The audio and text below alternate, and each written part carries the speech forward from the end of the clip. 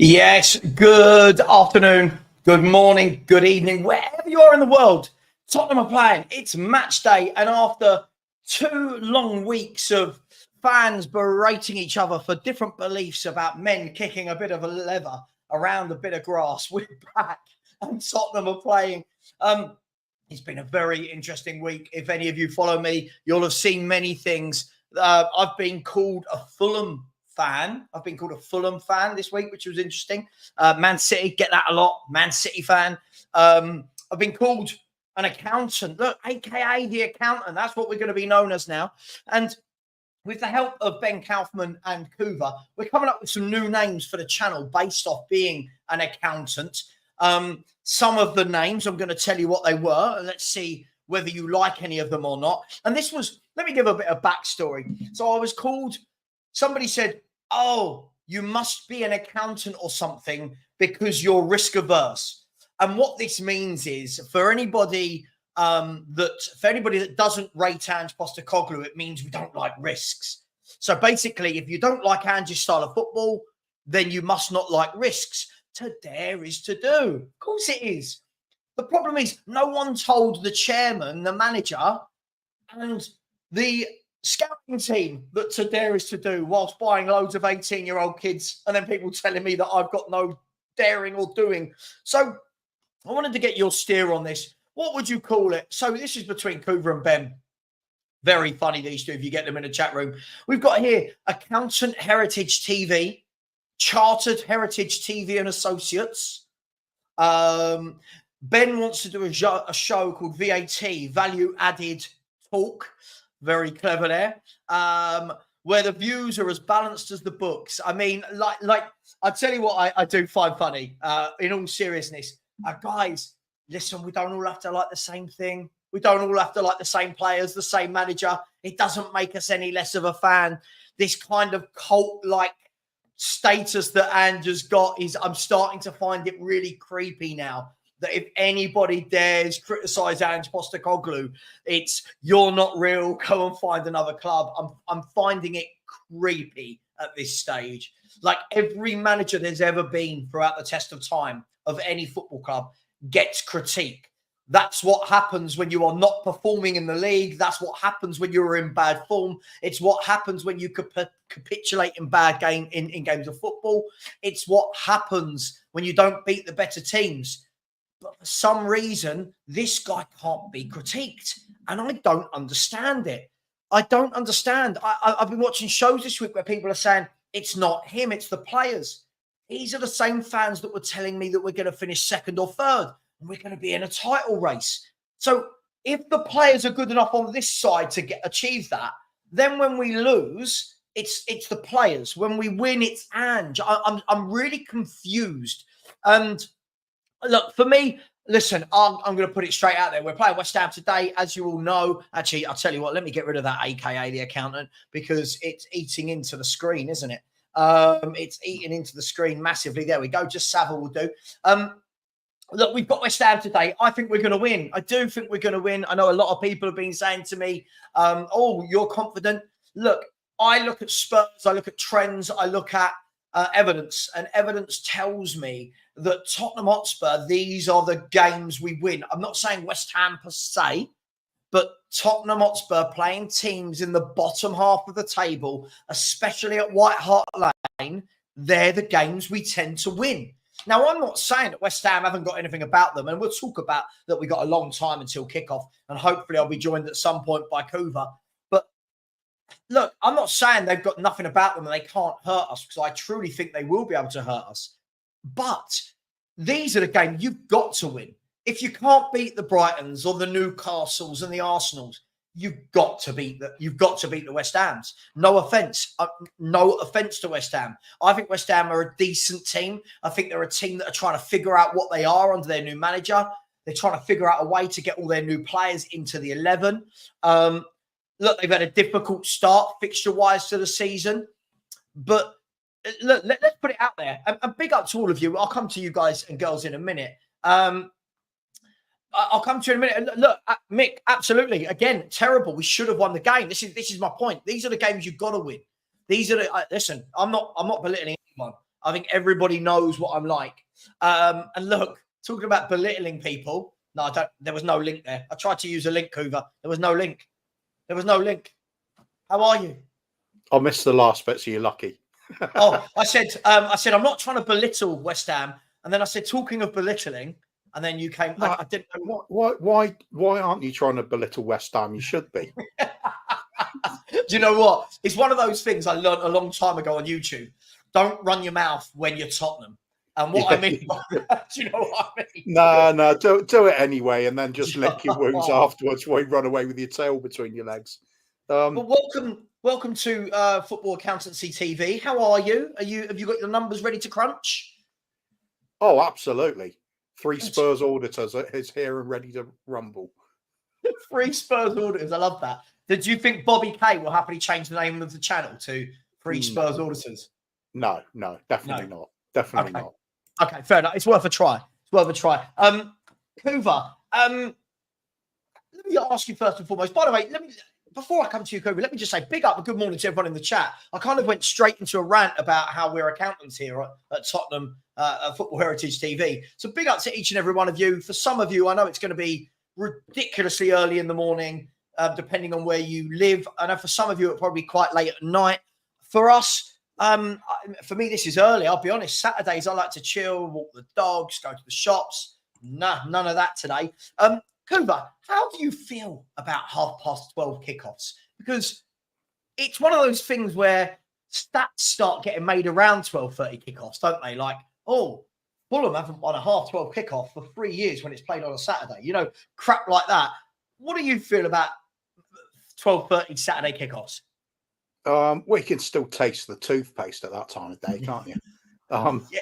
This is, I don't know. I think sort of watch it and then try and work out what you've just watched later on in the day. Yeah, we've got that. It always seems to be this feeling that we don't do well on lunchtime kickoffs on Saturdays. Yeah. And I think if you do look at the evidence, then it kind of backs it up, doesn't it? Or does it? It's certainly the feeling amongst the fans generally, isn't it? That we don't get results at this time of day. So especially since bloody London derby and everything, which we've got a horrendous recent record in. We haven't won in 7 or something like that, is it? Let's have a look. I mean, I find it interesting. For me, I quite like them, and I think probably big up Shazball Steve, by the way. What a legend of YouTube, that boy. More football shirts and TV screens than anybody else in the world. He's got more TV screens in his room than curries. Yeah, I quite like it because, Cooper, you know me, as well as being a Spurs fan, I just love football, right? So I quite like, you get this out the way, win, lose or draw. We can have our sulk, we can celebrate whatever. I like it, then I can then settle for Gillette Soccer Saturday and the 3 o'clocks, and I'm not trying to keep in touch with other scores while doing a Spurs watch along with like a dodgy stream because it's not live anywhere, and so I quite like it. West Ham, I've said, Coover, that these are game kiss of death. These are the games we should be winning. Bottom half team at home, but it didn't quite go that way last year. We lost at home 2-1 after being 1-0 up. Was that a flash in the pan, or are you still seeing those traits from Spurs where you think that sort of result is well possible again, or are you confident for a win just like you were against Brighton? Well, you remember those days. You remember those days of the old White Hart Lane. The last couple of seasons at home, we were just about and almost invincible at that point at home games. There was a fear factor coming to our ground. Yeah, I think that's gone now, hasn't it? Massively. We'll still have the advantage, and we do have a better record than we do away from home. But it's not there anymore. I think anybody with half decent will fancy their chances of getting something out of the game. That's unfortunate. However, we do have a tendency to turn up every now and then and actually beat somebody that's lower than us, or perhaps not struggling so much. So it's one of these games I find where I wouldn't want to bet on it. I'm not sure if we're going to win 3-2 or lose 3-2, or maybe there's a draw in there. I just don't know. Yeah, I think traditionally we'd be looking at this one and thinking, should win this. Yeah. Home game, different going to their place. It's more hostile there, obviously. Yeah, and, yeah. You know, No one it's a likes better playing thing. at an athletics track, do they? That's right. With watching through opera glasses, yeah. Look, I find it interesting, right? Because Steve has said check your WhatsApp, Sav. Oh, here we go. Steve has sent me a message. Here we go. Tottenham have only won more Premier League games against Everton and Man City than they have versus West Ham. There you go. That's a good omen. We're happy with that. That's a good. Man City in there. That's so funny. I know. I'm guessing most of those were top Man City. West Ham have come from behind to win this exact fixture 2-1 last season. They've not won consecutive league visits to Spurs since 1966. Oh, we love a stat that's there to be broken, don't we, Kuva? The third stat, this will be the 8th time Tottenham and West Ham have faced each other in the last Premier League match day back, in the first Premier League match day back after an international break. So Spurs so far unbeaten in the previous 7. 1-4 drawn 3. I'm seeing a lot of stats that are here to be broken. Tottenham have lost 4 of their last 6 Premier League London derbies. 1-1, drew 1, lost 4. That is shocking, isn't it? As many as they had in their previous 16. 1-9 and drew 3. They did beat Brentford 3-1 in their last such match, however. And the last stat, West Ham are unbeaten in their last 3 Premier League away London derbies. 1-1, drew 2. With those accounting, we like accounting, for all 3 of their away games so far this season. Do you care about any of that? Does any of that have any bearing on today's game? I'd say the most relevant one would probably be West Ham's away form. They've 1-1, drawn 3, was it, or something like that? Yeah, 1-1, drawn 2 in the last 3 away games. That's not too bad. They're becoming hard to beat away from home then. So, yeah, I don't know. I mean, what state are both clubs in at the moment? Doesn't feel quite right. It feels there's little things starting to go well for them after a really bad start. Helps to have a big win every now and then, doesn't it? So they got a little bit of confidence going into the game. But what are we? How are we as a team? Had the nice little run of wins and then crushing defeat at Brighton. That's got to sap confidence. Perhaps the international break came at a good time for us. Time to sort of forget it. Yeah, I make you right. And I'll tell you what, Coover, I think a lot of people always say to me, oh, why don't you like Ange and why you can't get behind him? For me, it's because of what you've just said. I just don't know what I'm going to get. So when people say, a lot of people say all the time, don't they, that Ange is changing the culture. He's changing the mindset of the players, the philosophy. I don't see that. I just don't know what we're going to get. This is the sort of game we could lose 3-1 or we could win 4-0.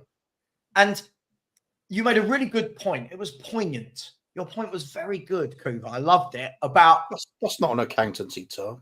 No, sorry. Okay, your point was I'm not an accountant. I don't know all the terminology. I said to my missus, "Do I give accountancy vibes?" And she went, "Have you seen our bank account?" I was like, "All right, yeah. Definitely not an accountant. Definitely not an accountant." What was I saying? Yeah, for me, it was what you said about the home form. That, for me, is what you want to play this gung-ho football. You want to play this all-out second. Fine, but make White Hart Lane a fortress. Make this place, whoever comes here, they know for the first 15, 20 minutes, Spurs are going to be rock solid. Spurs are going to lay some foundations where we think, right, don't give the other team a sniff, dominate, control. I just can't get behind the regime because we don't do that at all, Coover. And I know you're somebody, we want gung-ho football, we want... But at the moment, there's a lot of defeats that are coming from this style of football. A lot of them. Yep, and where we get a consistency from, I don't know. It's all well and good, being ultra positive and saying, just have faith in the manager and we're going to get it right. We'll finish top 4 this season. There's actually no evidence to support that, is there? Right. If anything, you look at the trends from last season, our league form is getting worse and worse. Yeah. I think we averaged something like 1.7 points per game last season. I think we're doing 1.4 or something like that this season. So there is a decline. Yeah. Where do we turn it around? I suppose you could look at Brennan Johnson. He's hitting the goal regularly now. That's a good thing. Yeah. Certainly. I think you'd look at the forward line. We've added to it a little bit, but is it really all firing on all cylinders yet? Not really, is it? There's promising signs. I suppose the defence has tightened up a bit, but overall, we still don't look very good, do we? Well, we look good in patches. It's so erratic. And the patches, Coover, are what pulling the wool for me. Are pulling the wool over everyone's eyes. We play well in patches, and then people go, "Oh my god!" Like when I speak to Deji, and I love Deji, big up Deji. Like when Deji says, "Oh, but it's domination," I'm like, "Is it domination when you're losing this many games?" I feel like the terminology we're using to describe great football, domination. I'm not on board with it, Coover. I'm not seeing what these people are seeing, if I'm honest. I think if you saw, like, say, an hour of that brand of football where we are passing it around well, we are having the majority of the ball. If we go 4 or 5-0 up in that time, that's domination. But if you've only scored one, if you're lucky 2, and you're still open to the comeback, then it doesn't count for anything, does it? It's just a word then. Yeah. Right, absolutely. And I think this is the key thing for me. And listen, maybe I'm in the wrong game doing YouTube, but I am a factual person. You know, as I said, like at the moment, I'm on a huge diet because I'm going to the Dominican Republic in December. So whenever I go on holiday, I'm like, right, I need to look. I'm not like, oh my God, I need a 6-pack or anything. But if I'm going to go and do a 10-night all-inclusive, I need to go there with some bandwidth to put some weight on. Do you know what I mean? Rather than go there and add on. Why deal with 6-packs when you can have a keg? There you go. Exactly. I don't think my wife will agree with you on that one. But listen, the way I look at that is, how do I tell that what I'm doing with the change of my eating and working out is working? I tell by do my clothes fit better? Is the weight going down? If the answer to all those things, Coover, is no, then it's not working. Do you know what I mean? Like, it's that basic. Yeah. It's that simple. And have faith there's a plan in place, sort of. Yeah. Have faith. Don't worry that you've got to pierce yourself another belt notch because yours don't fit anymore. But I was out last night only for a few hours because when I don't drink. Going out is just not the same in any way, shape, or form. Yeah. I was out last night and speaking to one of my mates who was saying, it was, but Spurs play good football. And when I sat down, I said to him, sure, but have you seen some of these facts and stats? Some of my mates who, they're not into this YouTube thing. They're not fully immersed in football 24/7. They didn't understand how bad it was. Like when you actually look at the facts and the evidence, they didn't realise how poor it was. Like I said to them, in our last 18 away games, so a whole year of away games, how many away wins do you think we've got? And they were like, 9, 10, I said 4. They were like, shut up, I want 4. They were like, we'd expect that from a relegation. I was like, yes. I was like, how many top 10 teams do you think we've done in 12 months? 7, 8, 2. Like they couldn't quite believe. Look at this guy we got coming on. We've got Steve in the house. Big up, Steve. And they couldn't quite believe how bad the facts and the stats were, Coover. And I said to them, look, Spurs fans are doing what Spurs fans do best, and they're getting really hyped up, but with no evidence to actually support it. And unfortunately, my mate, I really love the things Ange said in his press conference yesterday, but that's all it is. Steve, I'll bring you in. This is all it is, isn't it? Big up, Steve. Listen, much love, bro. I hope you're well. Yeah. As a fan who doesn't support Tottenham, when you see Ange giving these press conferences and he says lots, he says so much, do you think this is a good thing, what he's saying, or is it like, shut up and actually walk the walk, mate? Stop talking a good game and let your cult following hear the things they want to hear. What do you think about Ange and his ongoing press conferences? Well, what I would say, obviously not as a Spurs fan, this guy is he is very interesting. I'll say that. Like, he'll say some crazy things. You you don't know what he's gonna say, right? Like Ten Hag, for example, he's boring, bro, because he says the same things: the process, progress. We won 2 trophies, yada yada yada. But Yeah. bro, this guy, he flip flops sometimes. And it's so for a neutral perspective, bro, entertaining, and it's like a weird version of Klopp, bro. Because Klopp would sometimes say some like crazy things in the press, or just kind of like keep the media on their toes a bit. But in terms of like just being a legitimate manager, bro, the pressure's getting to him. That's what I kind of get the feeling of every time I watch a new press conference. And the thing is, it doesn't change even if it's after a win or a loss or a draw. He still has I don't know if like in the locker room, he's kind of trying to do like a us against the world kind of mentality, because that's how he talks a lot of the time. He tries to like, justify whatever's going on. And it's just, there's a lot there. So for me, it's interesting, but yeah, he's got to start. He's got to stop doing that for Spurs fans' sake. Y'all, he has to keep.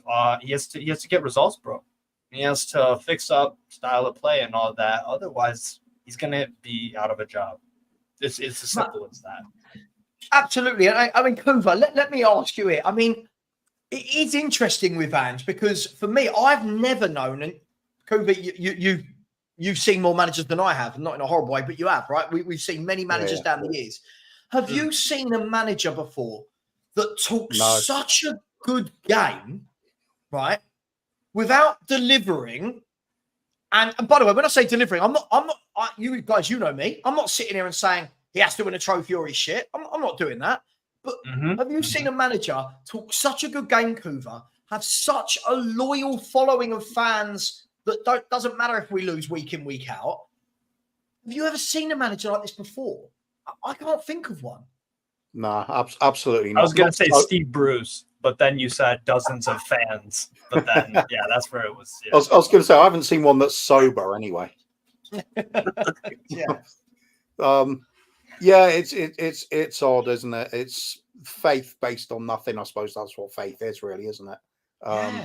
So it's become almost like there has always been this element to the game when you're talking about fans and football clubs, hasn't there? That you want your team to be the best, and you get a bit blinkered, you get very biased. But there's a point where you can't match up what you're seeing in front of you to what you're trying to say to other people. Exactly. Like you said, those stats earlier when you're saying, somebody being shocked about how many away games we won and how many top 10 teams we the record in the London derbies as well. Yeah, the record in the London derbies. Yeah, it's shocking. Yeah, absolutely. And there's a lot of London teams that you play. It's not like it's just counting Chelsea and Arsenal. It's Brentford, Palace, Fulham, West Ham. Yeah. West Ham. Leighton Orient. Yeah. We haven't drawn them yet, luckily. One day. It's also really interesting that the biggest sort of advocates for Ange Postecoglou go against what the manager says himself, because he's made back very clearly it's all on him. Wasn't the recent quote something like the success of this club is entirely on him? If we fail, it's on him. I was gonna back onto your point, Coover, and say, now this man, I understand, guys, right? It's 2024. There are cameras and microphones shoved in front of, I would say, famous people's faces, but everyone's face on the bus, on the train, on the jet, like cameras and phones.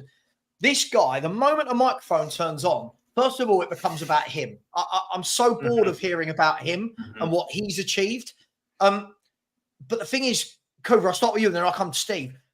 His latest comments were, and I watched the video today, again, it said, this is entirely on me. Right now, listen, he could be talking about winning trophies or whatever. This is entirely on me. Wow. So why doesn't this kind of cult-like following he has, Coover, why don't they see that? Because yes, for me, this is on you. You've had 370 million pounds to spend. You've got a better squad than Jose, Conte and Nuno had, right?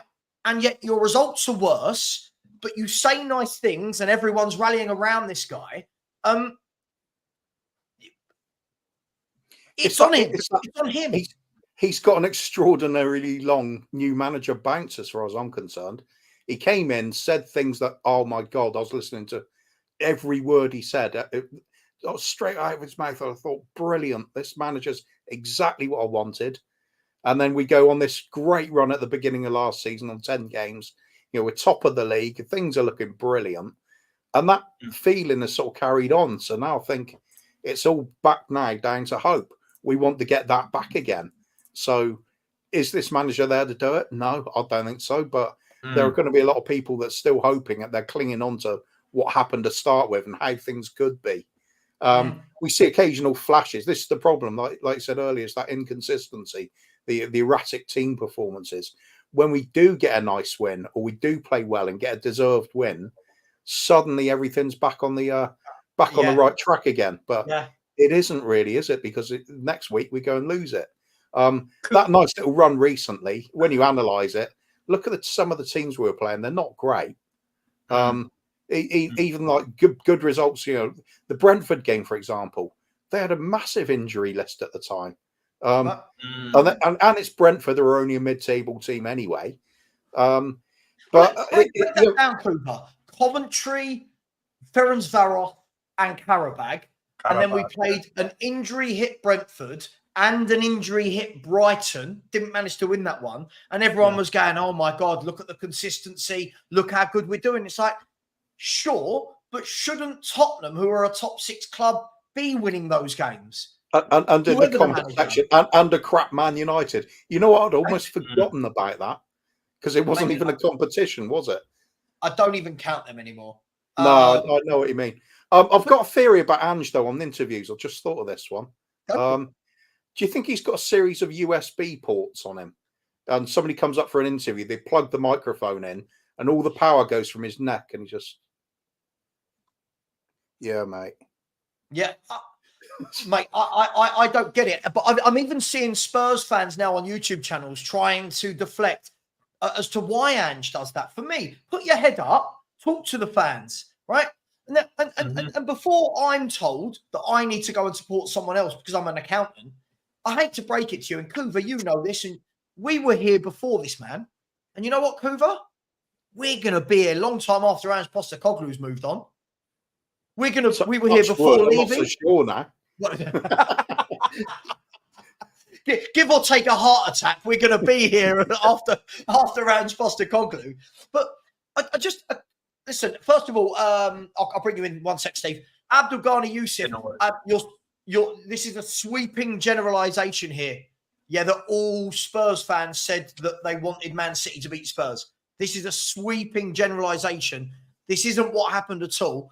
If anyone actually wanted my opinion, all they had to do was turn on my channel. I actually said, for me, there's no point in talking about do we want to lose to Man City or not. Man City are going to beat us. That was my stance. Yeah. Man City are going for a league title. They're going to win whether we want to win or not. Same. I actually fell out with a few of my friends over this as well because I wanted Tottenham to win. Never have I wanted Tottenham to lose. It's like asking one of your buddies in a bar and you know he's got no game with gal at all. It's like asking him, go get one of those 2 girls. You know he is never, ever, ever going to get them. But it's like, which one do you think is more likely? Bro, he ain't getting neither of them girls' numbers.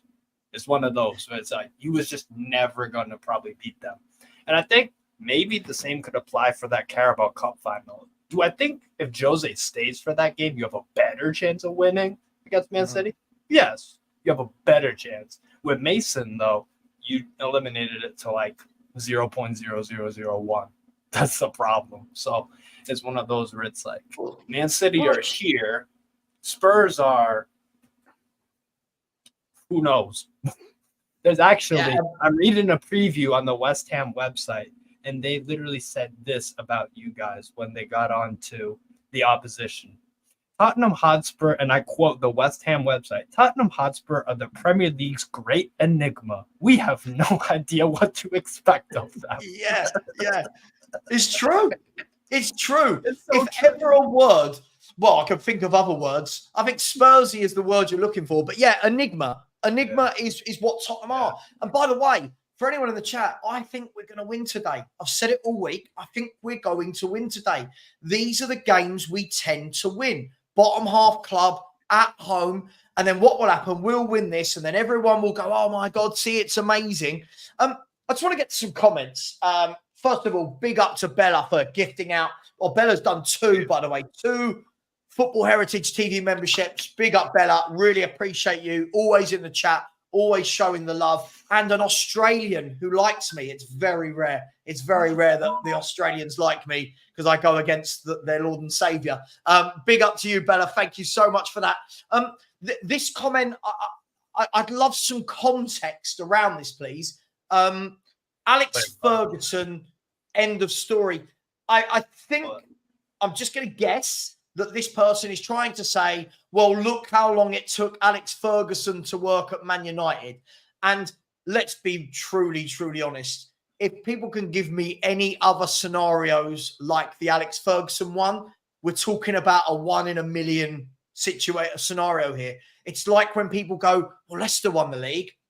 Yeah, but then they got relegated. Like, do you know what I mean? So it's kind of like, which... Ali, can we get some, Ian, can I get some context around that? Otherwise, it doesn't really mean anything. But big up to you. Tony Rodriguez. Oh, go on. No, go on, Privet, go on. I was going to say with the Alex Ferguson thing, I suppose from my point of view, you could say he got in at United at the end of the era where clubs used to back their managers for longer and hang on to them for longer. You saw, clubs struggling through periods, but sticking with who they had in charge for a bit longer back. There was more patience. Nowadays, with so much big money involved on those prizes at the top or just being in the Champions League, that trigger gets pulled a lot quicker. For sure. Yeah, absolutely. Savva or Savva and Kuva to reflect to actually, and it's not just a Premier League trend in terms of like managers are going quick. I was on with G, one of my buddies, a Liverpool fan earlier. We're looking at English managers, why they haven't done as good as English and whatever, and why the FA appointed Tuchel, a German, and not an English coach. And we were looking at every league, bro. In the Serie A, there are like almost 75% of the league. Those managers have been in jobs for like less than 8 months. Over about 16 out of the 20 Serie A teams. So they're changing managers, and that's in a league with less money. So, what's it called? Kuba, you're spot on, bro. There isn't as much time as there used to be, and I think also because, bro, social media puts so much pressure on managers, even regardless of the fan base, because everyone's on Twitter, or a lot of people are at least. So I think that's definitely part of it. And the money, of course, too. But yeah, it's crazy, bro. And then the Sir Alex thing. Well, couldn't you just cite that for any manager, any struggling manager? Well, Sir Alex did it. Freaking Matchday sacked their manager. Wait, we might be sacking the next Sir Alex Ferguson. Bro, we're 20th, 6 games played, no goals scored, no points. We need to sack him. But he might be. Nobody actually thinks like that. Nobody who's running a club. Well, do you know what, Steve? This is the thing. What I love is every time you find a fact or evidence that goes against their guy, what you get is, but Arteta, right? So what? Every chairman in the country now should say, don't sack any manager, don't sack them. So when let's assume Sean Dyche is bottom after 15 games. Everton have got, 6 points. They're rock bottom. They're 10 points off safety. Do Everton fans turn around and go, Sir Alex Ferguson? Like, it can't be that these enigmas, now that's a proper enigma, an Alex Ferguson, right? It can't be that these enigmas that were giants of the game, that every single manager is based against them. Because when Nuno Santos was in charge, I didn't see anyone saying, but Alex Ferguson. Yeah, I thought people go, hang on, we've won, what was it, 1-6, lost 6 of his first, I think it was 1-6, lost 6, or whatever it was of his first 10 games. It was 1-5, drawn 5, right? 1-5, lost 5, yeah. Right? I didn't see any Spurs fans going, but Alex Ferguson, but Mikel Arteta. Yeah, it just feels like Should we still be Should we now be celebrating the 27th season of Christian Gross? Right. So where do you draw the line? Now, do you know what? I'm all for managers will have bad form. I'm not for a manager having 12 months of bad form, 12 months of bad stats, and then I'm just told to blindly follow him. And what I love is, and I'm going to put people like Ian MacArthur, big up in the chat, fair play for being here and saying it. I'm going to go to a few more of his comments and some people that are having a pop. What I love about those people is they can never back up anything they say with any factual evidence. It's a lot of feeling, and that's fine. Feel it. I love him. I just like him. Great. I'm gonna be here at the end of the day bringing facts. If he does well, I'll bring those facts. If he does poorly, I'll bring those facts. You know what, Kuva? I'll do the very same thing with the next manager as well. I don't care whether the next manager's Australian. I don't care if he's from Timbuktu. I don't care if he's Asian. I don't care if he's American. English. I don't care what he is. I will judge him based on being the manager of my club that I support and have supported for 40 years. Big up Tony Rodriguez. Sorry, I didn't get to his super chat. There we go. Tony Rodriguez. Big up, bro. Hope you're well. Much love. Will Anstart son, Werner or more? I guess it's all down to fitness, right? I'm guessing if fit, it's Sonny. And if he's not, it's Werner. I think it's going to be, I don't think he's going to start more. Anyone disagree with that? I agree with that. Yeah. I agree with that. Oh, if they're all fit, it's definitely Son, isn't it? He's team captain. Big up, Tony. Thank you so much. Really appreciate that. Bella has been very kind to come in and said, please get the lights up, people. Savva giving up his time for us. You know what? It's not my time. It's my wife's time you've got to worry about. I'm happy here. When I finish here, I'll have a list of jobs, chores, things that I need to go and do. But Bella, thank you so much. Really appreciate you. Thank you very much for the super chat. You are appreciated.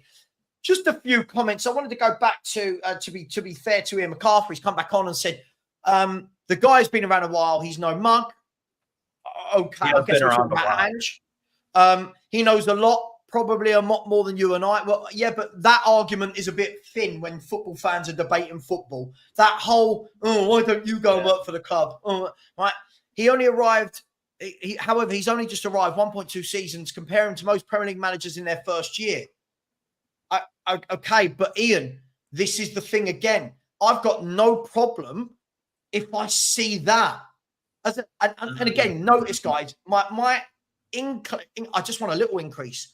I just want to see some evidence that we're moving forward. Also, to back that up, who's asked us to judge them on the second season? Oh, it was Ange, wasn't it? And the Ange cult. Sorry, I'm going to call them that. And the Ange cult who tell you watch Ange. So now we actually do judge him. Well, we're not allowed to. Yep. Absolutely. And then fair play. A big up to him. We might disagree, but fair play to him. He's here asking the questions. So when Alex signed for Man U, there was a huge criticism because he came from the Scottish club. But he came in and said, I'll win things, but I need time. Ian, yes. But Sir Alex Ferguson had proved it at the very highest level of football before coming to Aberdeen. To Man United. And Scottish football, sorry, Kuva, you might agree or disagree with me. Feel free to disagree. At that time, wasn't as bad as it is now. And Aberdeen, he won a European trophy with Aberdeen. The man had caliber. But what is this comparison with Alex Ferguson all about? Why? I'm counting up the trophies. I have Sir Alex's honors. At Aberdeen, he won the SPFL in 1979-80, 82-84, 84-85. That's already 3. And you got a Scottish Cup, another one. So that's 7. He won 7 trophies with Aberdeen. A League Cup, 8. A Drybrook Cup, whatever the hell that is. We'll just say that's 9, whatever. European Cup Winners' Cup, that's a pretty good, they actually beat Real Madrid in that final in 1982-83, and then they won the Super Cup. We'll give you the Super Cup because you have to win. And all of that 10 trophies. Yeah, and all of that is the third team in a 2-horse race, isn't it? And Aberdeen have not won a trophy since then. They finished second in 3 consecutive years in the early 2010s when Rangers got liquidated. I had to go back to League Two.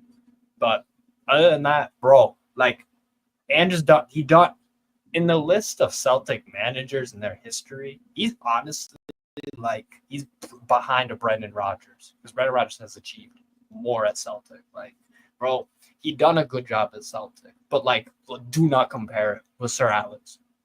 Comparing it with Sir Alex, 10 trophies.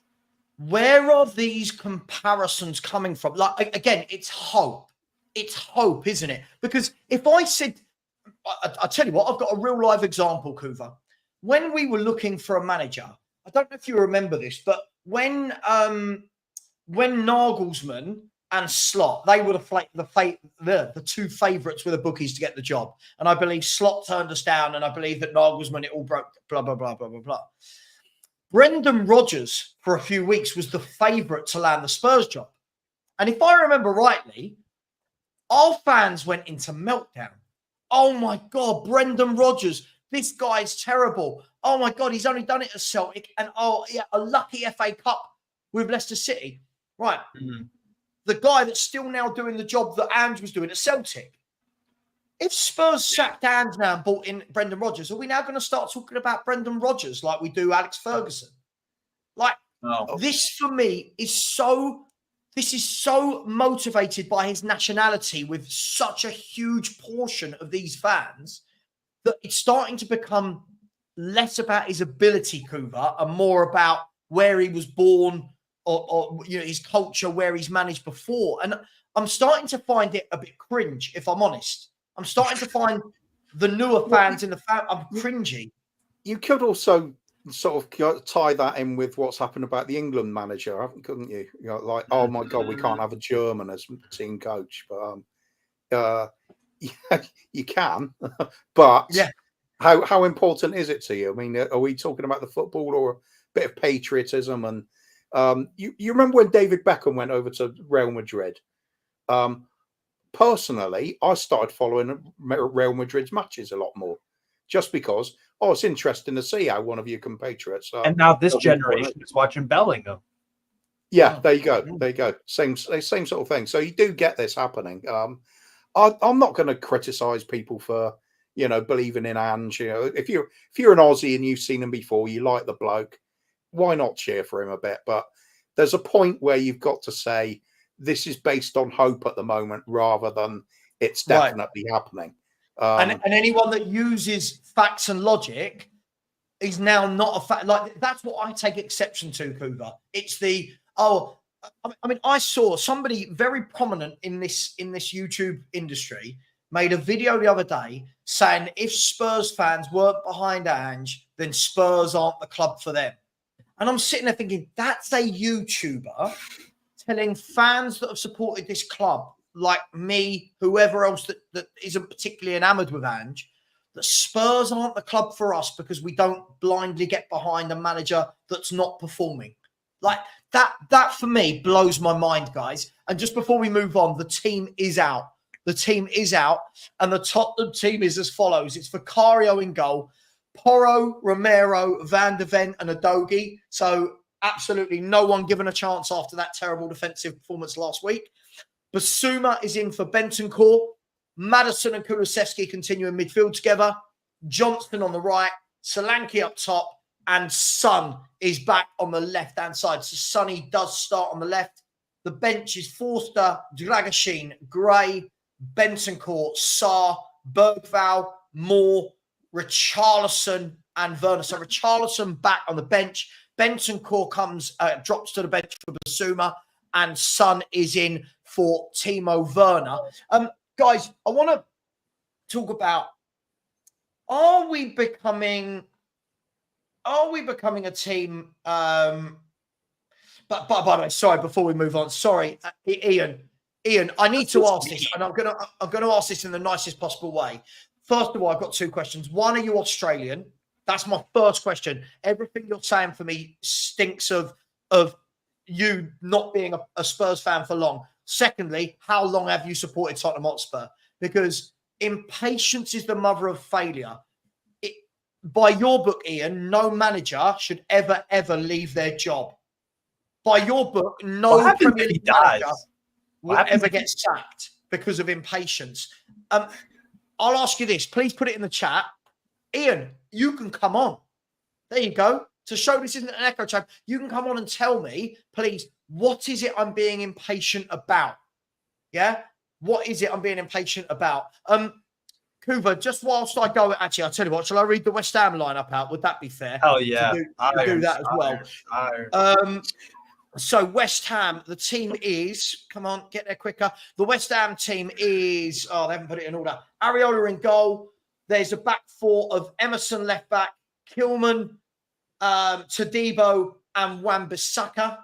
The midfield is Rodriguez and Souček. Then they've got Kudus, Paqueta, and Bowen in behind Antonio. So you've got the pace of Kudus, the pace of Bowen, and the pace of Antonio. I can very much see And their they've got game a plan. bit of power there, and Souček with a bit of height for set pieces and corners. Yeah, they arguably West Ham as well. Arguably have the best finisher of both teams as well. Bowen for me, he is a fantastic player. Yeah, finisher from different angles, at speed, off speed. Like he can roll. He's a killer, man. I like Bowen a lot. I think I don't know about best finisher, because I'd say Son is deadly when he's when he's given the right chance. Yeah, that's fair. So Aki's good too. I'd say Bowen's in his prime though. Bowen's got a great all-round game, hasn't he? Yeah. Oh my god, yeah. Well, I want to ask, before we come on to that West Ham team, I'm looking at the Spurs team, and listen, nothing there shocked me, by the way. But I'm going to ask you guys, when we have a defensive performance such as Brighton, do you think it's good that the manager sticks with the same back four and says, right, go and rectify it? Or do you think that it shows that he doesn't rate any of his other defenders, the fact that he's saying, okay, they were terrible, but no one else gets to come in and stake a claim in the team? What do you reckon? I'll take option B. I definitely think that's it, because if you wanted to rotate, okay, Dragusin, for me, when he was at Genoa, I really liked him in that back three, but they didn't play with the super high line because Dragusin doesn't have mad recovery pace. So in this setup, yeah, you're going to need Romero and obviously Van de Ven, who's a freaking sprinter. So, like, you're going to need in his mind, he can't drop him, even if they play poorly, because it's like with Dragusin, he's just not the guy that like fits the system. With Udogie, you could make an argument, put Spence there. You can make an argument. And then for me, Pedro Porro, I like him going forward a lot. But I think his best position is a right wing back, to be honest. I think defensively, he's made some nominal improvements, but not he could still get exposed. He could still get exposed by Kudus, man. So for me, yeah, he don't rate his options on the bench. He doesn't rate Jed Spence like that, because but Steve, that's interesting. For someone that doesn't rate Jed Spence, he didn't let him go in the summer. He's just signed a new contract at Tottenham, and I haven't seen Europa League squad. He's not. Yeah, but this is why I'm so confused by Ange. Didn't let him go. Signs a new contract. Not in the Europa League squad, and again today, he's not on the bench. I'm just a bit confused as to why. Well, this is why I just don't believe all of this. The manager wants this. The manager wants them. I think there are club signings coming in all the time, always have been, and that it's up to the manager whether he wants to use them or not. I think Ange is just basically saying he's okay with players coming in, fresh blood coming in. So he's going to play with what he's got. It's confusing with Spence, though, isn't it? Because if you're going to keep them at the club, surely you're going to play them. Otherwise, it's ridiculous. Put them on the bench. Yeah, well, that's something, I suppose. But I don't get it either. Back the question of, do you keep the same defence or things like that? If it was me as manager after that Brighton game, if we had had a midweek game, I would have made wholesale changes for that, and as basically a reminder to the players that they've got to perform or they're out of the team. But it's been quite a break now, hasn't it? So I think you've got to kind of refresh, restart, and go with your strongest 11. I agree, but do you know what it does show for me is like, first and foremost, do you remember when everyone was celebrating signing, big up Philly, by the way, when everyone was going, oh my God, we signed Dragusin and we beat Bayern Munich to a signing. Everyone wet their pants. This guy's brilliant. This guy, it's perfect for Ange, blah, blah, blah. A lot of people watch Genoa, apparently, Savva. A lot of people. Well, but now the thing is, Steve, now Dragusin, I don't care what anyone says, he must be speaking in his agent's ear and saying, I need January to loan. January loan. He must do, right? Because he's bought in, he's an international centre half. It doesn't matter how bad anyone in front of him plays, he doesn't get his chance. He doesn't get his chance at all. And yes, he came in and he had that mistake against Karabag, but what's the point of buying these players? What's the point of having a squad if you're not going to use it? I'm confused as to what we've done. I keep hearing we've got a stronger squad than last year. Bergvall never starts a game. Gray doesn't start a game. Who else? Bergvall doesn't. Gray doesn't. Let's be fair. Odegaard won't when Son, Johnson, and Solanke are all fit. Dragusin doesn't start a game. When do these players get a minute of football? When are they going to play? Yeah, on a postcard, please. And this is the problem with having this is one thing about having versatile players. I'm looking at your bench right now. Let's say you, Savva, were like, you know what, after the Brighton performance, I'm ditching the back four. Y'all are inactive for the game. Let's say you go that far. Who are you going to put in defense? Because you have these options. Forster's a goalkeeper. Dragusin, center back, put him there. Cool. Gray. Archie Gray, apparently Ange likes him as a center back. But he can also play right back, and he also can play midfield. So where do you put – and then Bentancur, you can't put Bentancur as a right back, left back, or center back. You can't do that. Pape Matasar, same thing. I don't think you could put it as a center back, right back, or left back. Bergvall's a forward, like a midfield, attacking midfield, whatever you want to call it. Werner could not play left back, obviously. Mikey Moore is a forward, and Richarlison's a forward. You have one defender in Dragusin. He is a center back, no doubt. There's no debate if he's a right back or a left back. He's a center back. Archie Gray, there's still a debate. What's his best position? I don't think it's center back, but the thing is, when I watch y'all, I think in the Europa League, you started Gray as center back at Ferencvárosi, right? Didn't he start that game in Hungary as center back, Gray? Yeah. So even if you wanted to ditch the whole back four, bro, you don't have the options to. Because but Steve, this goes back to the guy has signed 16, 17 footballers, if I'm not wrong, Hoover. Now, we can have the debate all day long about who signs that. We can do that debate. But in all of this time, what defenders has he signed at this football club in those summer? He's brought in, in those 3 windows. He's brought in Radu Dragusin, who doesn't get a game for love nor money, and Mickey van der Ven, right? At no point, and Kuva, this is the thing, the complete disregard for defending is shown in his tactics, but also in the way we're building the squad. Yes. Because, like Steve is right, there is one recognised defender on our bench. People can talk about Gray. 18-year-old, But let's be fair. If you stuck Archie Gray at left back, let's say you go left back or right back against Kudus or Bowen, right? I think Kudus or Bowen are going to really enjoy playing against him, right? So, Cooper, you've got Dragusin at centre half and no other defensive options anywhere to be seen at this football club. That's madness, isn't it? Absolute if you get madness. an injury, exactly. It's yeah. If you get an injury one at back four, it's bro. Of course, it's madness. If you haven't got the defence, it's obvious, isn't it? Just go out and sign better forwards. Yeah.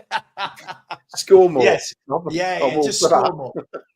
I just feel it's a bit crazy. Like, look, if we look at the bench, I mean, you've got 3 wide forwards, stroke forwards, whatever you want to call them, in Moore, Richarlison, and Werner, right?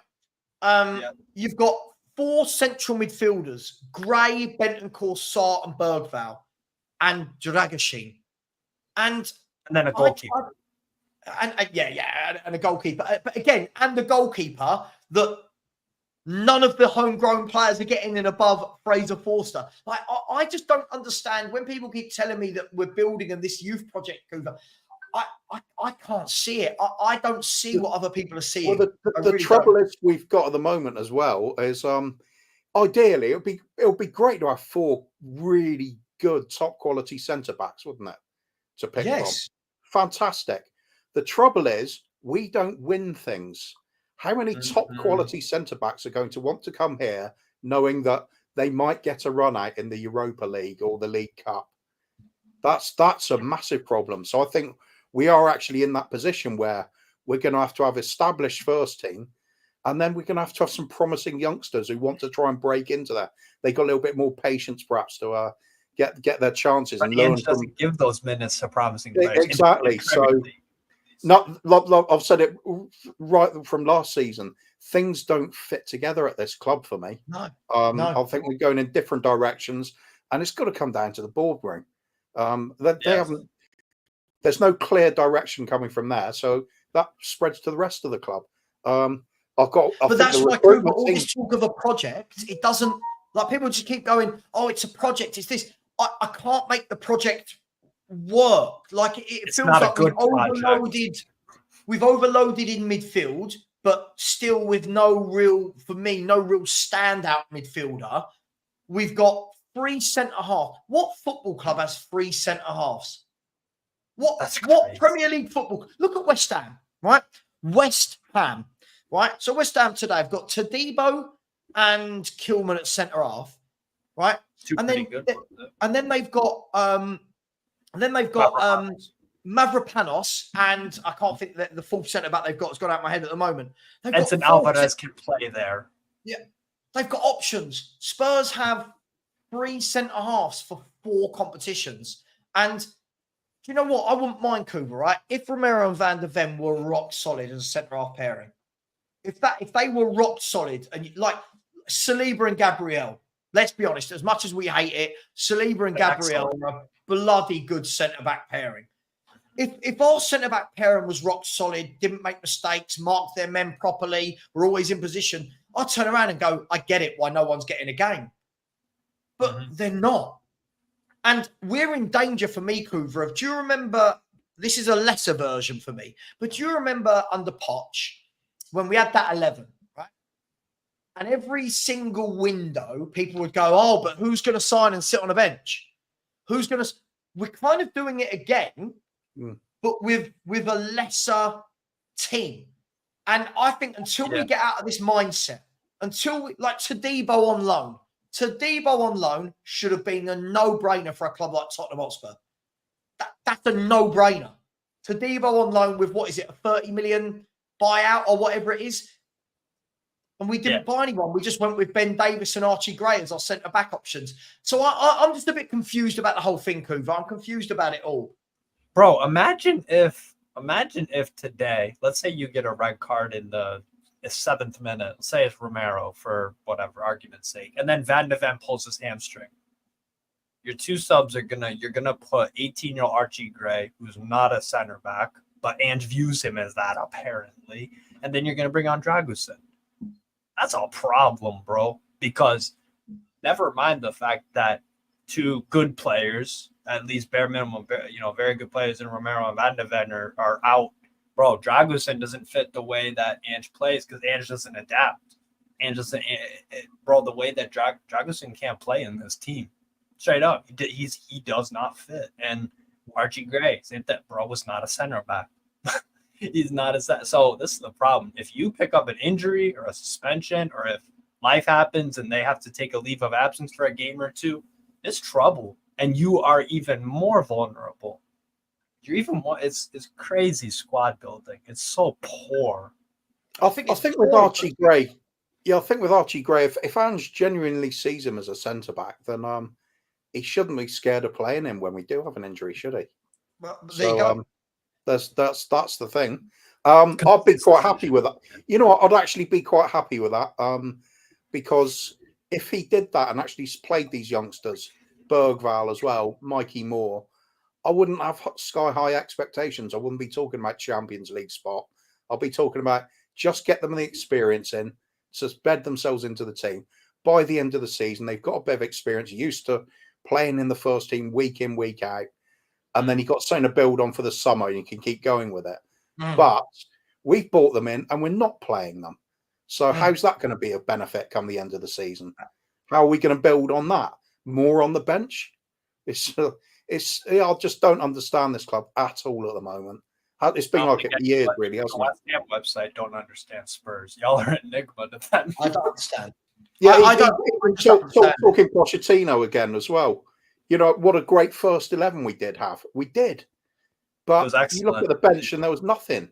If we really wanted to be a football club, you throw a few decent players on the bench there to come and change the game when we need them to. Yeah. You know, how much we would have paid to have someone like a Jota or someone like that on the bench back in those days. Or, you know, or added players like Mane from Southampton and when we had the chance to. We don't. Just we give up on all these opportunities. We end up with Gedson Fernandez and you know, Njai and. But this is what I find mad. And again, big up Dominic Carney, who's a Chelsea fan, said, "Where's that centre back that came from Blackburn?" So you're talking about Ashley Phillips. Again, he's another one. Ashley Phillips. I'm told this is a youth project, guys.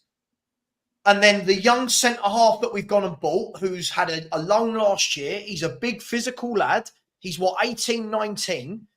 If this is truly a youth project, why is our young up-and-coming centre half not in the squad for the season, playing in League Cup games and Europa League games? This is what I can't understand. We've got that young centre half, but the manager sees Archie Gray as a better option at centre half. Now, listen. And doesn't play him. And doesn't play him. But let's be fair. I've watched Phillips play at centre half and Gray. The difference is Archie Gray, for me, is not a centre half. Whatever you think about Archie as a footballer, he's not a centre back. Yeah, he's not. You can see it in his game. He's not grown up there. Phillips, and by the way, I'm not saying Phillips is the finished article. Phillips is a centre back. You can see it in his game. He is a centre back. He reads the game. Like one. He acts built like a one. centre back. Positional sense. So again, it's just yet another thing where I think, okay, we've not bought a centre half in the summer for 4 tournaments, right? So Phillips is staying. No, Phillips is going to Stoke. Right, okay. You know, all right, Dorrington must be coming into the squad. No. All right, well, at least Jed Spence will be in the squad, right? So we've got some cover at fullback. No. Timo Werner stole the spot. Exactly. Here's the question. Do you need Timo Werner, Richarlison, and more all on the bench? Plus 4 central midfielders in Gray, Bergvall, Sarr, and Bentancur. Do we need all 7 of those on the bench over a defender? No. As soon as you say Werner, forget what's happening on the bench already. Yeah. I would sooner bring on the actual bench than him. Put the bench through on goal. At least it'll be consistent, wouldn't it? You could play a 1-2 with a bench. It's all a bit of a madness. Having said that, I want to move to today's game. Big up Daniel Harris. I love Dan. Hope you're well, my man. By the way, Bella is absolutely spot on. 420 people in here. Only exactly 150 likes. And guys and girls, here's where we are, right?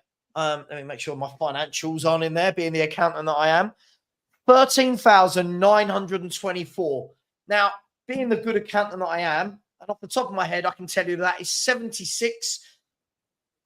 I was just hoping someone wouldn't correct me. 76 subscribers away from giving away 2 tickets to Tottenham Hotspur versus Ipswich at Tottenham on November the 10th. So in about 22 days' time, you will also win a free Spurs shirt. So I don't know if this is a prize or a punishment, by the way. You will win a free Spurs shirt plus 2 tickets to Tottenham versus Ipswich when we hit 14,000 subscribers. So 76 subscribers, we will do a draw. If it happens today, great. If it doesn't, it doesn't. And that's me partnering up because I won't buy merchandise from Tottenham. So this is me partnering up with some partners, okay? Before people say, oh, I didn't think you bought things from Spurs. I bloody don't. This is me doing deals in other ways. So if you haven't liked and subscribed, please do. And 76 away from giving away 2 tickets to Tottenham v Ipswich, which should surely be a home banker. Surely that's a home banker. Guys, let's get to today's game then. There's 15 minutes till kickoff.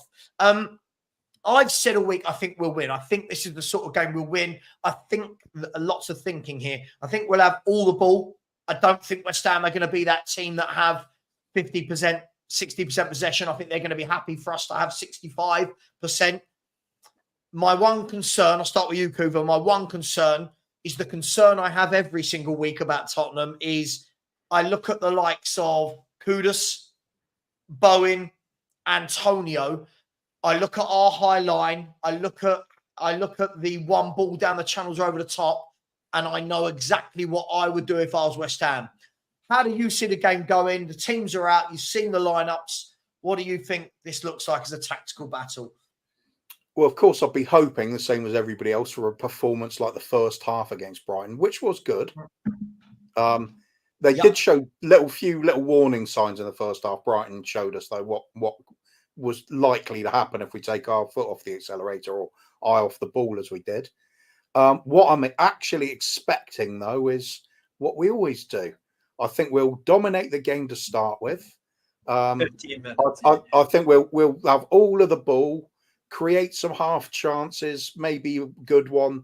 Maybe Brennan Johnson gets that other goal, and I hope he does. It would be nice to see somebody breaking a record for good reasons, wouldn't it? So I'm expecting all of that, but then there's always this thing about us that if West Ham take their first chance and score it, we capitulate. Then suddenly they will be absolutely hammering us. We'll be on the back foot, all at sea, and I don't see where we change it from because clearly the manager doesn't seem to be bothered about it. If we're playing badly, we just deserve it, apparently. And substitutions are irrelevant. So squad building is irrelevant as well. Yeah. So soon as it goes tits up, that's it. We're sailing those tits off the edge of the waterfall. Yeah. So big up Savva, the accountant. Yeah, this is going to start spreading, isn't it? I'm gonna have a. Isn't there a film? I want to say Ben Affleck called The Accountant. Yeah, that's him. Yep. And he's like a secret assassin at night, and by day he's an accountant. Yeah, just because his mate got to play. Yeah, just because his mate got to play Jason Bourne, he thought he had to do something.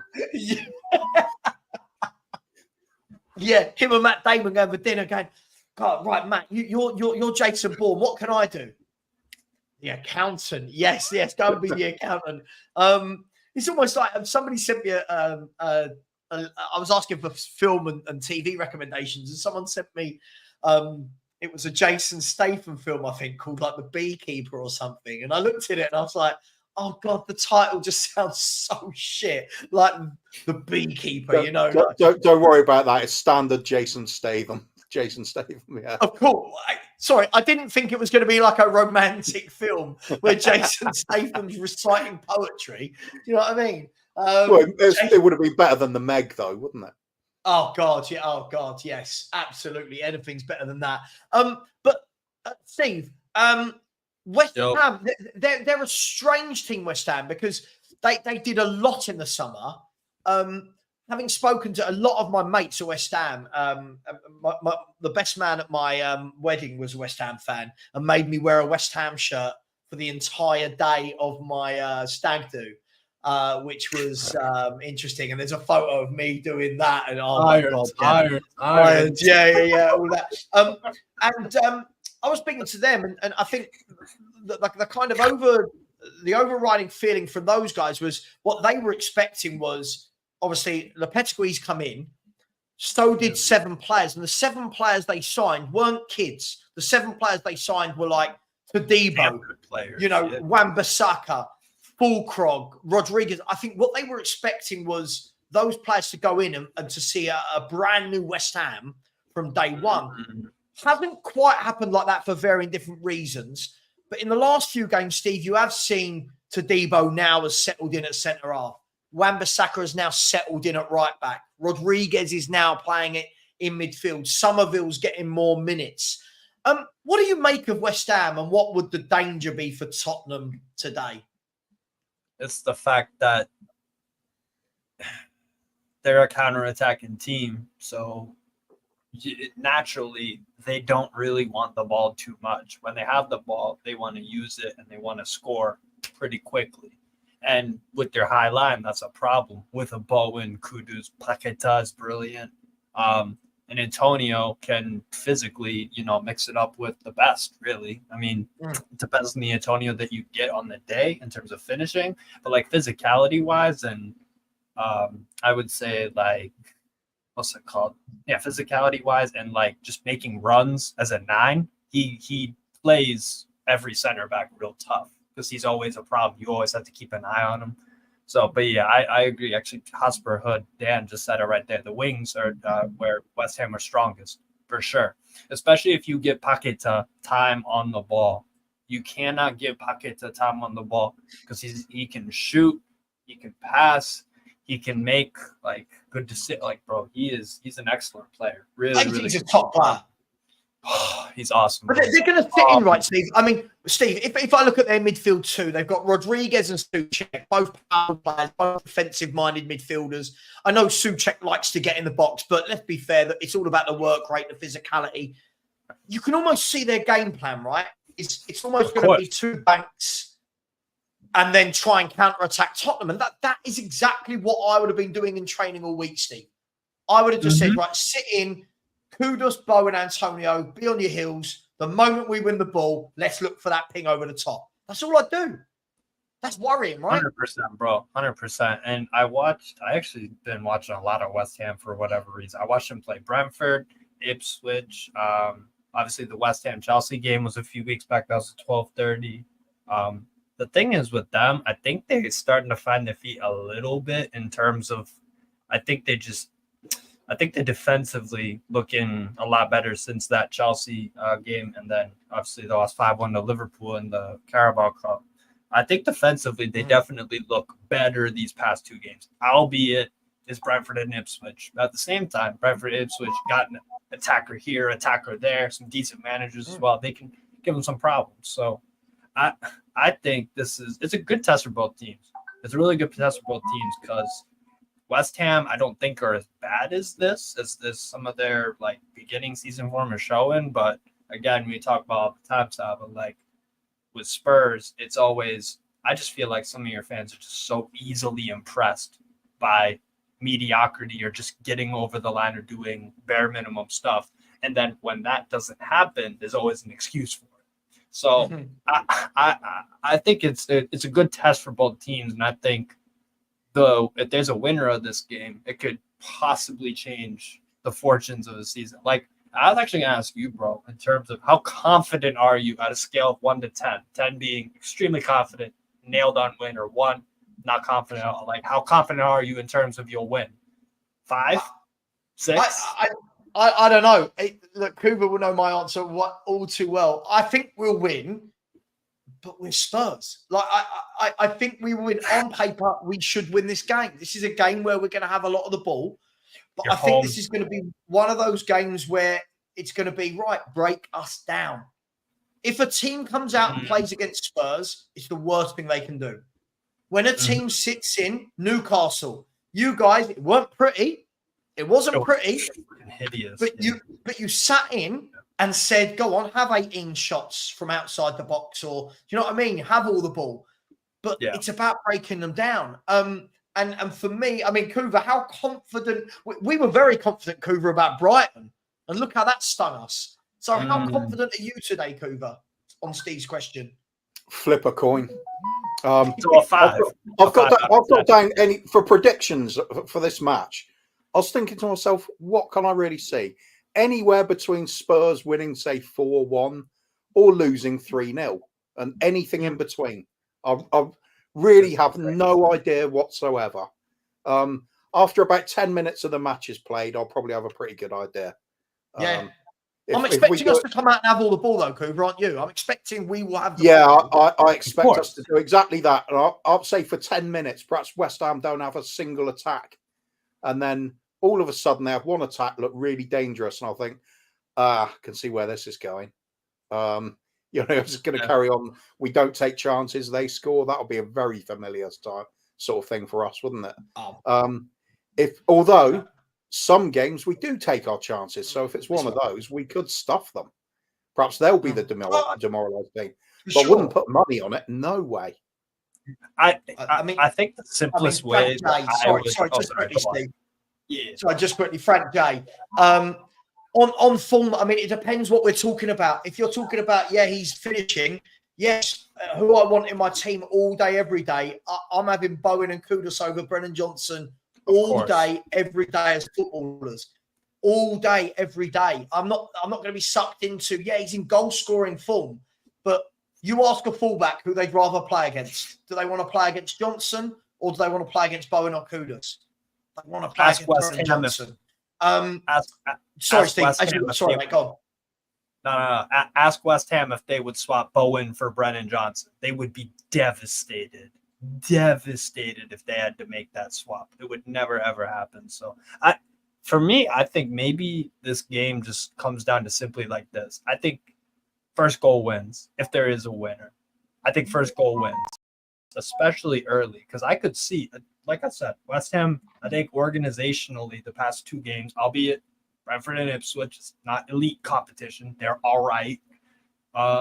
Going forward, they can do something a little bit, but I think first goal probably wins or at least gets points out of it. Like if you guys score first, then West Ham are like, well, shit, now we have to go for it, and then you'll get the space. So I don't know, bro.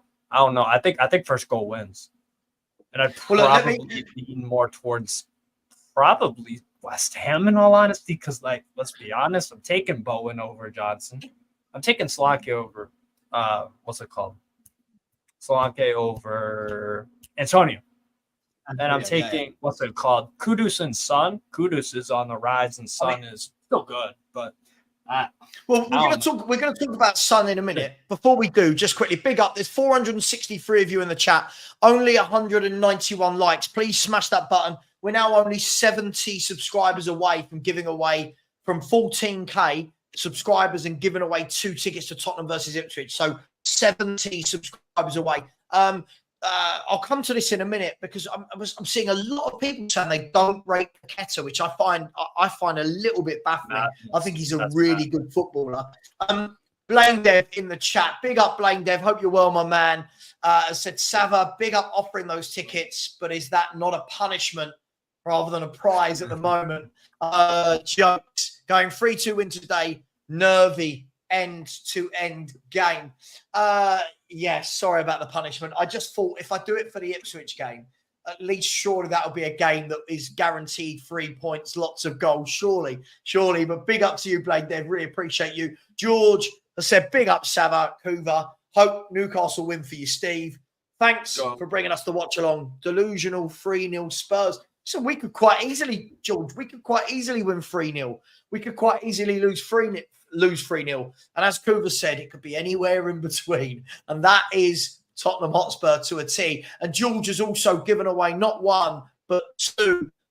Heritage, you'll have to trust me, there are 2. Sorry, George has given away 1. Big up, George. And Bella has given away another one. So lots of memberships being given out. Thank you so much, Bella. Thank you, George, for the membership and the super chat. I appreciate all of you. Guys, I want to talk about Sonny is back. And Sonny is one of those players that, listen, he was hands down our best player when Kane left. For me, I'm not so sure he is anymore. Lots of talk every game now about is Son as effective? Is he just missing Kane? Is it his legs? Is it age that catches up with all of us? Every now and then, though, he has those games where he grabs a brace and everyone goes, oh, see, he's back and blah, blah, blah. Kuva, where are you at with Son? Because obviously he's talked about a hell of a lot. And today he's up against a very good defensive fullback. Not going forward, he's not great, but Wan-Bissaka is one of the best in the league. from actually being. Remember the days when defenders were defenders? Wan-Bissaka is very good one-on-one. So what do you make about Son and that matchup today against Wan-Bissaka, Cooper? As far as I'm concerned, Son's role is going to have to be try and draw him inside, get him into the box, and hopefully the likes of a doggy is going to be overlapping, having a bit of space there. But Sonny, the days of Sonny doing those lung-busting 70-yard runs with the ball like he did against Burnley, they're gone. He's not going to be doing them out all game, every game. So he's got to sort of manage his fitness levels and appreciate that he is quick over first few yards. He does still have pace and acceleration. Yeah. He's just got to use it wisely. And with him, it's always been the same thing for me. You've just got to get him in space with a ball at his feet and just an eye at goal. You do that, you've got a good chance of him scoring. We don't do that often enough. Too often, especially under Conte, I thought he was becoming more and more like a midfielder than a forward. I think there's still sort of shades of that showing and now he's captain as well. I think the responsibility affects his game a bit personally. I would like to see him just given he's a Rolls-Royce type player, but he's also one that doesn't always add to the overall team performance. You could say the same with Brennan Johnson a bit as well. If they're scoring goals, they look great. When they're not scoring goals, what else is there to their game? Perhaps you want somebody with a little bit more guile, a little bit more, blood and thunder to their game, a little bit more defensive grit and determination. Something. I think we need to be playing well. When we are playing well and Son gets chances, he looks absolutely brilliant. There's no finer sight. And this season, though, we've only seen him. I mean, this season he's got 2 goals, right? Both, if I'm not wrong, he's got 2 goals, both against. Has he got 2 or 3? No, hang on, no. He's got 2 against Everton. Let's have a look, shall we? Tottenham lineups. There's Sonny. So Sonny's got 2 goals this year, both against Everton. One was an absolute gift from quickly England. Pickford. Completely forgot. He's that irrelevant to me that I forgot his name. And then the other one was another lung-busting run from Van der Ven who slipped him in. We've got to see that though, Kuva, right? Because at the moment, we've not been getting Sonny into those goal-scoring positions. And for me, I've always said, I feel that if he's not in those goal-scoring positions, he is kind of on the periphery. And that's fine, being on the periphery for 90 minutes if you get your chances and score. When you don't, just being on the periphery, you start to look a little bit. Yeah, he's a forward at the end. He's a forward at the end of the day, isn't he? And then the way this system and perhaps the modern game, you'd argue it as well. If you're forward, it doesn't matter if you're wide or in the middle. You've got to add goals. You've got to add assists. It's as simple as that. So if that's not happening, he's going to have had a poor game by his own standards, because that's what he is all about. He's the finishing touch sort of player. Yeah. It's kind of a barometer to how well the team's doing, really, isn't it? If you've got a player like that and they are getting the chances, things are working. Yeah. If they're not getting the chances, you've got to question what's happening with the rest of the team then as well. It's always so difficult to gauge for me. I think goalkeepers and centre forwards in particular, but some of the attackers as well. How well are they playing if they can't get the ball? It's really hard to tell at times. So is Sonny still the same player, or is he just been devoid of those chances you'd expect him to have? Yeah, it's difficult to tell, isn't it? It is. Yeah. Listen, I think what we can all agree on is when through on goal, you trust Son, right? Yeah. The question for me is, if you're a fullback now and bringing in the Wan-Bissaka element to this question, Kuva, if you are Wan-Bissaka, Son's not been, I'm not saying he can't before he does today and everyone goes, oh, you said he can't. I'm not saying he can't, but he's not been roasting fullbacks like he used to. He's not been accelerating past them. He's been cutting in a lot. I think that plays into Wan-Bissaka's hands. I agree. I agree. That's what I'm saying. I think he has to be more clever with how he runs, where he's running. He's got to drag Wan-Bissaka out of position, free up some space for the player to go into that position. and you've got to look at a doggy to be doing that role, really. So if he does that, he's still doing his job. It's just not a spectacular side of it, is it? Yeah. If he can create that bit of indecision within Wan-Bissaka can't mark two people, no matter how good he is. Yeah, of course. So pair up well with a doggy, cause problems from there. Perhaps start dragging those central defenders out. Then make them come across to cover. It's all about pace and movement up front for me.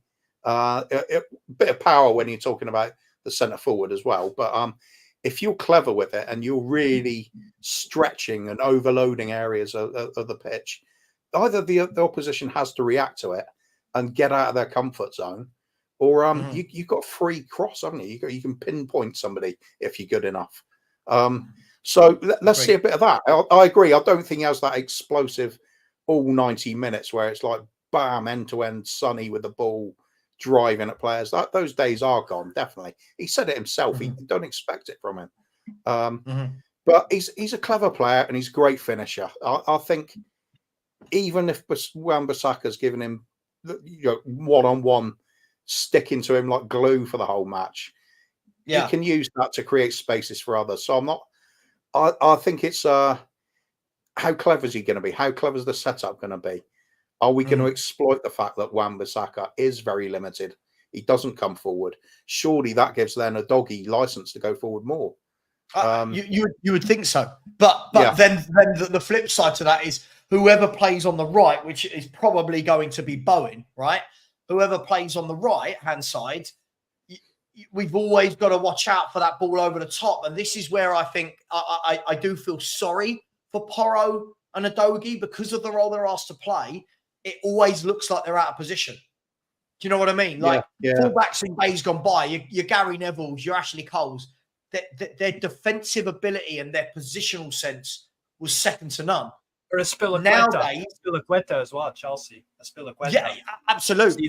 Top very players. good defense. Just quickly before we go on, I've got some super chats, but I did find this comment very funny. Daniel said, saw this on the BBC website. Spurs are clearly some sort of souffle. It looks promising and appealing early on, but very often at the important time, they collapse on you.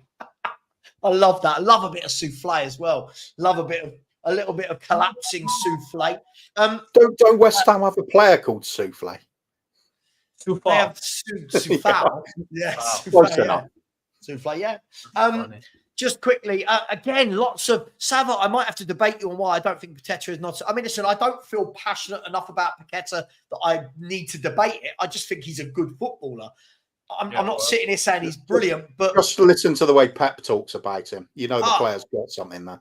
Yeah, the way Pep wanted him, and let's be brutally honest, right? If this is the sort of player that if Paqueta played for Tottenham in the Kulusevski role, we'd all be going, "Oh my God, Paqueta's brilliant! Look how good he is." But when he plays for another team, and that leads on to a few of these comments. This first of all, big up for the super chat, just to tell this. The real McCoy, big up to you with a very. I can't make out the picture. I think is that a map, but also on a woman bending over on her butt? Of Africa, bro. Is that a map of Africa on someone bending over? Yeah, that's a crazy athlete. I can't quite wrap my head around that. Anyway, big up. He's paid to tell us we're talking nonsense. Always appreciate that. Thank you very much. You know, as I always say, abuse the life out of me, people, but just put it in a super chat. It makes it much better. You're all talking nonsense. Johnson is better than Bowen. Just give him time. Just give him to a better manager, and you will see him playing the 9. Guys, look, I acknowledge that Brennan Johnson is in very good goal-scoring form. Of course. Right? Yeah. But I'm sorry, Jared Bowen's been very, very good for 4 to 5 years now. Yeah. He's constantly getting good numbers. He's played in a team that isn't attacking as well and getting those numbers. He can play right, left. He can play through the middle. His finishing is very good. He's got a few assists in him as well. He's got a few assists in him for sure. He's got a lot of assists in the last 5 years. Again, is this just, player has good patch of form, immediately makes them better than another player. Is that what we're doing here, guys?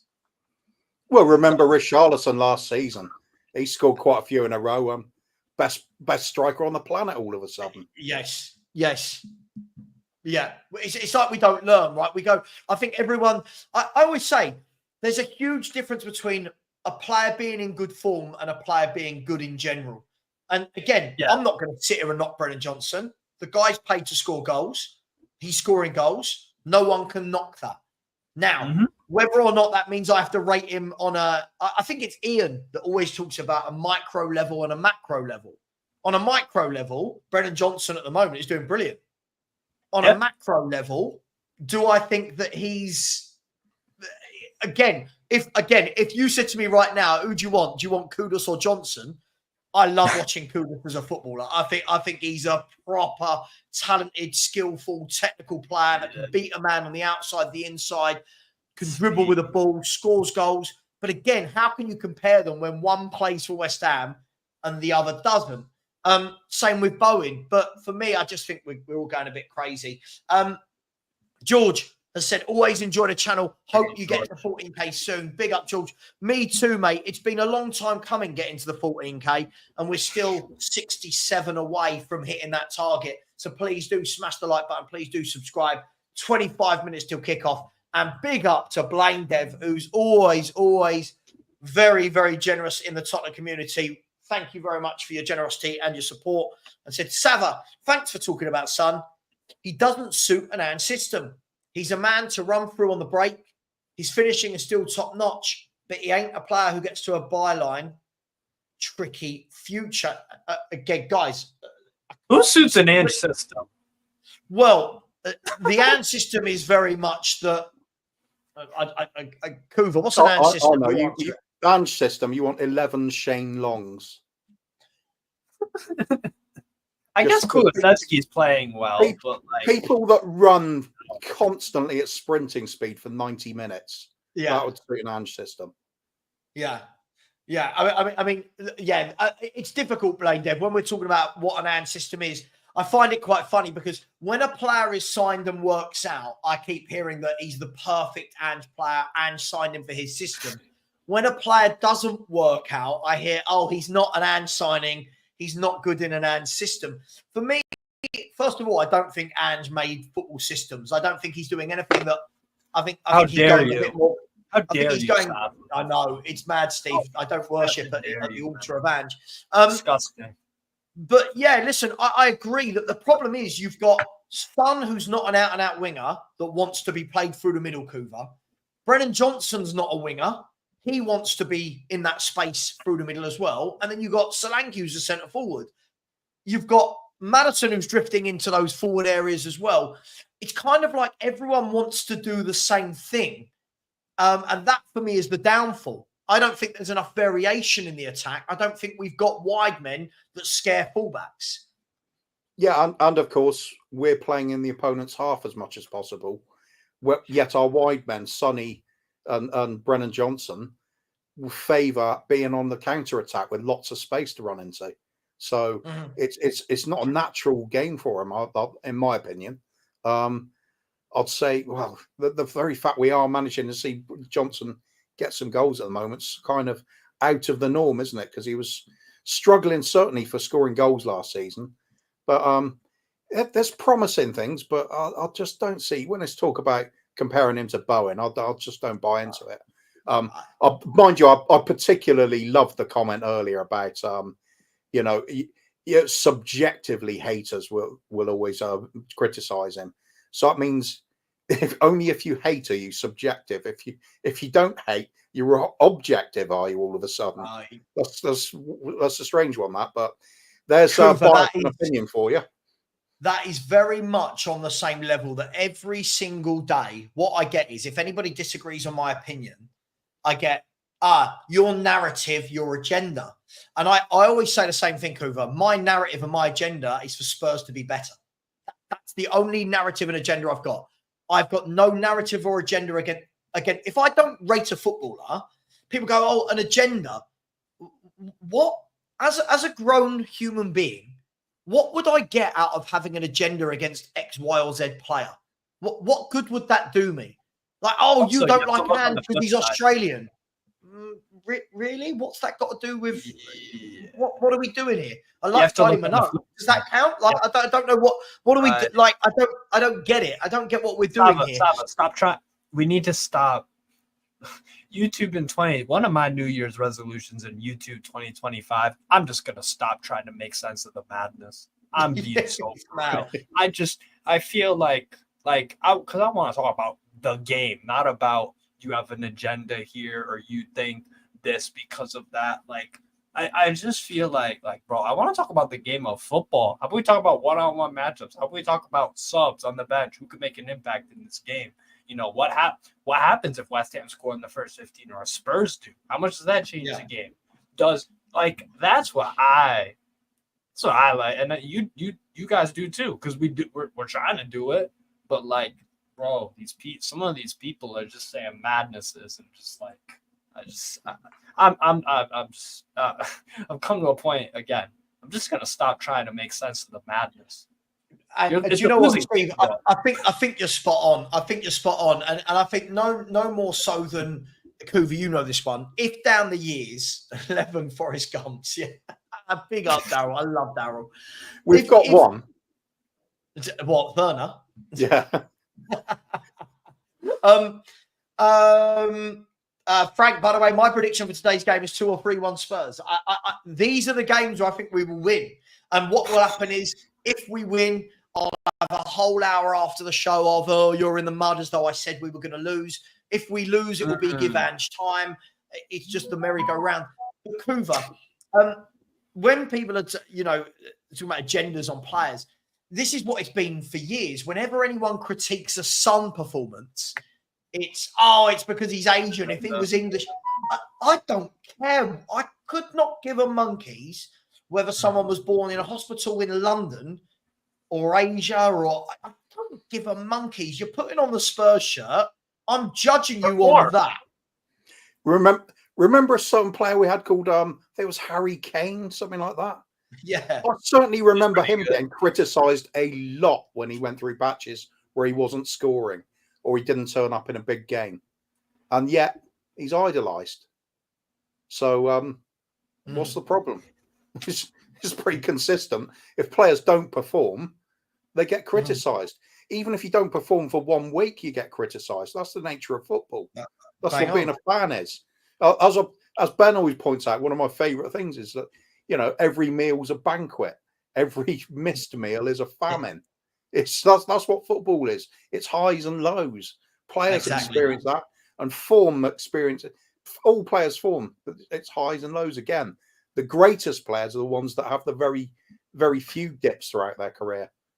But it still happens. I remember Messi having a bad game. It does happen. I remember it once as well. yeah, strange day, that one. I remember him missing penalties. Do you remember Ryan? I remember Ryan Giggs, one of the greatest players to have played in the Premier League.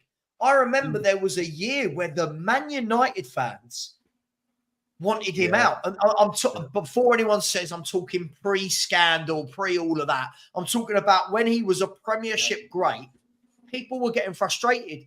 Then a few years later, he won PFA Player of the Year. You're like, People wanted Ferguson sacked in the mid-2000s, right? Because Man United had a little barren spell where Arsenal won 2 out of 3, something like that. People, it's all justified for now. So, like, for example, if Timo Werner comes on and scores a goal today and we win 1-0, that's why we signed Ange. Where's all the Timo Werner haters? I'll be like, I'm here. I'm here. One goal, one good patch of form doesn't make me think a player's great. And I'll give you an example. So the other day, I was in Lee Gunner's chat, lively, very funny. I don't know what he was talking about. He was on like one of his 10-hour rants, but big up to Lee. A lot of love for Lee. And there's someone in the chat that said to me, they weren't rude or anything. They weren't rude. We was having a chat, and this person in the chat said, Savva, do you think Cole Palmer is world class? And I turned around and I said, no, I don't think Cole Palmer's world class.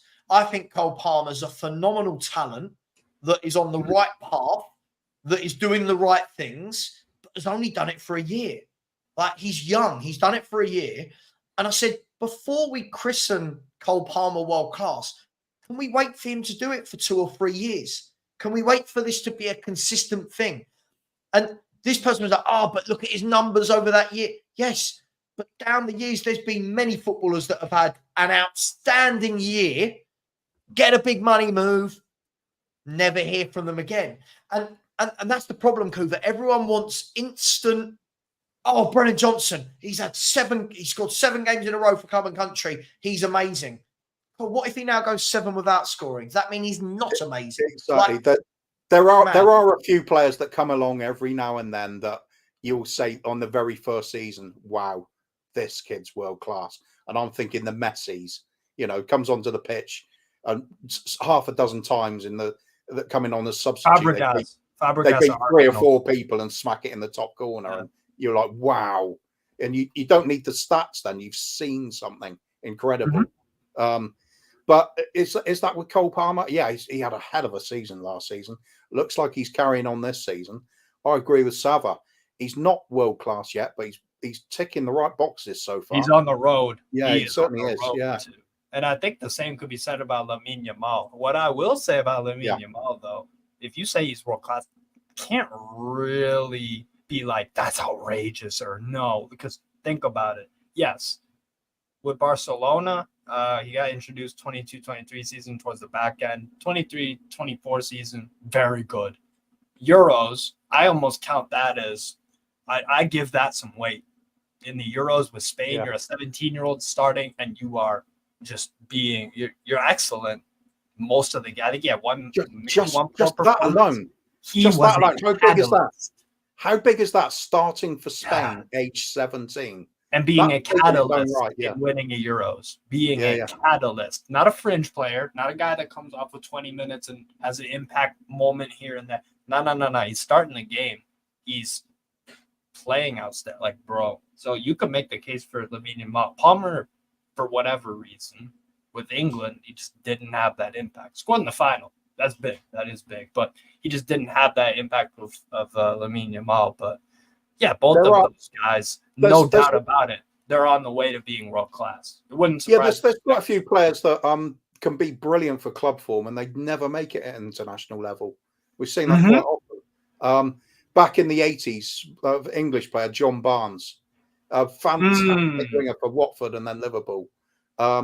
He rarely turned up for England. He scored one amazing goal. Too much for France. Ginola didn't do too much for France. Yeah, right? There's arguments to be made for it. There's quite a few players like it though, fit that bill, and you just can't understand why they don't make it. But it happens. Yeah, maybe it's a mindset. Maybe it's some people like to flourish as the big fish in a small pond, perhaps. Yeah, for sure. Yeah, sorry, I had to get a drink. I've missed all of that conversation, so apologies. But yeah, I do find it. I just think everyone wants everything now with players. And again, I think a lot of people have done it with Archie Gray in the summer.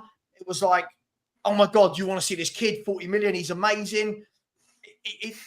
I just think let's slow down. Let's let players do their thing, right? And that's why I wanted to see him loaned out, if I was completely honest, if we talk about Gray. I really wanted to see him another year. Yeah. But Savva, that in and of itself, business-wise, would be crazy. Who spends 40 million on a player to loan them and not to be at bare minimum a first-team contributor? Who spends 40 million on an 18-year-old that doesn't go into their first team? That's why I couldn't understand that signing at all. Chelsea. But Chelsea have got a million of them, right? I know. I was just being a bit facetious. No, but Chelsea also get them in and then send them to Strasbourg. Do you know what I mean? And Steve will know all about that. Chelsea get them in, send them to Strasbourg, and if they don't work out, a year later they're selling them on somewhere. Coover. Spurs, we pay usually a profit as well. Yeah, like we spend 40 million on an 18-year-old midfielder. And we don't start him in games, fine. We don't loan him out, fine. And then when he does get a minute of football, he's playing centre-back or right-back. And it's all a bit like, did we buy this guy with a plan or what? It's all a bit strange. But yeah, Steve, I'll make you Steve, comment in the chat for me so I can Gotcha. mod you. Guys, yeah, so we are 11 minutes till kickoff. As I said, let's start getting some people's predictions in the comments before I come to you two. Let me know. Tottenham Hotspur home to West Ham. Forgot what was going on there. Let me know your score prediction. Please, when you put your score prediction in, don't just say 2-1 or let me know to who, so I've got an understanding. Yeah, West Ham, somebody made a good point that West Ham have actually got quite a strong bench as well. If you look at West Ham today, they've got Alvarez, Kufal, Cresswell, Guilherme, Mavropanos, Carlos Sola, Somerville. You'd argue they've got a lot more to bring off the bench than we have to change a game. But hey, Somerville's an infinitely better winger than Werner. Oh, I really like Somerville. Somerville's for me. Yeah. That's where I would have gone instead of Bowen. I would have got sorry, not Bowen. Odegaard. Or Gray. Yeah. You're both being so unfair though, comparing Werner with an actual footballer. It's bad, isn't it? It's absolutely bad. By the way, please do keep smashing that like button, people. Really, really do appreciate it now. And we are only, oh God, what are we? We are 65 away from the 14K, 65 away. Please do smash the like button, though. We should easily be on 300. We're only on 234. There's over 440 of you in the chat still. The game does kick off in 9 minutes. Before we get your score predictions, guys, and I am going to boot you just 2 minutes before kickoff without being horrible, just because I do the watch-alongs by myself. And you're both welcome to come on at half time and after the game, by the way. Hang on. Oh, Steve, what was I doing? I was making you a mod, wasn't I? There we go. Yeah, there we go. Sorry. 1 second, Steve. You are a moderator. Oh, I am already. All right, cool. Yeah. You're mugging me off, mate. You are a moderator. Stop mugging me off. Guys, one thing I did want to talk about before I get your score predictions, and I'd be interested to hear what everyone in the chat thinks. When we talk about bigging players up too soon and talking about them being generational and just wait and see in a couple of years, doesn't Papa Sarr fall into that remit? Yeah. And, 2 years ago, I remember people coming in going, Savva, you don't understand. This boy is generational. He's brilliant. We're now 3 years into him being at the club. Now he's fallen in the pecking order behind Kulu, Maddison, Bentancur, Basuma, and he's got Gray and Bergval there for company as well. Is this just a case of everyone went a bit over the top about him and that he's maybe not as good as we thought? Is it just that we brought him in as a kid as a bit of a hit and hope? What do you reckon, guys, about Papa Sarr? He's the Sissoko replacement, isn't he? Works hard, runs around a lot, but he's actually not particularly great at doing anything. I can't say it any better. Steve, anything to add to that? Bro, I just think he hasn't developed. I thought he was a really talented player at Metz, and Metz isn't a place where it's unfamiliar. Like Mane was at Metz, Koulibaly, the Napoli center back, he was at Metz. So Metz have pedigree, especially with Senegalese players. They have a little camp out there. They get a lot of really good. So I thought, okay, yeah, he's talented. I feel like his development's just been stunted completely at Tottenham, because it's they're asking him to do things that he's just not good at. They're not playing to his strengths, and midfield always changing. So I just, it's not. He would have done so much better off, bro, by going from Metz to another Ligue 1 team, a Monaco, who have a brilliant track record of developing young players. Yeah, not a Spurs where what young players have been developed. Yeah, it's a strange one, isn't it? Because you're looking and you're thinking, all right, listen, I'm not saying he's old. He's not at all. I think he's 22, maybe 21. Yeah. But after 3 years, he slowly but surely started getting more game time. And I think it's really telling for me, Kuva, that we went out and we didn't just buy one 18-year-old centre mid. We bought two. And straight away, you've seen Bentancur's the first choice in and alongside this new style with Kulu and Maddison. we've seen today when Bentancur's not in there, the obvious choice to go in is Basuma. So straight away, this guy's fallen down the pecking order of a midfield that I don't even think is great. Is this going to be one of those ones? And I think, didn't we give him like a 7-year contract? That's I seem to remember we gave him a massive contract. Someone in the chat will let me know. But hey, Brian has said, Savva, are you going to explain about the quangers? No idea what that means. Anyone know what that word means? Quangers? Anybody? No idea. Quangers? Is that I know quang? what quavers are, and I know what quangos are, and that's neither. Quang is quangers what Rangers would be if they played a mixture of carrier bag? Queen's Park Rangers, is that abbreviated? Queen's Park Rangers. I don't know. Anybody in the chat? No idea. Brian, let me know what you mean, and I'll try and answer your question. Guys, the players are in the tunnel. Before I let you go, give me a score prediction. Tottenham at home to West Ham. 2-2. Steve's gone for 2-2. Okay, the old Desmond in the house. I can't trust either of these teams. 2-2. Hoover. Pick a number between 1 and 3. 2. Okay, pick another one. 2. There we are. 2 all then. 2 all. Right, Cool. 2 all. Do you know what I'm always scared of doing now, Hoover? Because the one time I slightly dropped my guard against Brighton, the one time I was like, we're winning this. We're 100% winning. You know what? You just said that, but I'm going to do it anyway. I can't settle for 2-2. I think we should win this. I think we'll do it 3-2. Yeah, I think it's going to be 2-1 or 3-1. Just quickly, some people were giving their thoughts on that was Quagmire. What a great character on TV Glenn Quagmire is.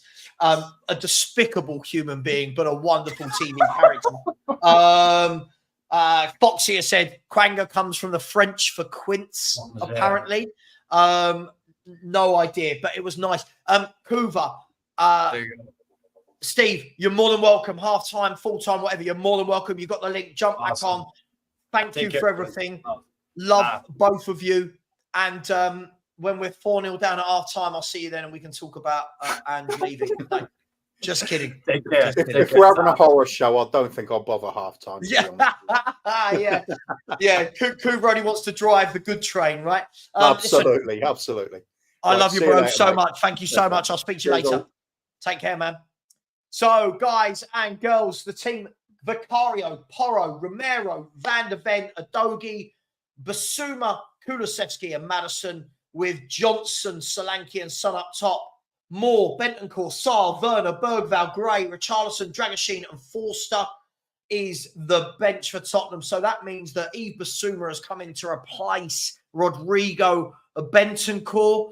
And it also means that Son has come in to replace Romero, Werner, and Jed Spence apparently has got a knock. He doesn't make the bench today. It would have been interesting to see if he did make the bench, who wouldn't have made the bench. The West Ham team is as thusly. It is Alfonso Areola in goal, Wan-Bissaka at right back, Emerson at left back, Jean-Claire Todibo and Max Kilman at centre-half. A midfield pairing of Guido Rodriguez and Thomas Souček, with Bowen on the right, Kudus on the left, and Paqueta in the midfield, in the whole kind of area, and Mikel Antonio as the centre forward. So their bench is Fabianski, Cresswell, Carlos Sola, Kufau, Somerville, Mavropanos, Luis Guillem, Danny Ings, and Edson Alvarez, with Julian Lopetegui in their dugout. So it's going to be very interesting. We are 2 minutes away from kickoff. Let me make sure that I've got the timer right. There we go. Ignore the number 1, people. Ignore the number 2. Ignore that says 1 and 2. I'll start the clock when it gets to 2 seconds. I just wanted to check that it worked.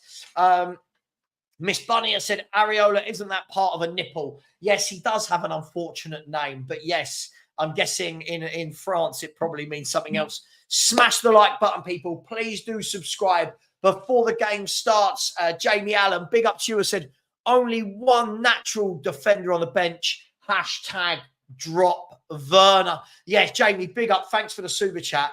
Very worrying that there's only one natural defender on the bench. But we know the manager has absolutely no regard for that side of football, which is why I do not rate him at all. Get your final score predictions in. I'm going to go with 2-3-1 to Tottenham, but we will see. Here we go. Brian said, just got back from the bathroom. Sorry. Quangers are another name for kangaroos' plums. Brilliant. You learn something new every single day. For anyone that's not watched me do a watch along before, if I go quiet, it means that nothing's really happening. If not, I'll be quite in detail because I'm aware that some people won't be able to watch the game live. So please do keep smashing that like button. We should be on 300. We're 40 shy of that.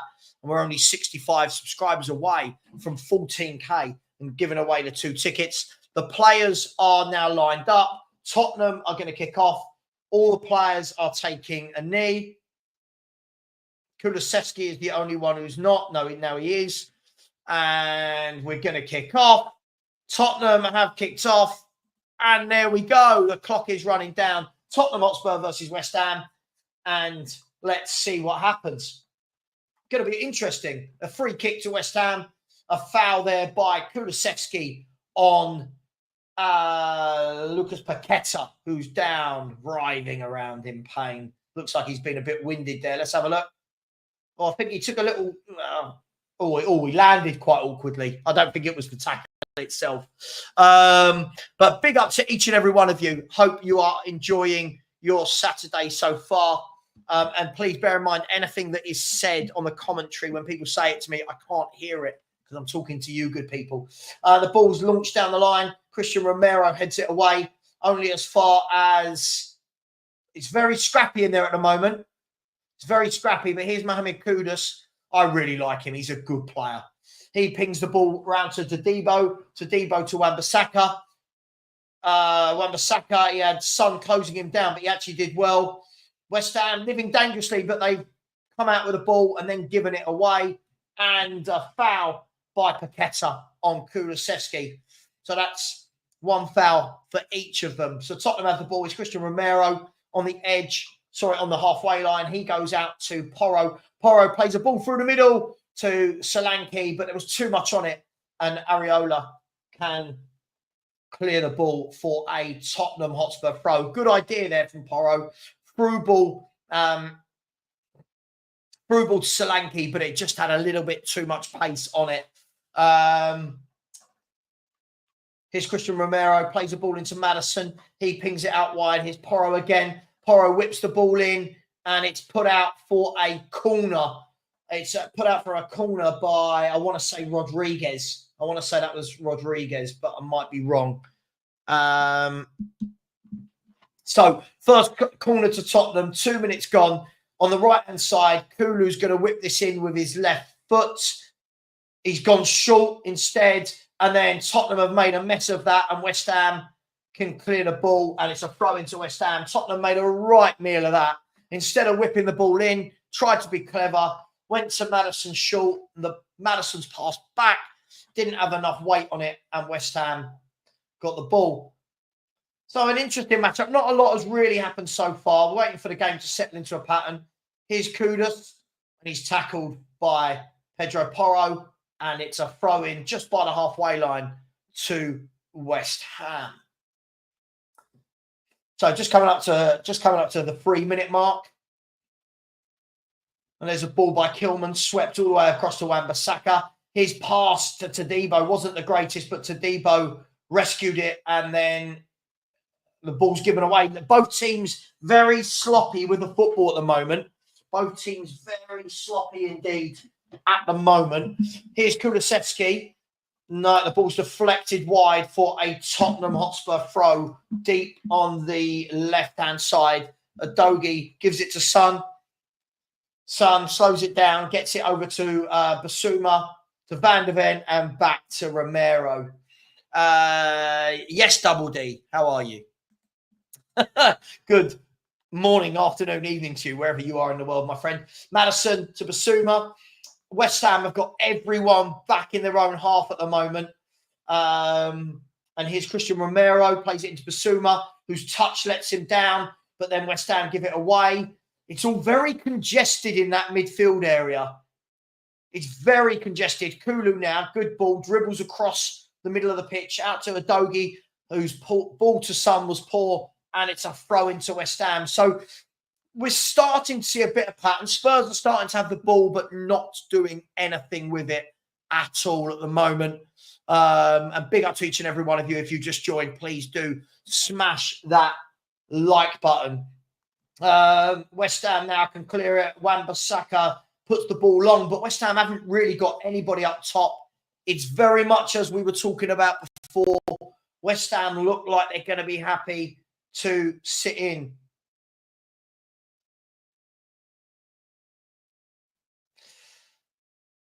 Here's Solanke, plays the ball out wide to Son. It was just behind Son, and Son was offside. So West Ham, I think is anyone surprised? I think they look very content to sit in, and I think they'll try and hit us on the break. Siege the Fourth said the talk from Stell was Spurs exploiting West Ham's suicidal high line. Looks like their manager can change things. Well, look, West Ham aren't playing the high line. I think most teams know that against Spurs. You don't play a high line. Brighton did in the first half, paid the price and then changed it. West Ham don't look like they're playing a high line here, as Mickey van der Ven heads the ball out, and Wan-Bissaka's got the throw in. He goes all the way back to Todibo. He goes back to Areola. Solanke's closing him down.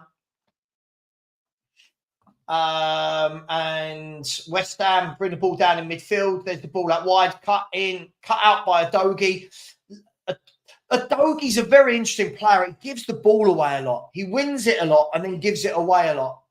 And Areola now has got the ball at the back. Spurs are pressing, but he plays a ball out wide, but gives it away. Brennan Johnson flicks it on. It wasn't the best pass. Brennan Johnson's got it back and he fires a volley. The ball was coming out the air. Brennan Johnson's fired a volley back across goal. And it's flashed wide. I don't know how close it was. West Ham again gave the ball away. Brennan Johnson, it was well wide in the end. Let's have a look. It was well wide in the end, but the right idea, the wrong execution from Brennan Johnson. Now West Ham flick the ball on, but Antonio's not going to get to that. And Vicario plays it out wide to Romero. Spurs are going to try and dribble their way out the back dangerously, and Basuma in the end goes long and wasteful to Areola, Areola, some good footwork there, as it looked like Solanke was closing in on him, and the ball's gone long. It's a very interesting game. Not a lot's happened massively, but you can see the two styles of play. Here's Son on the left-hand side. Hasn't really been in the game yet. Plays the ball down the line to Kulu. Kulu tries to whip the ball in early, but a good tackle from Guido Rodriguez. And Spurs have another corner kick. On the left-hand side, this one's going to be whipped in right-footed by James Maddison.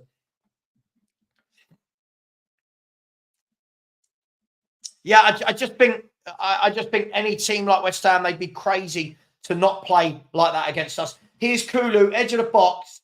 He's going one way, going the other. Gives it back to Maddison. Maddison whips the ball in. It's cleared only as far as Porro, who has given the ball away. Paqueta now plays the ball down the line. Antonio, West Ham going to break for the first proper time in the game here. Antonio's being stood up. And the ball now goes out to Kudus. Spurs have got men back.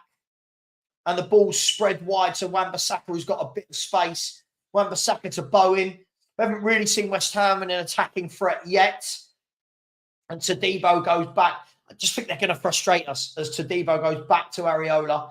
He flings the ball down the line and he's giving it away, and it's a throw-in to Tottenham Hotspur. Lots of players in this game giving the ball away.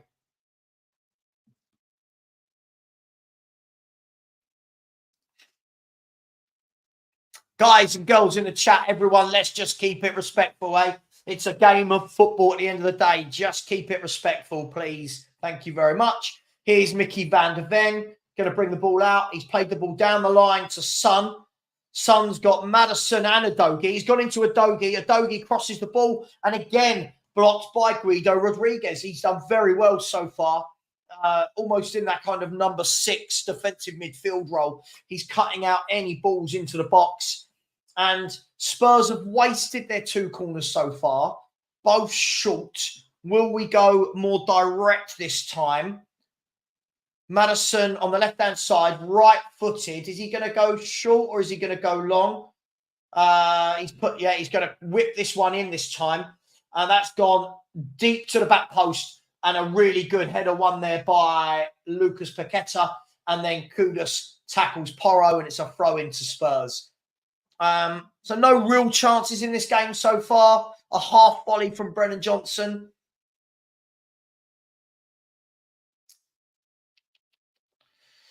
Now West Ham, are they going to clear it? West Ham, they're trying to play their way out a bit dangerously, but their Kudus brings it down. West Ham have now got a chance. West Ham have now got a break on. It's 3-on-4. The ball's gone wide to Wan-Bissaka. Wan-Bissaka gives it to Jared Bowen. Jared Bowen, he doesn't go back to Wan-Bissaka. He's slowed it down. And West Ham look very content in slowing things down. And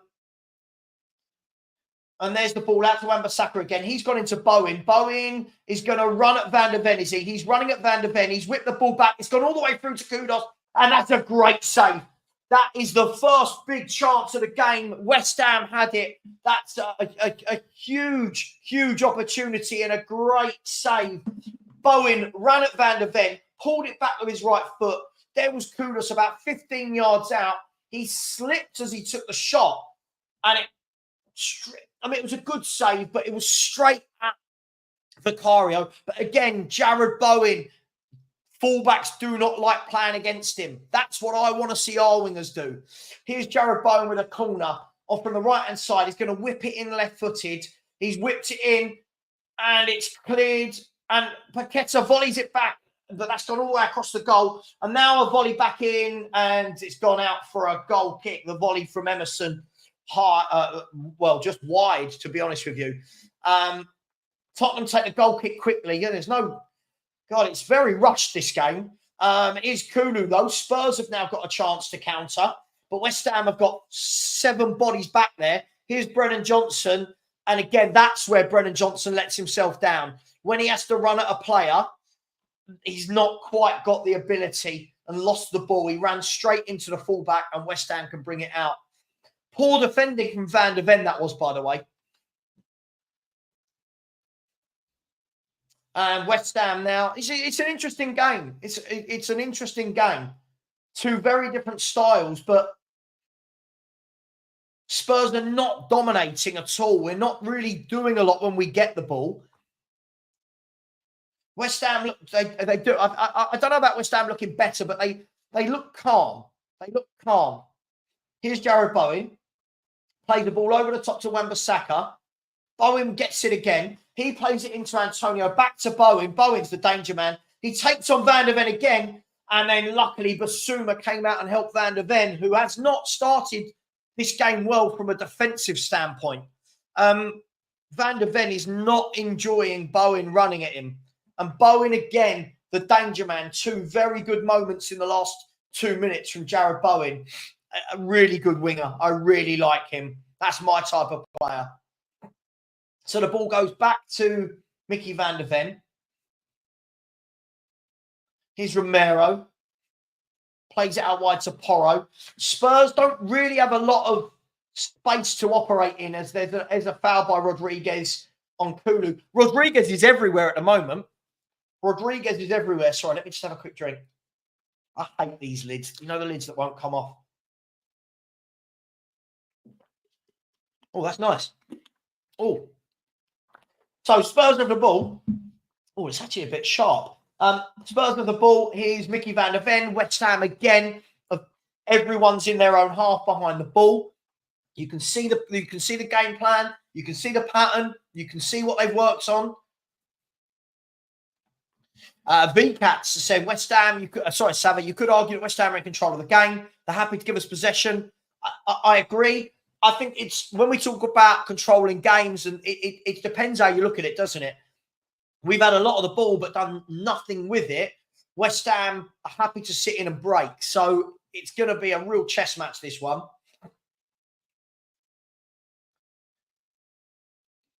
There's the ball into Solanke. Again, we don't create anything for Solanke.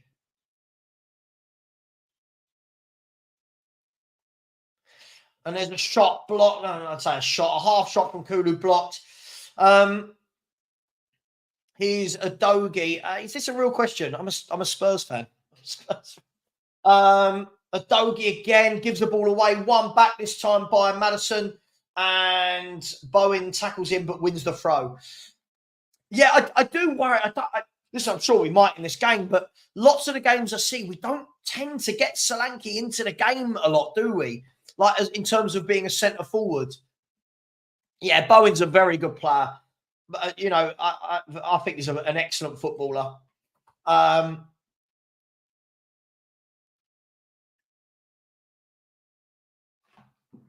It's all good. It's all good. It's all good. There's a cross whipped in by Spurs, headed clear.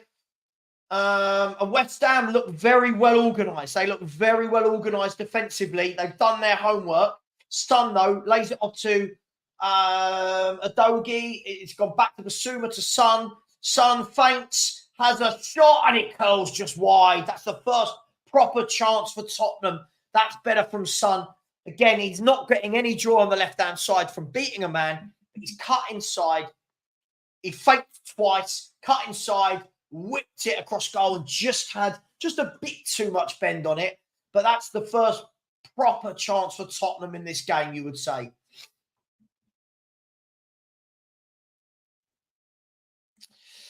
Yeah, you could say that. I mean, Solanke, when you watch him play for Bournemouth, he's just getting loads of chances created for him. We don't seem to do that. Here's Son again, cuts in again. He's trying to run through. Has he done? He's done too much. Yeah, he had 3 or 4 chances to pass the ball and he didn't. And here's Spurs and Adogi giving away a foul as Antonio just running through the team. There's so much. It's when we talk about the Premier League being great, I don't know if it's great. It's frenetic. It's absolutely frenetic. Like, there's no calmness. It's just end to end. Savva, get 500 likes.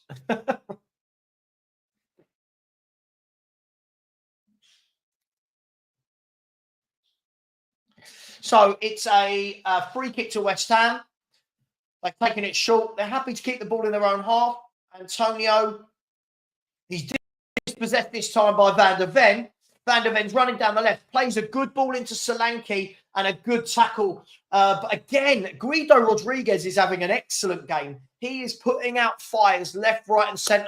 And guys and girls, that's why you have a number 6 or a defensive midfielder in your team. Guido Rodriguez is doing a fantastic job of snuffing out any balls coming into the box. I think he's an excellent player. Would have done brilliantly for us. I mean, imagine we had him, Kane and Son when Son and Kane at their peak. So another corner from Tottenham. James Maddison whips it in, and this time straight into Areola's hands. So far, we've wasted all 4 corners that we've had. I think it's 4. We've wasted all our corners. Big up to the 401 people are still in the chat. Let's get to 300 likes. We're only on 280. And please be aware, we're now only 64 subscribers away from 14K and giving away 2 tickets to the Ipswich game. There's a ball over the top from West Ham. Here's Kudus. Hasn't really had a chance to run at Porro yet. Lays it off to Rodriguez. He plays a really good ball down the line there to Emerson. Emerson's going to lay it back to Kudus. He plays it in first time, deep to the back post. Bowen has time to bring it down. There's a shot from Wan-Bissaka. Not really anything on it. I'm going to say it now, guys and girls. I'm sorry. Adogi is not good defensively. There's the ball across. West Ham are 1-0 up. It's too easy. It's too easy. I'm going to say it. I'm going to say it. I said it last game. I said it all last season. No one wanted to listen to me. Adogi is not a fullback. He cannot defend. His defensive shape, his defensive positional sense is atrocious. So what happened there, for anyone that missed it, the ball went out wide Again, our fullbacks can't defend. The ball went out wide. Here we go. Kudus had all the space in the world. Pulls it back to Jared Bowen. Jared Bowen had time to bring it down, miscontrol it, and win it back because Udogie can't defend. And then Bowen rounded Udogie too easily, no tackle, and Kudus was there to tap it in. I'm telling you, I've said it before, I'll say it again. Ange does not work on defence because these fullbacks can't defend. I can't be behind you. I've got the game on live. I can't be behind you. I've got the game on live. Please stop with that nonsense. Again, he can't defend. He's not a defender, Rich. He is. He's not a good defender. He is Tottenham. It's 1-0 to West Ham. They've struck first, and their game plan is working to a T. It's all a bit too easy at the moment. I mean, other than the sun shot, we've not really threatened them in 20 minutes of football. Ange is shaking his head, but listen, Ange didn't want to buy proper defenders. This is what he wanted. Again, look, there's still plenty of time, but again, Bowen and Kudus just causing all sorts of issues from out wide. Again, just so poor. The fullbacks just aren't defenders. They aren't defenders. And for me, the manager's got to do something about this. Anyway, here's Brennan Johnson on the right. Again, he can't beat a man for love nor money, Brennan Johnson. His fullback's having an easy day. But the ball's gone to Kulusevski. He tries to slip it in. But West Ham defending brilliantly again. They've given it away this time. Kulu dinks it in to nobody. Areola comes and collects it. But again, Brennan Johnson, this is what I mean. Yes, he scored a few goals. But when he's running at players, he's got no idea of what to do. Yeah, the bloke left a foot in on him. But he's got no idea how to beat a man.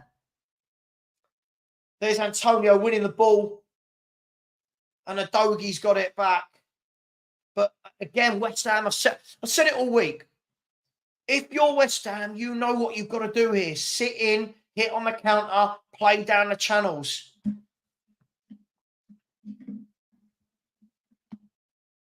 Theo, welcome to the party. Big up to you, mate. I know we don't agree on anything, but big up to you. You're always respectful. His son, he plays the ball down the line, but a poor pass, and Wan-Bissaka gets his foot in, and it's a throw into Tottenham. Bowen tried to keep it in. That's actually pretty funny. Look, Cold Army said, can we talk? Listen, you know my feelings. I don't rate the manager at all. I just don't know what we're doing here. There's still time. I'll say that. There's still time. There's a lot of time in the game to go. But defensively, we're all over the shop. And everyone keeps telling me that we look better defensively than last season. I don't see it. I think we look awful at the back. Van der Ven's look poor. I think Porro can't defend. Udogie defensively is awful. Absolutely awful defensively. Here's Tottenham we're trying to play through a gap that isn't there. And a ball whipped in and it's headed out by Emerson for a free kick. I just always feel like you watch West Ham here when they're defending. Look at, like, they've got bodies in the box. They've got men marking their runners. You watch Spurs. When a ball comes in our box, we're at 6s and 7s. Anyway, let's see what we can do from this corner. The ball's whipped in this time, headed away easily again. Here's the Udogie. Mate, when it happens every game, the manager's got to sort it out. By the way, this comment, Ahmed said, can I ask a genuine question? What do Ange critics generally want? I want a manager that manages properly. I want a manager that doesn't win 4 in 18 away games. I want a manager that sets up the team to defend. I want a manager that can adapt and tweak and amend things. When you say the Ange critics, I will critique any Spurs manager. Here's Jared Bowen again on the right-hand side. He's one-on-one with Basuma this time. It's gone back to Bowen. He's kept it in. He's got Basuma for company again. He lays it back to Wan-Bissaka. Wan-Bissaka to Paqueta. That's a great ball. And Kudus with wonderful feet there. Kudus is such a good footballer. He's such a good player. Such a good player. People tell me they'd have Brennan Johnson over Kudus or Bowen. Madness. Here's West Ham starting to enjoy a little bit of the football here. There's a ball played out wide. That's not a good pass. I agree. Singularity. This is the thing. He's got to amend and adapt, and he just doesn't. It's the same type of mistake every week. Ahmed, dude, stop. It's boring now. No, I don't expect to win the league. You asked me what I wanted. I told you. I want a manager that tweaks, that adapts. Stop. You're boring now. You're saying the same thing over and over again. Yeah? If you want to be in the cult of Ange, be in the cult of Ange. I'm not. I want a proper manager at my club. Sorry, I do.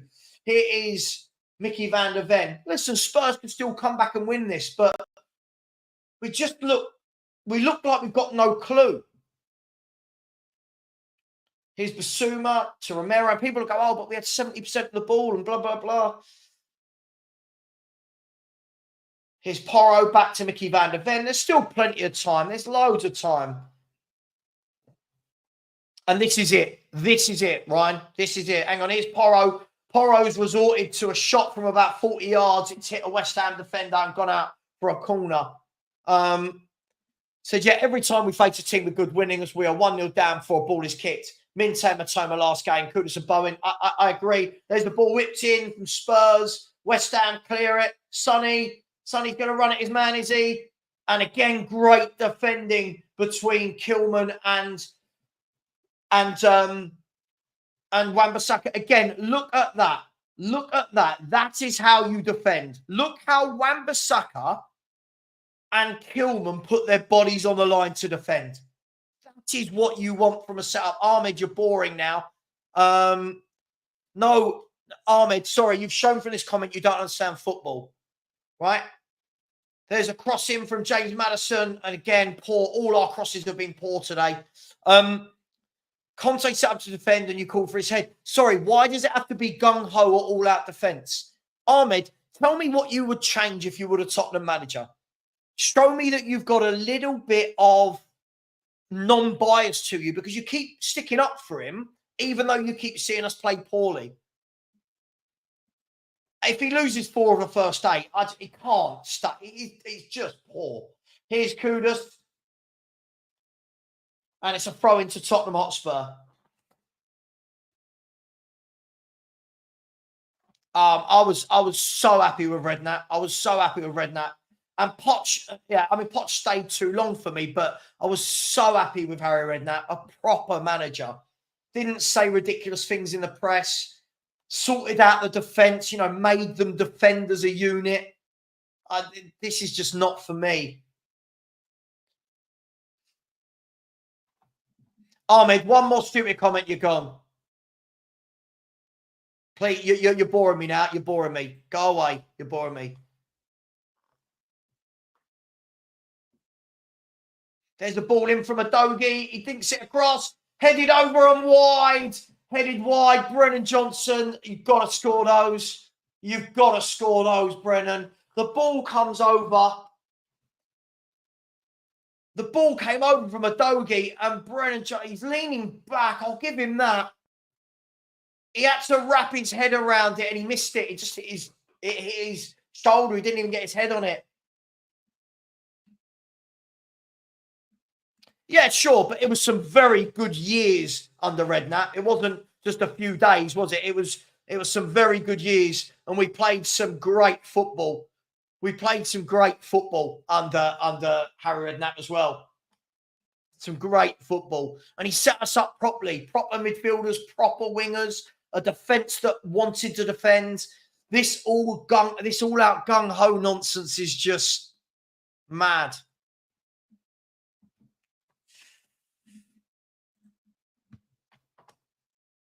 So here's the corner kick, whipped in. Beaten everyone. It's come all the way out to Maddison. He dinks it back in left-footed. And Solanke tried. Ahmed, can you stop? We're trying to do a watch-along. No, I'm not. Ahmed, 4 away wins in 18. The worst start to a Premier League season for 17 years.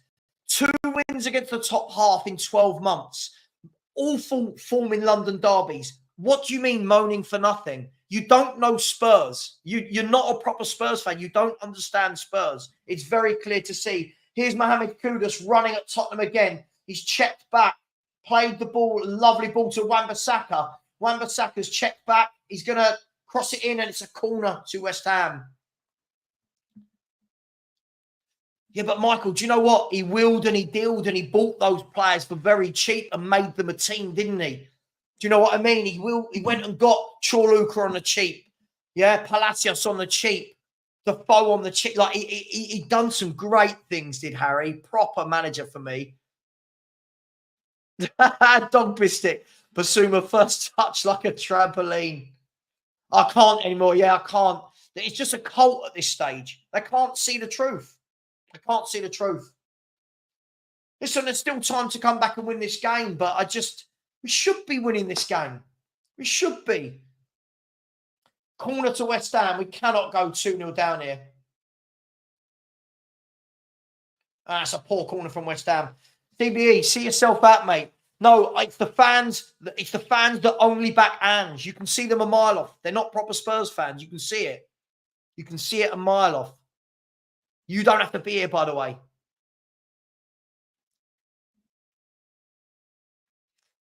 So we're at 1/3 of the game. Sonny gives the ball away, and West Ham are growing in confidence here. Wan-Bissaka lays it back to Souček. Mate, yeah, really good signing. Really good signing. Really cheap. You knew what you were getting. Yeah, I loved Harry Redknapp as a manager.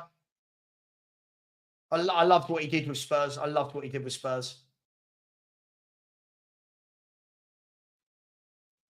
Sorry, we've got idiots in the chat here. Look, nothing sad about football.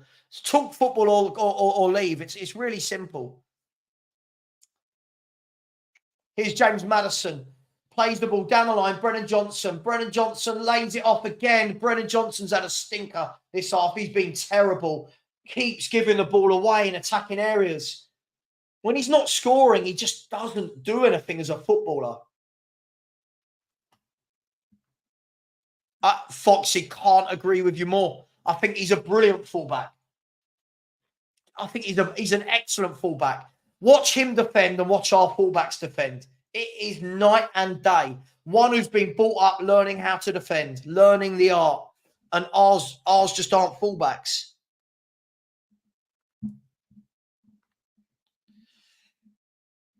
He can't. In games where he's got a shot, he'll do well. But when he's not got a chance to have a clear-cut shot, he doesn't do anything, does he? Van der Ven jumps in, wins the header, and looks like there's a foul. There's a foul on James Maddison, who's gone down holding his face. I mean, I honestly don't think any of our players have played well here today so far. 32 minutes gone. I don't think any of them can say they've played well.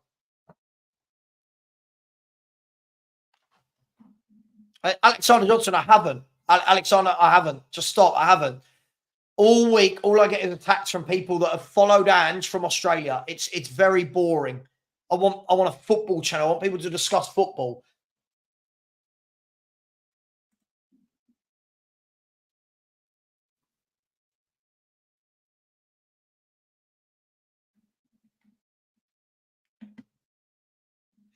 Ahmed, stop. How can I nitpick stats for a year? I can't nitpick stats for a year. Go, Ahmed, please. Please stop. It's silly. This narrative. Tell me what my narrative versus Ange is, or just go away. It's really silly. It's absolutely childish. Here's Kulusevski out to Son. Son, and the cross is blocked for another corner to Tottenham. West Ham have worked very, very well. Very, very well. The corner taken quickly by Son to Kulu to James Maddison. Maddison dinks one way, pulls it back. He's got loads of space for Pedro Porro. Has a shot. Low, hard saved. Remy, I don't know, mate. I don't know. But everyone keeps telling me how great this manager is. I just don't know what they are watching. I just don't know what they're watching. Because for me, I don't find this football good. It's a lot of the ball for a lot of the ball's sake, isn't it, mate? Look, there's still a second half for us to come out and win this game, but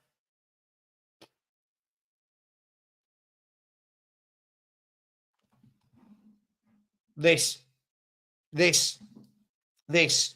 you go. Proper manager. Went into a club.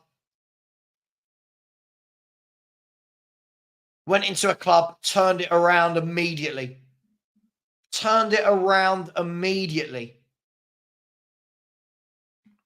Big up, Skyline. Big up, mate. Hope you're well. Right. Ahmed, I can't choose stats over a year. There's a year's worth of stats. Come on at half time and talk to me, Ahmed. Put your camera on. Come on and tell me why I nitpick stats. I bet you don't. West Ham clear it. Let's see, everybody. Ahmed's talking a great game. Let's see Ahmed come on.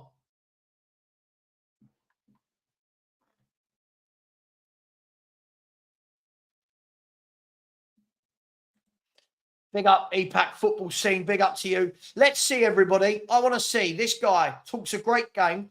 Ahmed, I want to see him come on and talk to me about my nitpicking stats, which are a year, 12 months of stats. Ahmed, I'll talk to you. As I said, come on. Everybody, let's see if Ahmed, I'll ask you one simple question. You're going to come on at half time. Come on at half time. Talk to me. Come on at half time and talk to me. Bet he doesn't. I'm not having a heart attack. What are you talking about? Some weird people in the world. Spurs have got a break on here. 4-on-4. Kulusevski, edge of the box. He cuts in. He has a dig. And Spurs are 1-0. Spurs are 1-0. The most lively player on the pitch for Tottenham. Kulusevski cut in on his left-hand side. Smashed it in. It hit the first post, hit the second post and went in. And Kulusevski has made up for what has been a very poor half for Tottenham Hotspur. And West Ham, it's the first time they kind of left the gap in behind and Spurs capitalise. Tottenham bring themselves back level to 1-0. It's the first time West Ham, look at it here. They've got, West Ham, they had the high line. Maddison broke, drove through the midfield, laid it off, and then whipped it in. It hit the post and went in. Hit the post and went in. Good finish by Kulu. He's looked the best player in a Spurs shirt. It looks like it. Let's have a look again.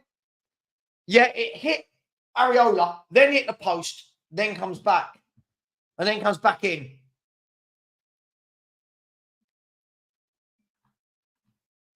So Tottenham won. I always forget to do this. Tottenham won, West Ham won, and we've managed to get back to parity.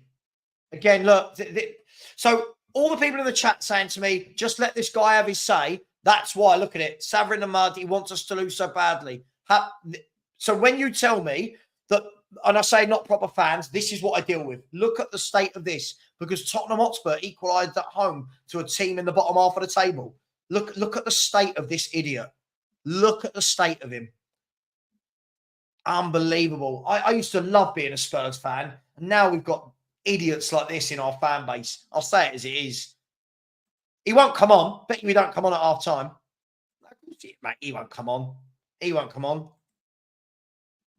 Anyway, here's West Ham down the line with Paqueta. Not Paqueta. Wan-Bissaka lays it off, gives it away, and now Vicario's got the ball. Listen, I'm all for it. He can come on. He can come on. He's one of those fans that talks a great game and can never actually put his opinion to the camera. Of course, mate. Of course we should be beating West Ham, yeah. Here's West Ham on the attack, though. Antonio plays it out wide to Kudus. He's slipped. Porro's got the ball.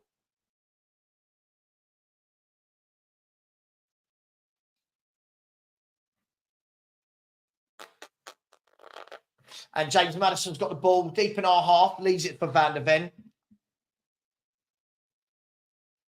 Van de Ven goes across to Romero.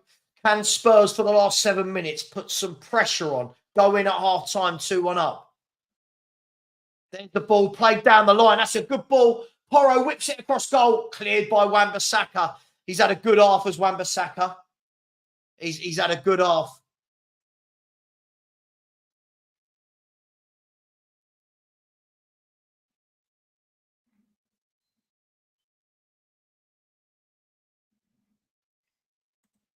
Oh, yeah, they destroyed them. They destroyed them. As the cross comes in, Wan-Bissaka clears it. Yeah, I don't know why Man U did either. I think he's a good right back. I think he's a very good right back, the lad.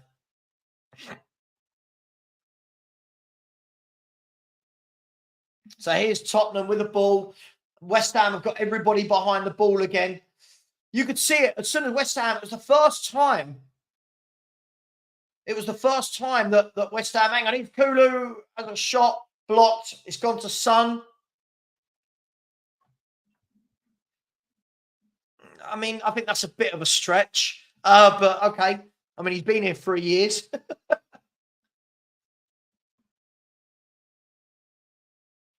Here's Sonny, plays the ball down the line. That's a poor ball and brilliant defending by Todibo. Their defenders defend properly, don't they? Here's James Maddison. Looks like Spurs have got a little bit more urgency about them now. Here's Romero. Plays the through ball and Solanke, a really poor touch. Should have just held on to it, laid it in. He tried to dink it over and it was a poor first touch. So Tottenham won, West Ham won. 5 minutes of the first half to go. It's been very much how we thought. Spurs have had the majority of the ball. West Ham have counter-attacked. And this time Antonio has absolutely roasted Mickey Van de Ven there. Antonio is one-on-one with Van de Ven. Van de Ven is not having a good day. Oh, hang on. And it's a goal kick. Van de Ven did well in the end. He got roasted down the right side, got back at his man. Fair play. Fair play to him there. He got back at his man and used his pace to get him out of trouble.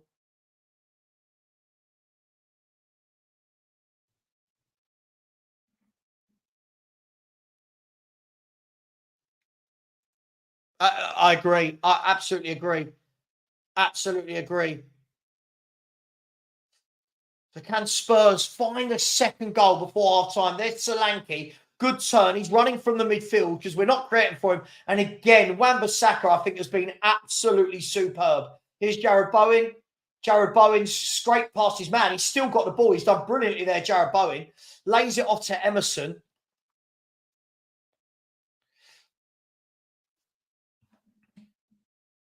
The ball's gone across to Todibo. Todibo into Souček. But yeah, it was very nice. And then the easy thing, he gave the ball away. Seems that's what we do. Good ball there, out wide to Emerson. Emerson is now, he's got the overload on Porro. Paqueta, a good foot in there from Romero. Here's Brennan Johnson trying to run past his man, and Paqueta's pulled him back. It's going to be a yellow card. Paqueta has pulled him back. I think he knew it as well. He knew it. Yeah, silly. I mean, he knew what he was doing. Some call it a professional foul. He knew what he was doing. So Tottenham won, West Ham won. Just over 2.5 minutes plus injury time until half-time. Tottenham with the ball out wide right. Here's Pedro Porro. Pedro Porro whips another ball in. It's gone all the way over everybody. Son's going to keep it in.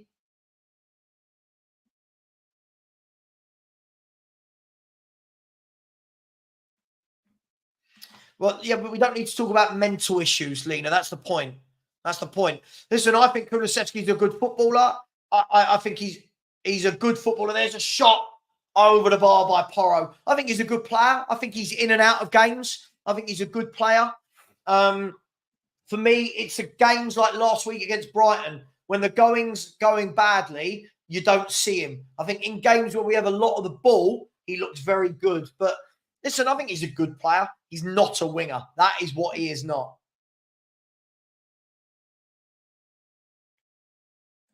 Colin, yeah. I mean, I just don't know. Yeah, listen, I don't know. Listen, we should be winning this game. I fully expect Spurs to come out second half and win this game. I mean, this is a bottom half team who have not started the season well. We should be getting wins in games like this. But, you know, we've got to watch out on that break. Scott, love it. Anyone who doesn't think Kulu is great at stand, I think Kulu's a good player. No more, no less. I don't think there's a need to go either way. I just don't think he's a great player. He's a good player. He's a good Premier League footballer. Here's Maddison twisting, turning, and again another tackle from West Ham. And that time it was Souček. They've defended brilliantly at West Ham. Can they last 90 minutes? That's the big question.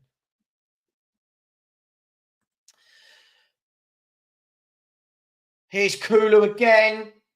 Lays it off to Basuma. He lays it off to Porro. Porro plays it wide, gives it away. Really lazy ball from Porro. Here's Mohamed Kudus. He's running at Spurs and a good tackle by Basuma to put it out for a throw-in. Again, you can see that this game, the pattern is exactly what I thought it would be. They're going to put men behind the ball. They're going to try and counter. And that's what the game has been. It's not been Spurs at their best, but they'll be, I suppose, after that first half, we'll be happy to be going in at 1-1. Not overall, but just in terms of how this game has gone. I mean, I think they all need to do more, don't they, Matt? I think a lot gets said about Maddison, but I think they all need to do more. Here's Antonio running at Spurs. There's the ball is broken now to Paqueta. Paqueta with the outside of his boot. Again, a doggy. I tell you what, with a doggy, a doggy just watches as the ball drops. I mean, look, this is where I think we go way too far one way or the other. Maddison was the one that won the ball in the midfield, drove through and laid it off for Kulusevski. Like, we've got to, I think we're going too far. Players are either brilliant or shit. I think we've got to relax a little bit. But so is Kulusevski, right? They're both playing in the same position. And Madders is our playmaker. He's got our most assists this season. So I don't understand what we're saying. I think they all need to do more. As the ball whipped in, Sonny's brought it down, played it across, and West Ham have cleared it. And there is the half-time whistle. Not the greatest half from Tottenham you'll ever see, but Tottenham have managed to... Oh, hang on, sorry. There we go. Let's change that to 45. Bear with me 1 second. Let's change that to 0-0. Boom. There we go. So Tottenham Hotspur 1, West Ham 1. Not the greatest half you'll see. I feel like Spurs are going to come out, ramp up the tempo in the second half. Again, we have a lot of the football. At times, we look very void of ideas. West Ham look very good defensively. They look disinterested in having a lot of the football. I think we knew that. But as always, so I was just checking. What was I checking? Yeah, I mean, look, I think we dig at individuals. For me, I think all of the players need to do more. I think all of the players need to do more. You know, if we're talking about James Maddison, people want to say he needs to do more. James Maddison now has 5 goal contributions in 7 games. It's not the worst, but he's the one that gets picked on. Look, for me, I think the whole team needs to do more. Guys, girls, everyone who watches my channel, you know the score. 5 words to sum up Spurs. Give me 5 words to sum up that first half. 5 words. Gary straight in. He knows the coup. Another typical mediocre Spurs performance. No, not in these shows. I only invite people on who I'm inviting on. Nicola said, how are we not winning the game? What, Spurs? How are Spurs not winning the game? I don't think we've really done enough to be winning this game, if I'm honest. Yes, I agree. I agree with that. I agree with Daniel Turner. Yes, I think we look better since scoring. Lena has said, I mean, look, I think again, that's just a little bit. We really do go over the top, don't we? Again, I don't think Udogi's terrible. I think he's a terrible fullback. I think he's a good footballer. who shouldn't be a left back for me. Everything, even Porro, if we're going to be honest, Porro defensively from that side, both of them really struggle. And you can't have a defence where both fullbacks aren't good defensively. You just can't do it. FC25 has said we are currently 8th. Yeah, we are currently 8th. As things stand, Tottenham Hotspur are going to be on 11 points. This will put West Ham on to 9 points, but there are 45 minutes to go. Five's going to say defensively not good enough, but we're looking dangerous in attack. Yeah, I think we've done some okay things in attack. I don't know if we look dangerous, but yes, definitely defensively not good enough, and definitely we are a better team going forward than we are at the back. Anton has said, think West Ham are conserving energy and will just pick us off when we eventually lose the ball. We'll see. Wayne Frederick, yeah, I'm a big fan. That's my type of footballer. He's a really good footballer. Him and Bowen on the wings for Spurs for me. If you had them two on the wings and Solanke up top, now we're talking. Foxy, I said Aaron Wan-Bissaka on beast mode. Really good fullback. Said before the game, defensively, nothing really goes past him. I think he's a really good player. Tony, hang on, I need some water. Bear with me. Tony has said we have been saved by individual brilliance from Kulu. Need to see more from the rest of the team second half. I agree.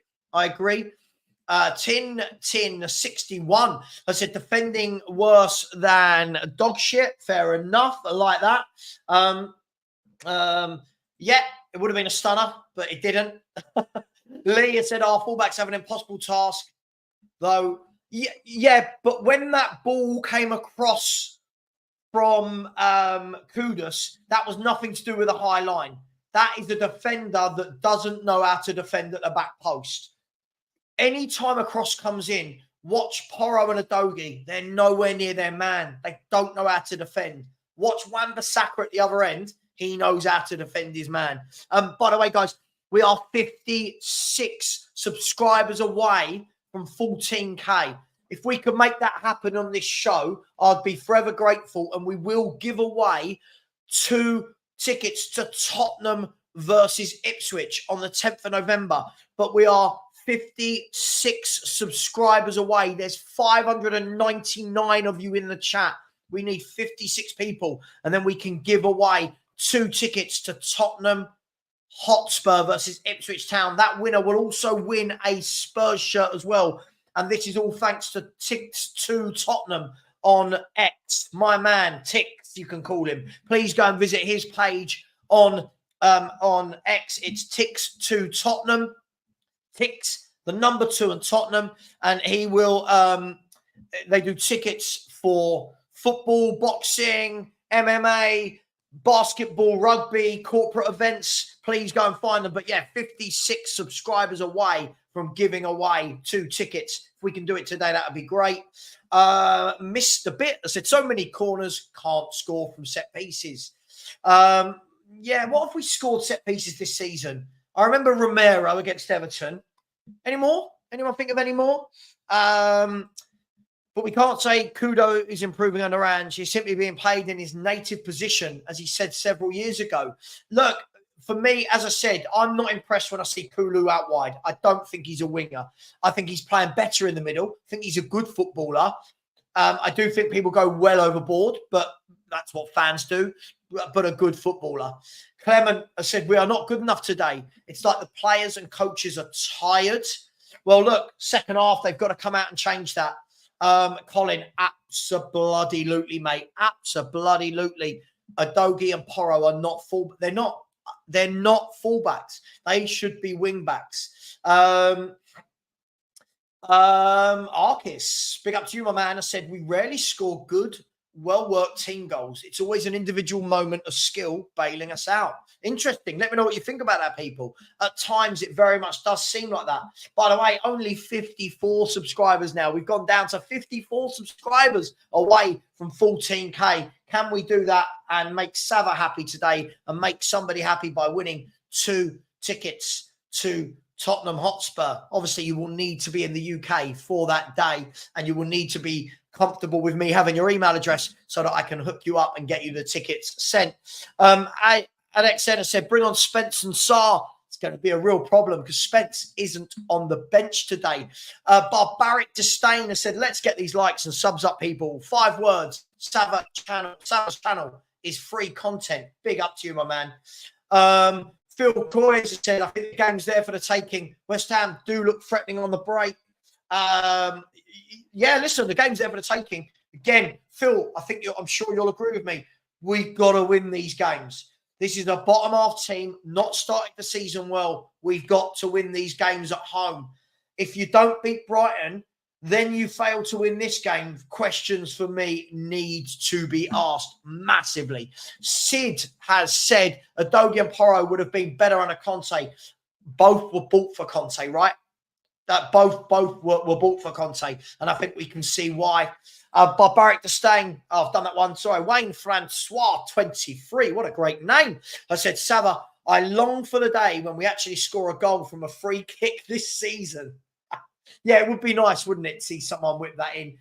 Big up to Nordic Spur, who's just become a channel member. Big up, Nordic. Hope you're well. Hope you're enjoying the London derby. Nordic, tell these people to subscribe, will you? So we can give away these tickets finally. 54 to go. But big up to you for becoming a member. Really appreciate it. Where are we? Colin has said, where's Ahmed? Yeah, this is what I mean. These people, they talk a good game. You ask them to come on, have that debate, have the chat. They disappear. He'll be back when we score. When we go 2-1 up, he'll be back. That's what they do. Where are we? Lena has said, I'm not saying the team's performance has been good first half. Absolutely no clinicality in this team. Johnson looks back to his old self and Kudus is carrying us offensively. Look, I think we've huffed and we've puffed. For me, though, when teams play this low block, we've got to find a different way.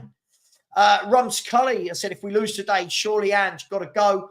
Oh, he's loved. This guy's loved by the masses, my man. He is loved. He isn't going anywhere. Don't worry about that. Kulusevski scored for Tottenham. Jellyfish Potter. Nicola said, we have to win. We simply have to win. Jackal 75 words. We might win or not. Love that. A very factual statement. Big up to you. Where are we? Oh, hang on. Loads of people are WhatsApping me, all my West Ham mates. Mohammed has said, no excuse to lose against West Ham as Liverpool beat them in the Carabao Cup. Big up, Savva. Yeah, listen, at the moment, we've not lost. We're not losing. For me, I think even a draw is unacceptable. We have to win this game. We have to win this game, or it's compounding what's been a very poor start to the season. Lemon Tang said Kulu definitely does look better in the middle, but he just scored that goal coming in from the right. Yeah, coming in, but as a winger, being able to beat a man, and for me, that's where these guys are not wide men. Tony said a huge second half coming up. Can we take 3 points, or will we capitulate again? Well, surely we can't see the same as what we saw against Brighton. Surely we're at home, come out, get the job done. I predicted 2-1. I don't see any reason why we can't change that, but it does mean keeping a clean sheet for this second half. Big up, Savva. Wasn't Spence? Yeah, Spence was bought in the Conte era as well. Miss Bunny wants to see more from Maddison. Maddison's getting it hard today. Skyfall 1, I said, Savva, spot on views and analysis again. How much longer are we going to put up with Ange and this nonsense? Look, I just want to see that he's done some work on the defence, and you can see that he's not. That's the thing. We can just see that he hasn't.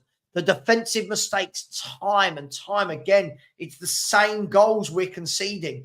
Daniel Harris, big up, Dan. Hope you're well, my man. Said I'd be very surprised if we win this. We have no control over this game.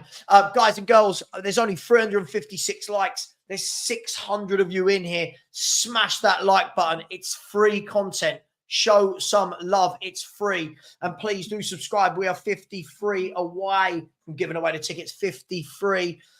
Brian has said a game of 2 quangers. This word, quangers. Ryan has said tactical change from West Ham. What do you mean, Ryan? In the second half? Chicken Tika Musala has said Spurs being bums. That's a very well thought out sentence, Chicken Tikka Mo Salah. Big up to you. Please replace, I'm guessing that's Johnson with Richie. Is that what we're saying? Blue Lion said Kudus is a quality player. Strength and dribbling reminds me a bit of Moussa Dembele. I'd love him in a Spurs shirt. I would love this guy in a Spurs shirt. He's such a good footballer.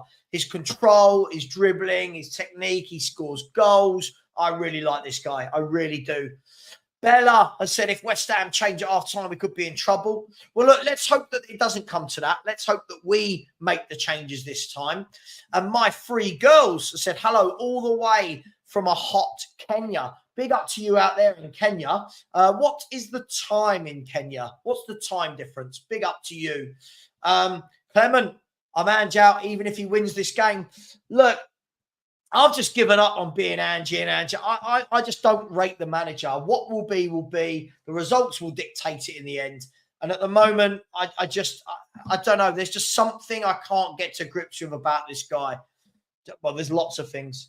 Where are we? Big up EPAC. I said, yeah, show some love. Yeah, come on, people. We should be on 500 likes. We really, really should be.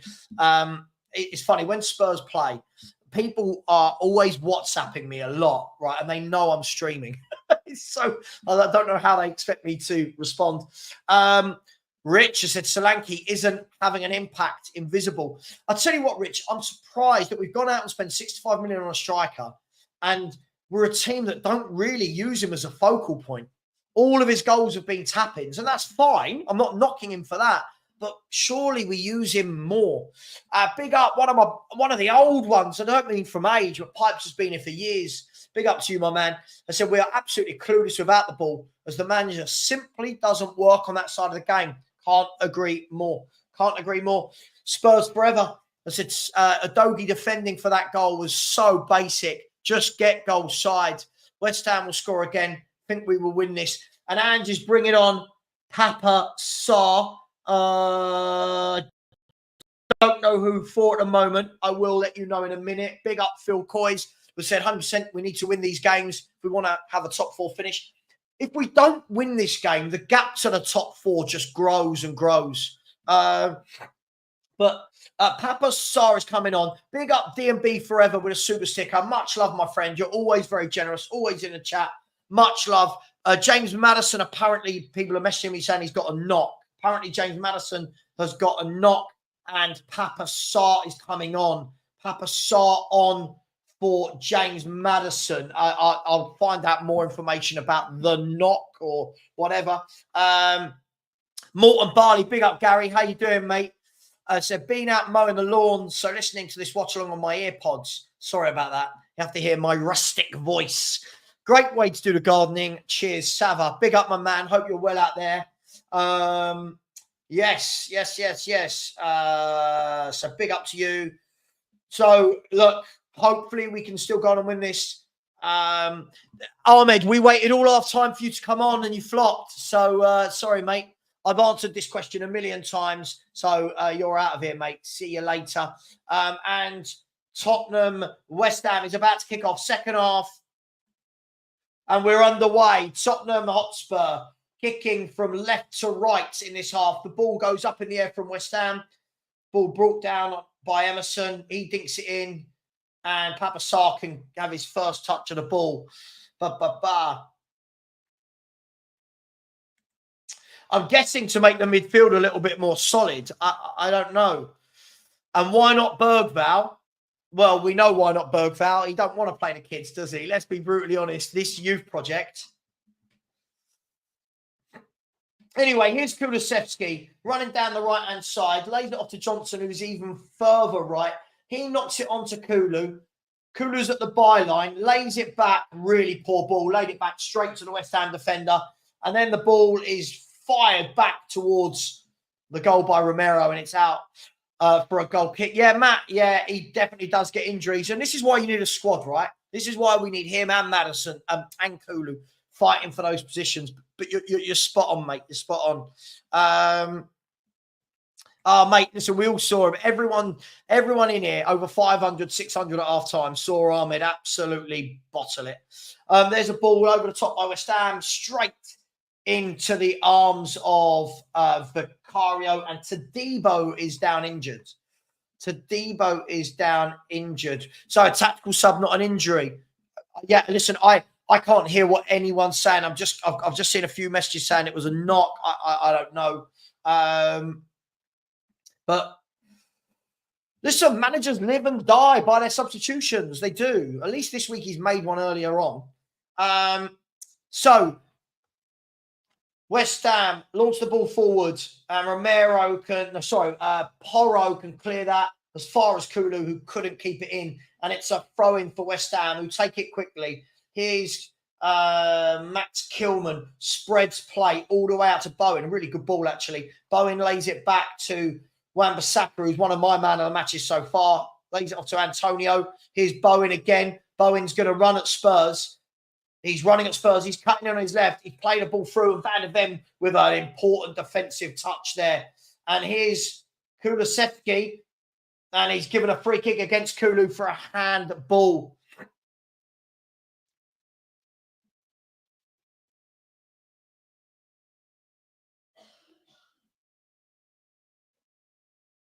So James Madison's off at half time, but apparently no injury. Listen, managers live and die by these decisions, right? They live and die by those decisions. I wouldn't have taken him off, but listen, if we go on and win the game, he's proved right. Here's a free kick from West Ham, dink to the back post, knocked down only as far as Bowen. Bowen's one-on-one with Romero. He has a snapshot, but didn't get anything on the ball. And now Tottenham break? Here's Kulu to Porro. Emerson with a good tackle, keeps the ball in that half.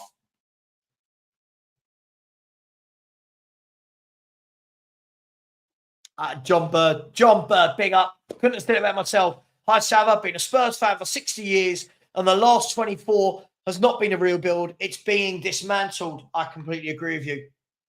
Completely agree with you, my man. Acid twin. Yeah, you've got to get a proper number 6 in your team. You've got to. I just can't believe that Ange doesn't. Well, I can, knowing what he's like. West Ham starting to see a lot of the ball now, though. Here's Jared Bowen. He's up against Van der Ven because, again, a poor ball by Bowen that time. But the problem that you're having here, I don't know if anyone's noticed this, what's happening is they're getting the ball out to Bowen a lot.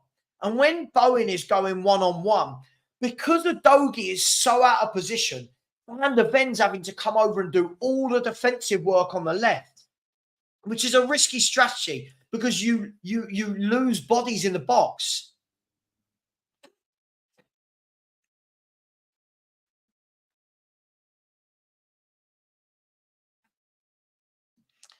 And it's a free kick. I don't know what's happened here. Oh, thank you, Dominic. Nice to hear nice things. Thank you. Should have been a commentator, shouldn't I?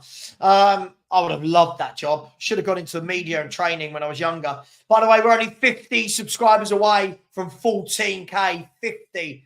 And it's a free kick to Tottenham Hotspur. I didn't see what quite happened there. Yeah, but Acid, I don't think it is a very average squad. I think the tactics are very average. I think it's better than what it's showing. It's better than the worst Premier League start for 17 years. Here's Romero. Plays the ball out wide to Son. Right, what's Son got now? On the left-hand side, does a step over, whips the ball in, hits the first man. Back to Son, who brings it down really nicely on his right foot. And then, again, the simple pass he gives away, but he's won it back. He's one-on-one with Wan-Bissaka. It's gone to Udogie. Udogie's had a snapshot, and it's hit the West Ham defender and gone up and over the goal for a corner kick.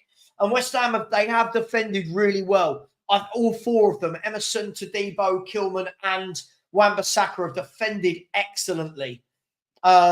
But it's a Tottenham corner. Can we score from a corner? Someone said earlier, we don't score from corners.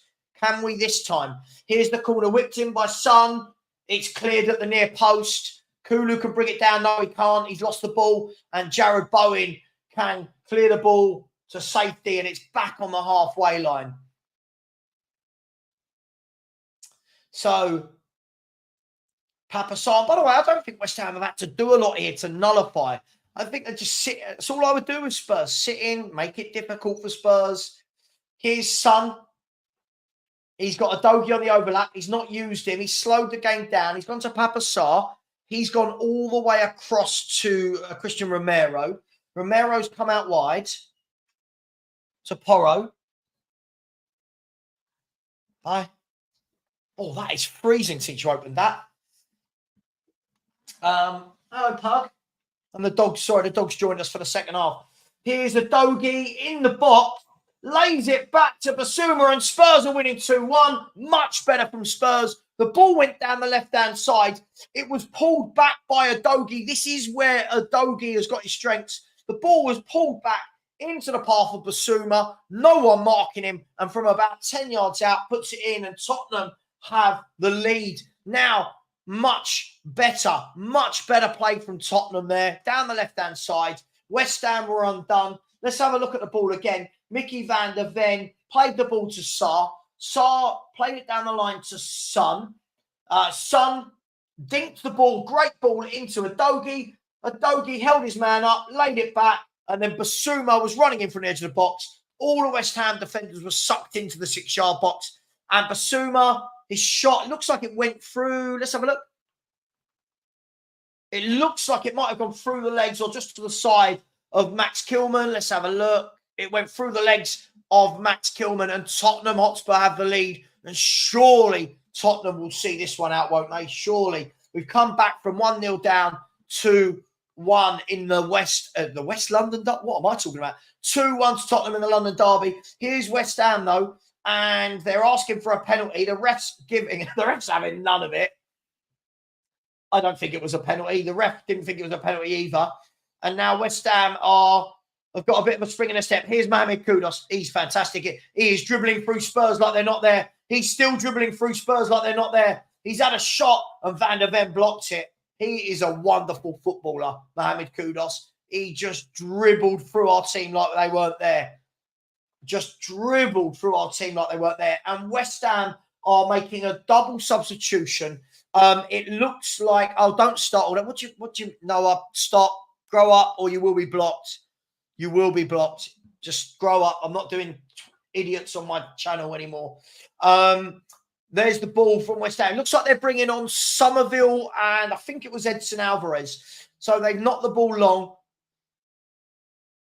They want a foul again. Not going to get it. Here's Son. He's in the middle of the park.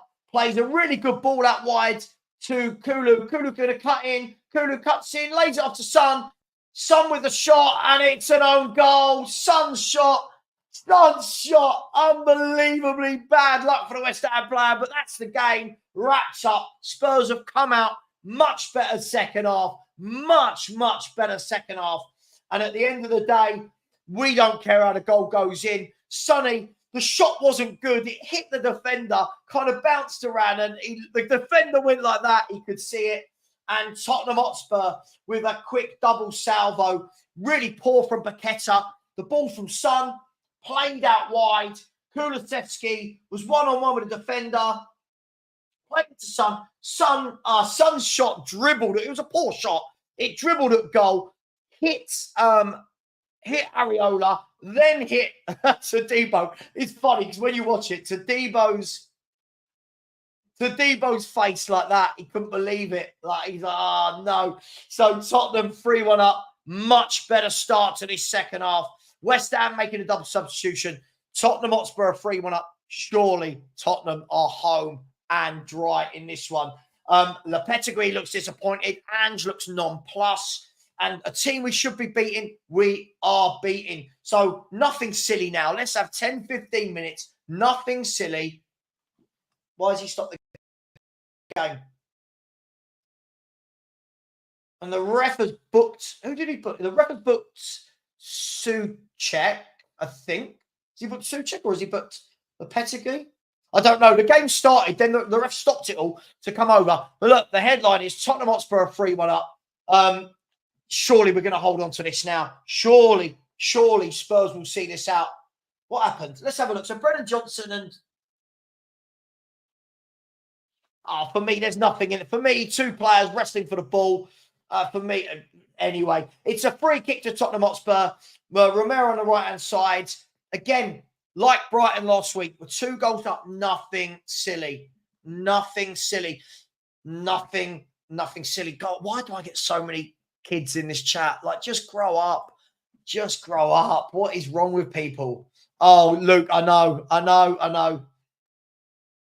Angie's mastermind. This, I said, we should be beating West Ham. They've got some good players, but we should be beating them. So nothing silly for the next 10 minutes. Here is it's a triple substitution from West Ham. It's a triple substitution. Oh, I need the heating on. It is freezing. Bear with me 1 second. Sorry. The wife opened the door so the dogs could come in. Hang on. Sorry, the game restarted. I thought they were making a triple substitution. Here's Emerson. He plays it down the line to Kudus. Kudus is one-on-one, and he gets a corner off of Basuma. Off Basuma. Noah, you have no idea. I get this all week. It's so boring. When people say, oh, I'm just winding up, it's so boring. I get it all week. So West Ham with a corner kick.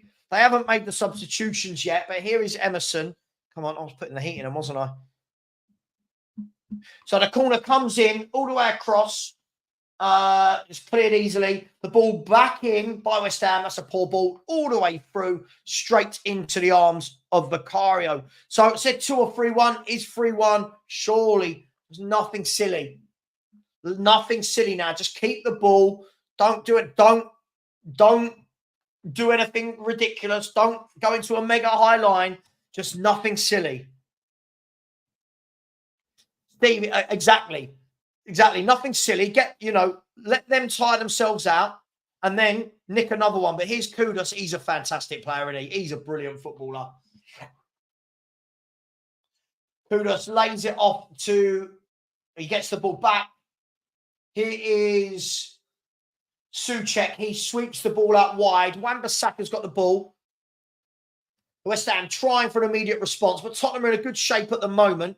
West Ham have laid it off, and that's a poor ball. Well cut out by Romero. Romero then gives the ball away. Romero does and Romero's out of position, painfully here, out of position. And this, for me, is you've seen the great and the poor of Romero in 1 minute. Tottenham, though, have a counter-attack. It's 2 Tottenham, 3 West Ham. Sonny. It's 4-1. Tottenham have blown West Ham away in the second half. 15 minutes, 3 goals. West Ham have capitulated. West Ham have done a Spurs. Sonny stepped over, low hard drive, and West Ham have capitulated. Spurs have put the afterburners on, and it is Tottenham Hotspur 4, West Ham 1. And whoever just said this, Stevie Boy, absolutely right. What we're doing, look at this. Wow. Look at this. This is why, Noah, when you were saying before about it's only a wind-up, look what I have to deal with. Yes, 4-1, Savva's crying in the mud, alcoholic. Lovely. Thank you for that. That's very nice. Thank you very, very much for that. Here we go. And Theo is back. Theo, who said in the first half he didn't rate it, saying anyone not backing Ange is not a real fan. Again, he's going to be blocked because I can't be dealing with these absolute idiots in our fan base. Tottenham should be beating West Ham. We are beating West Ham. It's been a very good second half. Ange made the change. It's worked. We've dominated this second half. We scored goals. Brilliant. Absolutely brilliant. 15 minutes. Spurs will win this game. Oh, mate. Sean, honestly, it's hard work. As a fan base, we can't score a goal and celebrate. You just get idiots like Theo, unfortunately. Anyone not backing Ange isn't a real Spurs fan. Theo's only just started supporting Spurs. Makes you laugh, doesn't it? Here's Spurs again. West Ham all over the place. And it should have been 5. Sonny, I think it was Sonny, with a first-time shot that cannoned off the post. It should have been 5. West Ham are at 6s and 7s. And if Tottenham want to, they can get more. Brilliant. Well, it wasn't a brilliant ball, actually. It was a poor ball through from Solanke. The defender blocked it. into the path of some. And the game now is so stretched, and West Ham are trying to push forward. And every time they do, they are getting caught on the break. Yes, because Tadebo's a good defender. Yes. What do you mean, but Savva, you wanted to... Sorry, are we doing that thing again when a player's not good? So in that case, then why have we got Romero? The ball's come across. Off the line. They're asking for a handball. I don't think it was. This is brilliant. They're asking for a handball. The ball came across and Udogie did that thing. You know when you might have handballed it? Let's have a look. Was it handball? It was there. I don't know. I don't think so. But he went, oh, my stomach's hurt. It didn't hit his stomach. It hit his arm. But I don't think I don't think you're going to give a penalty for that, are you? I don't think you're going to give a penalty for that. Surely Spurs can't give a penalty there. Sorry, Stab, you cry week making videos screaming Ange out. No, I don't scream Ange out. 4-1 now. Adrian, didn't I say Spurs were going to beat West Ham? Again, what is wrong with these absolute dickheads on the internet? I've not screamed Ange out all week. I've not said Ange out once all week. Watch what I'm saying. People like you don't listen. You're just an absolute dickhead. There's the corner come in, headed away by Basuma. And I almost feel better when we're counter-attacking like we have the last couple of goals. I almost feel like we look better when we do that. Oh, Noah, shut up. Shut up. Stop.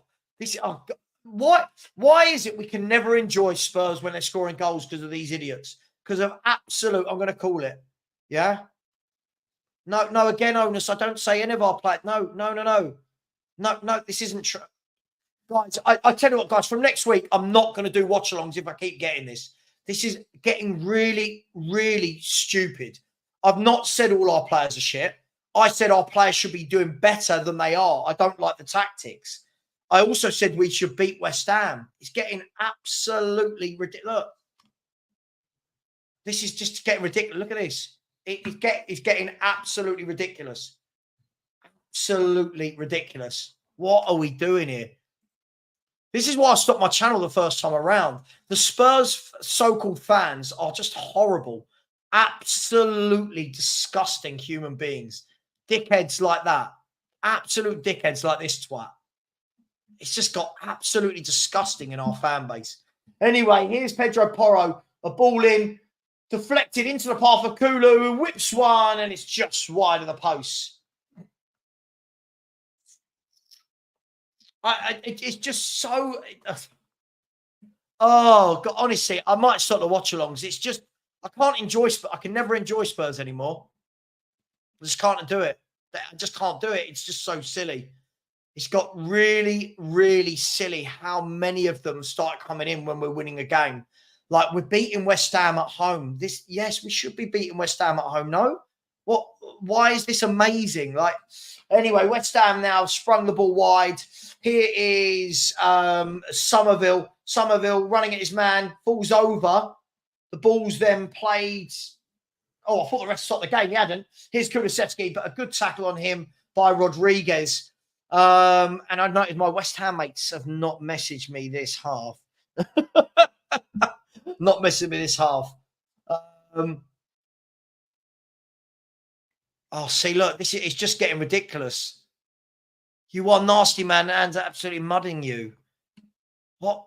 I am nasty. Yeah, okay. It's just getting too much. The comment is just too much. It's getting really, really ridiculous. What do you mean, Enigma? You do the comments as well. What do you mean you do the comments as well? Oh, wow. So, Tottenham, Brennan Johnson offside, and Tottenham are cruising now. I don't think West Ham have got the punch in them. But here is Guido Rodriguez. Kudus lays it off to Wan-Bissaka. Here is Kudus. Cuts in, has a dig, blocked by Mickey van der Ven. And now can Tottenham break? Here is Solanke, who's gone past Tadebo. Tadebo's done well, held him up. No, Solanke's won it back off him. Solanke lays it off to Brennan Johnson. He has a shot saved. And Solanke was so close to putting in the rebound. And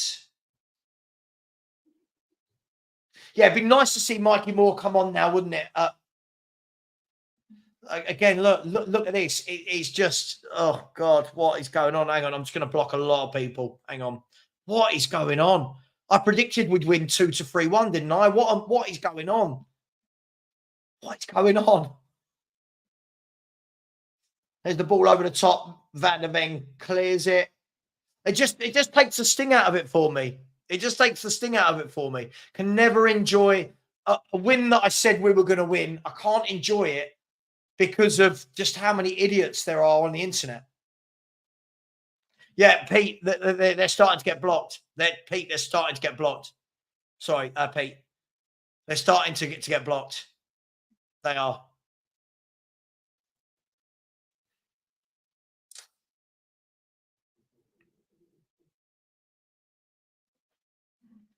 So here's Mickey van der Ven. Plays the ball down the line to Destiny Udogie. We've stretched the game much more in this half.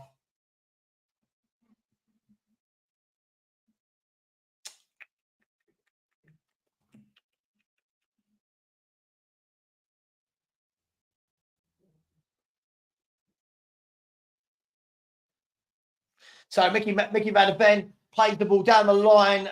Here's Udogie. He's got loads of space. He's one-on-one with, I think, Rodriguez, and then loses the ball. Should have left it earlier. Wan-Bissaka does really well. Takes out 2 Spurs players. He plays the ball down the line to Kudus. And West Ham, the intensity's gone. I think they know they've lost now. I think there's the ball in. Yeah, they've just completely capitulated here. And Spurs have got a renewed energy. Come on, let's see. It'd be nice now. Let's see Bergvall. Let's see Gray. Let's see Mikey Moore.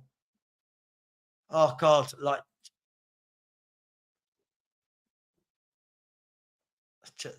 have no idea where these fucking idiots come from. I have no idea where these idiots come from. Spurs, I used to, honestly, guys, I used to love Spurs. I used to love our fan base. And unfortunately, all these dickheads that are new Spurs fans have just ruined it. Just don't enjoy it anymore. I don't enjoy Spurs like I used to because of them. Just can't. It's just ridiculous. And this is it. Right. So, Colin, thank you. For all the people that say, Savva, just block. All the people I'm blocking are just making new accounts. It's just madness. It completely taken the shine of what was a very good Spurs 20 minutes. It's completely taken the shine off it. It's absolutely ridiculous. Idiots like this guy. Sorry, Onus, you're going. Idiots like that guy. Just constant. So Timo Werner is coming on. Why is Timo Werner coming on? Timo Werner's coming on for Son. Why not Mikey Moore? Romero's getting the armbands. Why not Mikey Moore? Oh, well. No, apparently we can't.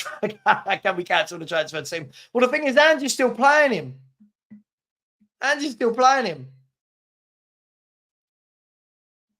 Thank you. I appreciate that. Thank you. It just gets a bit much. I wouldn't mind, but I was one of the fans at the beginning of the game saying we're going to win this game, and I'm being told by people, no, we're not. Big up, Jermaine. A level hit, an adult. Big up, Jermaine. Thank you. Oh, Lee, for sure. Yeah, for sure. They must be so frustrated. 4-1 up, surely. If you can't bring on Bergvall now, there's Porro. Oh, and he should have just whacked it across. He's looking at the grass as to say what happened. It's funny, 4-1 up, and you think, okay, you bought Bergvall, you bought Gray, you got Mikey Moore. Surely get them on now. He doesn't want them, does he?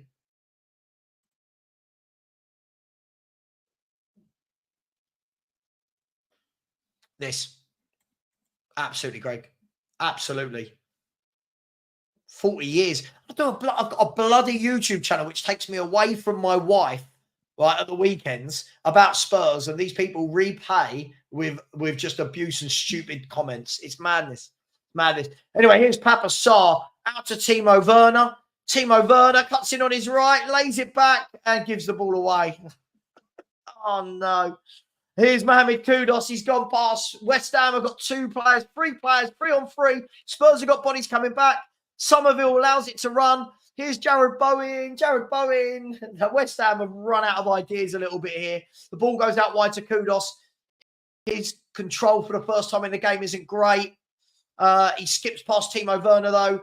He has a shot. Low shot. I thought, oh, he made a meal of that, Vicario, for me. But it's gone out wide to Somerville. Somerville pulls it back and he gives the ball away. And Brennan Johnson can try and run it out. And Brennan Johnson falls over and gives the ball away. And here's West Ham. It's livened up in the last 60 seconds. We'll attack, you attack. Oh, John, I would love it. John, I would love it. I would love it. There's a cross comes in. I can't see what happened. The sun went on the screen and it's a Tottenham goal kick. They're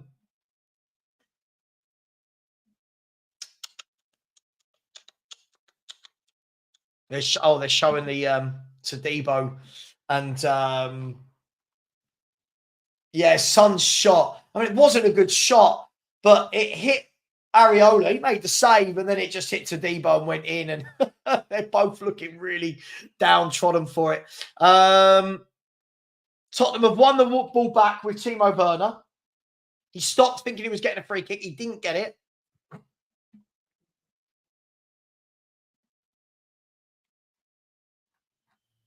And here's Kudus again.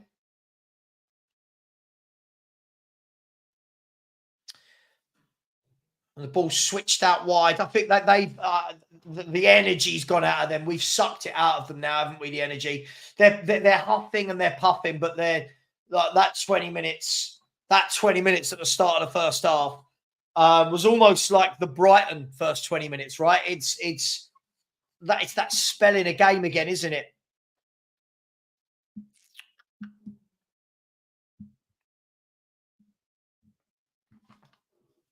So the corner kick's going to come in. Spurs are going to cruise to victory here, or we should anyway. The cross cleared nice and easily. Here's Kulusevski. No, he couldn't quite get there. And Crescencio Somerville won the ball. Here is Todibo to... Couldn't see who that was. Here's Max Kilman on the ball. Yeah, West Ham, they had some ideas, but I think the fourth goal, I think, completely took the sting out of the game. The fourth goal did. Here is Aaron Wan-Bissaka, but again, I think the West Ham manager's going to be under a bit of pressure, isn't he? You know, he's taken a few hidings. There's the ball out wide to Emerson.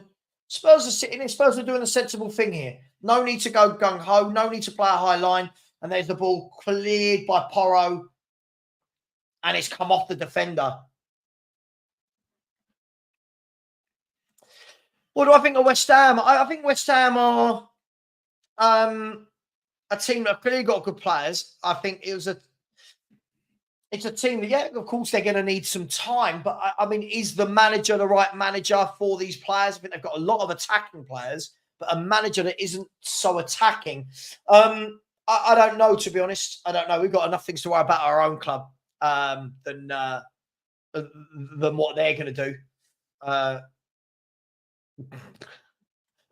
Yeah, who knows? Oh, Jukebox Jury and Paul Walsh. Yeah, Paul Walsh. What a footballer Paul Walsh was, by the way.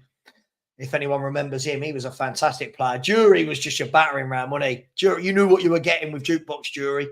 Proper hard Scottish bloke. He was, yeah, liked Gordon Jury. Those were the days. Big up to NTK94. He said, Savva, block and ignore them. They're not worth it. And I appreciate you. I really do. Spurs play another through ball. This time a really good tackle. I'll come back to this 1 second. Another good tackle for Kilman. It's broken to Kulusevski. He lays it off to Porro. Porro whips across deep to the back post. Timo Werner with a header, and he's headed it. It was neither really a shot or a cross back. Sorry if you can hear the dog. Oi! No. And West Ham cleared the ball this time. Here's Bowen. Romero again lost his man. Yeah, that's where Romero worries me. But here's Kudus. Nothing silly, Spurs. Just get the bodies back. Nothing silly. Here's Jared Bowen. To be fair to them, they're still huffing and puffing. But big up NTK. Really appreciate the super chat. Thank you. It's nice to get a bit of love sometimes. Here's Kudus running at West Ham, running at Spurs. But 3 bodies crowded him out. And Spurs can come away with the ball.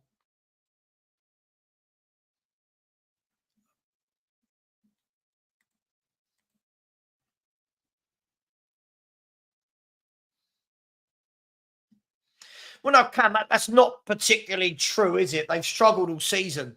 This is a team that I think they've won. They won 1 game in 5 coming into this, 1 game in 6. So again, this is why we start talking about Ange Ball. All right, but for me, they struggled.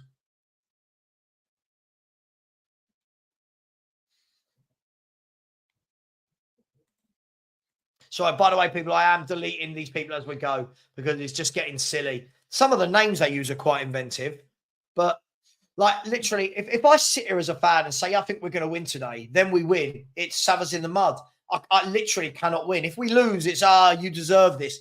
I'm just getting a little bit fed up of doing these watch-alongs, if I'm brutally honest. There's too many dickheads everywhere. So throw into Tottenham. There's 13 minutes to go. Really good win. I'm just really frustrated with our fan base. Really frustrated. Yeah, Sandra was blocked immediately. And these names they come out with, it's just madness. Yeah, you're absolutely spot on it. You're absolutely spot on. I thought they were brilliant central midfield in the first half, and they've just completely run out of legs. So I like this. Now, this is better, right? This is better. That since we got the 4th, there's no need for us to go crazy, and we've not. Yeah, we're trying to break, but we're not. Adventure Camel, I don't know, mate. I don't know. Said we'd win this game. We should be winning this game. This is a bottom half team at home. That's what we win. Where were these fans when we lost to Brighton? Where were these fans when we lost to Newcastle and lost to Arsenal? Got played off. You know, where were they? That's what makes me laugh. We should be winning these games. Hello, mate. Hello, mate. Good boy. Good boy. Yeah, this is baffling to me. This is truly baffling. Like, why did he buy the youngsters? What are we doing here? 4-1 up at home, and we're not seeing... I mean, he might give them 5 minutes, but what's that really going to do? Really strange. The sunlight in the Spurs penalty box. And, yeah, West Ham I think the body language of the West Ham players now, they know that they got sucker punched with that 20 minutes. And Tottenham now, the next 2 subs coming on are Richarlison and Bentancur. And this is what a lot of us talked about when we talk about Project Youth. When all the players are fit, Spurs have a fully fit squad now. Will the youngsters play? The answer is no. The youngsters said the answer is no. It's a real shame. I mean, what? You don't need to bring Bentancur on here. You don't need to. We're 4-1 up. 4-1 up. Can't you bring on Gray in midfield or Bergvall in midfield? Yeah, I think it just takes it away from... Again, is it a youth project? We keep being told it is. But again, Richarlison's coming on instead of Mikey Moore. Bentancur's coming on instead of Bergvall. It just doesn't seem right. It's fine. But then we've got to stop calling it a youth project. When we lose games, we've got to stop saying this young team. This isn't a young team, is it? Bentancur, Richarlison, these are not young players. Maddison's not young. Solanke's not young. Son's not young. Romero's not young. Do you know what I mean? Vicario's not young. This isn't a young team.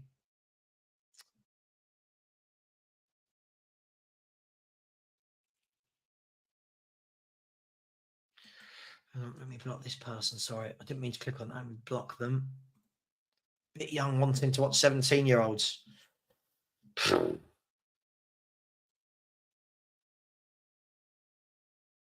So, Spence isn't on the bench, by the way. Spence isn't on the bench. So, Bentancur's coming on. Yeah, could that 10 minutes have not have gone to Archie Gray? Central midfield, in his position, 4-1 up, comfortable. Could that not have But we're 4-1 up. What do you mean we need a win? We've won. What do you mean? What do you mean we're 4-1 up? Surely you can put the youngsters on. Come on, surely. Or even one of them, Moore or Bergfowl or Gray. It's been a very good second half. It's been a very good second half. As I said, I keep saying Spurs were a 45-minute team. We always have one really good half. And this second half, we came out and we put it to the sword. And West Ham have got no answer to it. And it's been a very good second half. Credit where it's due. Didn't start well, but we finished well. And that's what counts. Which is the opposite to last week. And this is what I mean. You never know what you're going to get from Tottenham. Never know. Last week, complete opposite to this week. I just don't know what we're going to get.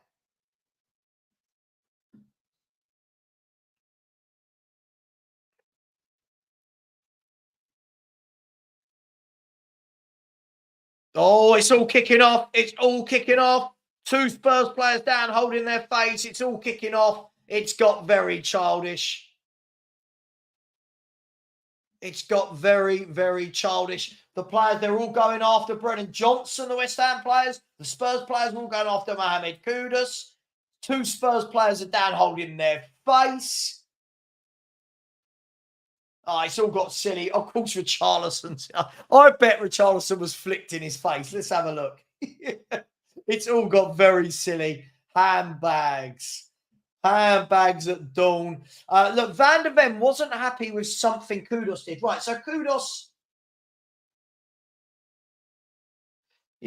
went in a bit overzealous for me, but then Van der Ven raised both hands, pushed him. Kudus then pushed him in the face. I mean, Van der Ven's gone down like he's been shot. Richarlison's gone down like he's been shot. Kudus shouldn't have done what he did. Jeez, I mean, it's all something about nothing, isn't it? I mean, what is wrong with these people? Christian James, Savva, you can't complain about being called out. When I said we were going to win this game. Yes, I can. And you are crying, saying, I'm not crying. I'm just asking. Christopher, most fans keep telling me it's a youth project. Okay, if it's a youth project, why don't we bring on the kids? You're 4-1 up. When are they going to get? Why aren't they coming on? I'm not crying. You've got to grow up a little bit, mate. Oh. I still haven't seen properly what happened to Richarlison. Richarlison cracked me up.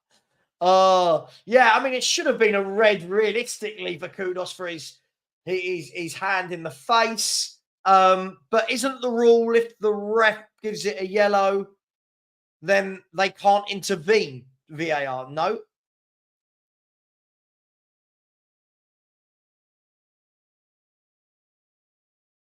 He's going to go here. I think he's going to go. There's VAR in the second one. I think he's going to go here. I think he's going to go and he's going to really sum up. What's a shrew?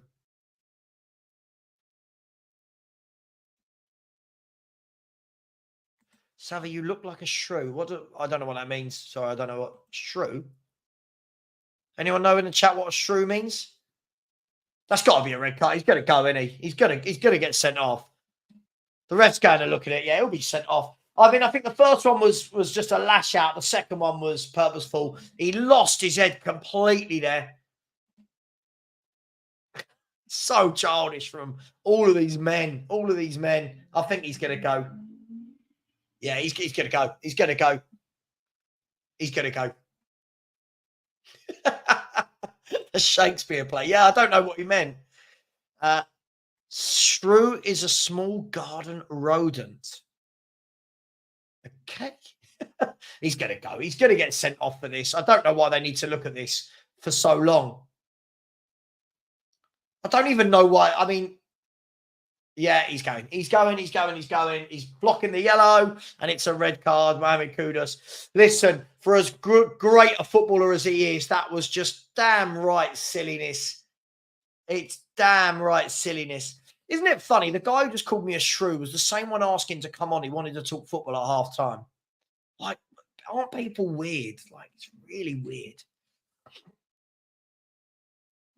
Oh, Richie loves going over, doesn't he? Richie loves it. But yeah, West Ham down to 10 men. And I think that's kind of summed up their second half. Yeah, Lopetegui's going to have some very awkward thingies.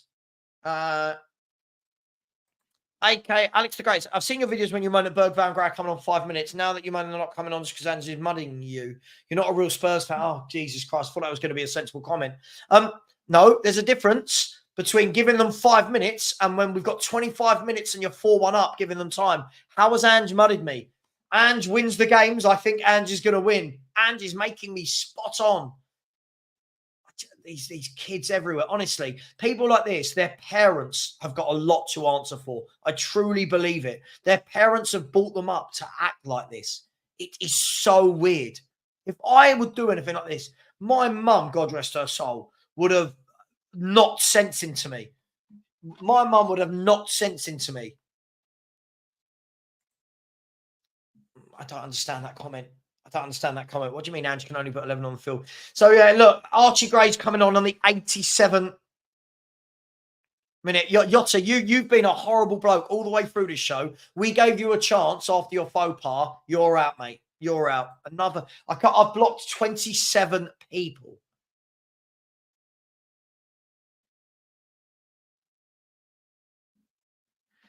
Oh, God. So here's Aaron Wan-Bissaka. He's running at Spurs, but he's got 3 men on him. He's still going, but he's not going to beat Van der Ven for pace. He plays it back. So the game, I do. Some of these people, I truly do blame their parents. I truly do. Look how the world has become. If my son or daughter was sitting online doing this, I am, get here, sort it out. The game's kind of fizzled out now. It's completely fizzled out as a spectacle. Spurs, that 20 minutes, we killed them off. West Ham, they look dead in the water. We've done the sensible thing and killed it off. Oh, Daryl, that's just in this stream, mate. I've just checked. It's madness. I don't know. To be fair, that person was just saying silly things, but not ridiculous things. It's just absolutely madness. Just want to be able to turn around and go, what a good win. What a good second half. Can't do it. Can't do it with this fan base. Everything is all or nothing. And just mudded you. What? Because we beat West Ham at home. We should be beating West Ham at home. These are the games we win. West Ham are in the bottom half. These are the games we win. Last week against Brighton, what happens? Again, it's the inconsistency from Tottenham Hotspur. It doesn't surprise me. Doesn't surprise me at all.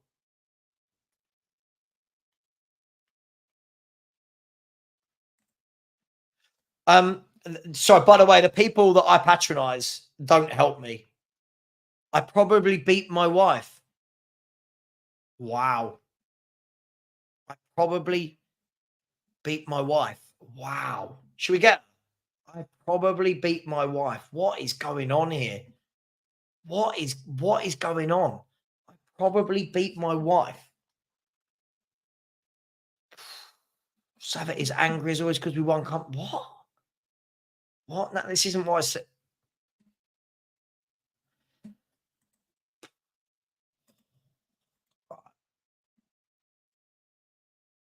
Oh, God, mate, honestly, it's just hard work. It's so much hard work.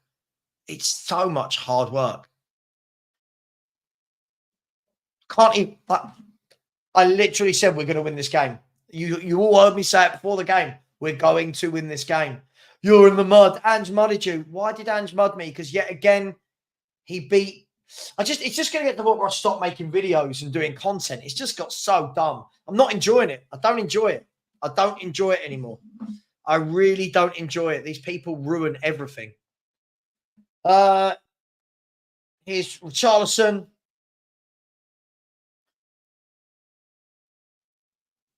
Just Alan Sugar. Alan Sugar's in the chat.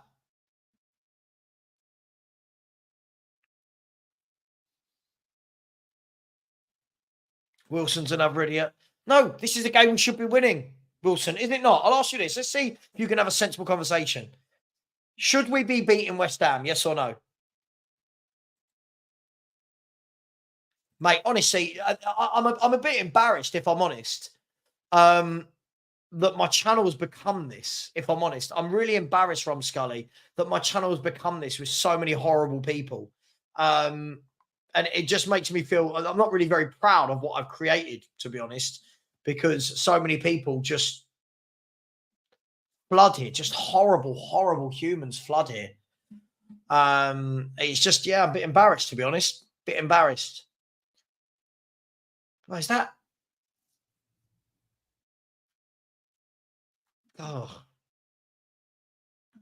Acid, you can't just get a producer, mate. I don't know why I can't just get a producer.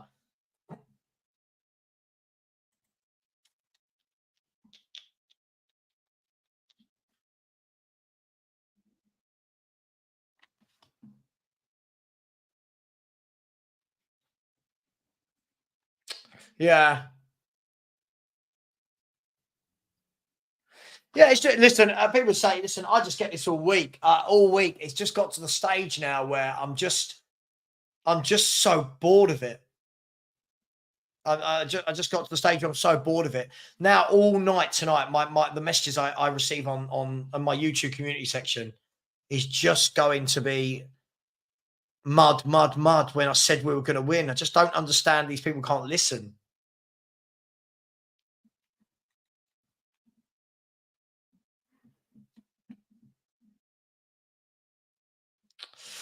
Yeah. MC Kelsey, yeah, your team, you fell apart second half, haven't you, mate? You did the Spurs last week. No, sorry, mate. No, I'm not having that acid twin. No. We should be drawing West Ham. Overall, our squad is awful. No. I'm sorry. We should be beating West Ham at home. No. That can't do that. Can't do that. No. Sorry. This squad isn't overall awful. No. No. Oh, right. So we're coming into the last. Oh, there's 7 minutes. I thought you put up 4 originally. I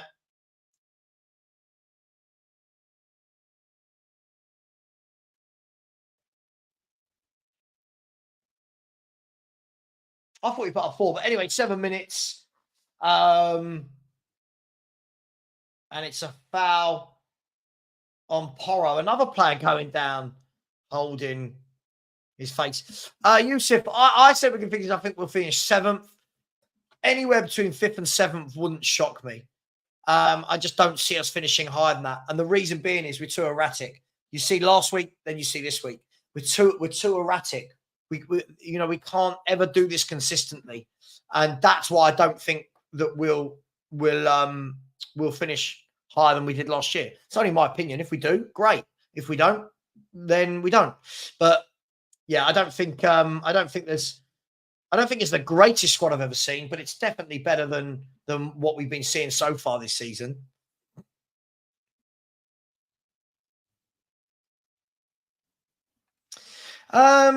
Nothing's wrong with it. So I saw that there's nothing wrong with being an Aussie and being an Ange fan, but it's the number of Australian Ange fans that come and tell me about the club I've supported for 40 years. That's where it gets frustrating. Yeah, and what I've noticed is most fans, Cam, like yourself, I've never seen you have to critique a Spurs performance. I've never seen you critique anything Ange does. That's where it gets silly. For me, only for me. Yeah, you're right. No, you're right. Yeah, you're right. I know. It's mad, isn't it?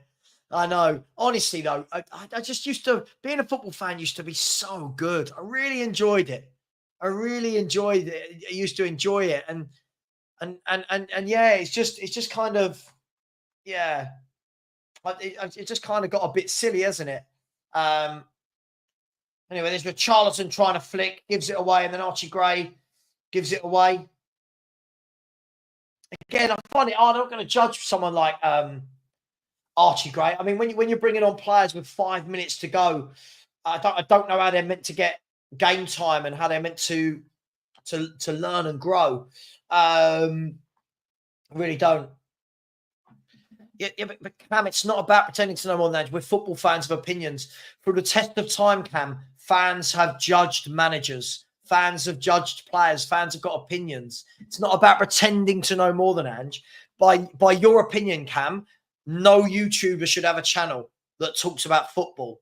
Do you know what I mean? Like it's not that. By your measure, no manager would ever get sacked. It just get the sack. It doesn't make sense. So here's Spurs with a free kick. The last 20 seconds or so. The ball whipped in by Porro, flicked header on by Brennan Johnson, gone wide. Again, Brennan Johnson, not one of his better games. But listen, I think the second half, that 20 minutes time slot killed them, didn't it? It killed them in their tracks. Well, not really. Not really. Maddison's got the most goal contribution for us this season in the Premier League. So not really, Matt. I think we're again, what you're doing is taking one game where he's subbed off and changed the narrative. But the game has finished. The game has finished. It is Tottenham 4, West Ham 1. Tottenham run out very comfortable winners in the end. And again, we said at half time, yeah, don't come out and do what we did last week. Come out, be professional. And we did. We sped it up. We were much better. Big up and happy birthday to your daughter. Big up to you, Super Spinky. Happy birthday to your daughter. And if she's a Spurs fan, she's got to win. And if not, hope you spoil her. I'm sure you will. Sky for one, I said, usual formula. We win. And so, of course, that means to a certain section of the fan base that we're going to get top 4 and win all the cups. Look, I don't think top 4. Listen, for me, I think the top 3 are gone from everyone else, right? I do. I think the top 3 will be in whatever order: Man City, Arsenal, Chelsea, Liverpool. For me, 4th down to 8th, who can put the run together? Who can get the most consistent form? Can it be Spurs? Yes. Will it be Spurs? I don't know. Once we get the consistency, we'll see. Again, Cam, we can't just say that. We won't definitely win a trophy if they stick with Ange. It's comments like that why people get frustrated. But big up Adventure Cam. Well, listen, I try my best, my man. It just gets frustrating. It just gets really frustrating, especially in a game where I said we'll win. If I sit here and say West Ham are going to batter us today, then I turn around and I go, yeah, I got it completely wrong. But I didn't get it wrong. I said we beat West Ham. These are the games we win. Fully expect us to win. Big up free the right side. I said 4-1 up with half an hour to go. Half an hour to play, and no more. And Gray comes on with 2 minutes left.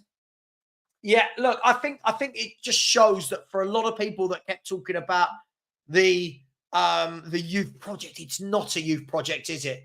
It's not. But look, that puts Tottenham into 6th. Yes, everybody else around us has to play, but it puts us into 6th. And it keeps us in touch. It keeps us now. They've got a game in hand, but 1 point behind Chelsea and Villa and 4 points behind Arsenal. But I mean, Arsenal for me are a much better team than us anyway. I think they'll be gone. For me, we've got to keep in touch with Chelsea and with Villa. That does that today. And then Chelsea are playing. When are Chelsea and Villa playing? Maybe one of them today, one of them tomorrow. But yeah, this is what I always ask. How do we know? I'd love to sit here and say, yeah, we'll definitely win. I thought we'd definitely win something under Poch. I thought we'd definitely win something under Redknapp. It didn't happen. So never say definitely. What I mean on current form, Kulusevski starts. So in other tests away, can we play Madazan Kulu? Well, that's a question for another day. But look, at the end of the day, he keeps... Maddison keeps getting numbers and we still don't rate him, right? Big up. Thanks, James. That's very nice. I don't often hear nice things, so thank you very much for that. Thank you, Rich. Really appreciate that. I'm not going anywhere yet. What's the time? We're going till the 3 o'clock start. Big up one of my favourites, Nick. Nick, you're someone, you've spent 48 hours with me, been to awards do with me, seen how generous I am, seen what a person I am. Apparently, I beat my wife and I'm a horrible person. Big up to you, my man. Hope you're well. Sorry, you've asked this a few times. My thoughts on Solanke. I think Solanke, I don't think we utilise him as much as we could. He showed some nice touches, also some bad touches. It almost feels like he's playing more of a 10 than a striker. He's been okay. Nothing that sets the heart racing. I don't think he's become integral yet, but he's done okay. I don't know. Everyone in the chat, you answer. Wilson T, come on, let's get all the negative out of the way and get on to enjoy the week. Again, I don't understand this guy. This guy's always in my chat saying silly things. Chelsea are getting slaughtered. Chelsea have got Liverpool. Well, we need Liverpool to win that, don't we? Because we've got to stay in touch, or we've got to be in and around the Chelseas and the Villas. James Hunter said, I don't think I've seen a worse player than Werner at White Hart Lane. Yeah. Still want to get rid of Ange and he's out of his depth. Maybe he should try to win an FA Cup or League Cup. Look, as I said, I've stopped saying Ange in or Ange out. For me, I don't rate him particularly as a manager. I think he's a flat track bully. Today is the games I expect to win. We'll see. I want to see us beat the better teams. Then I'll start believing. But at the moment, I've not seen it. Scott said, Nick has no problem mocking people's wives himself, though. Oh, hang on. Oh, sorry. I thought that was going to be banter. Right. Okay. Hang on. Guys, girls in the chat. None of that. Come on. Scott, come on, mate. Please, if that is serious, please, can we stop with that? I don't want this channel to become that. Oh my gosh, what is going on with the internet? Big up Bobby Andrews. How you doing, bro? Said, all right, Sav, thought I would jump on to vent about Timo. I actually feel sorry for him. He's that bad. Why play him? Not good enough and won't be here next year. You bring more on to progress, surely. Look, I think it's an interesting one, right? I think it's an interesting one. You've got to weigh up. You've got the guy who's on loan for a year that doesn't do anything versus the guy that everyone's talking about being generational, who's not getting minutes. Look, it's a conundrum for people better than me. Ed M has said Solanke was quiet today. By the way, guys and girls, as I said, I am trying to give away tickets for Tottenham. Maybe that's where I'm going wrong. We are 38 subscribers away. 38 from 14K. When we hit 14K, we will do a draw for Tottenham v Ipswich. 2 tickets for free for you and a Spurs shirt. For such a horrible human, I'm giving you 2 tickets and a Spurs shirt with whichever name and number you want. 38 subs, and then we'll do the draw. Let me just see 1 second. Hang on. Is it I haven't done this for ages. The StreamYard giveaway.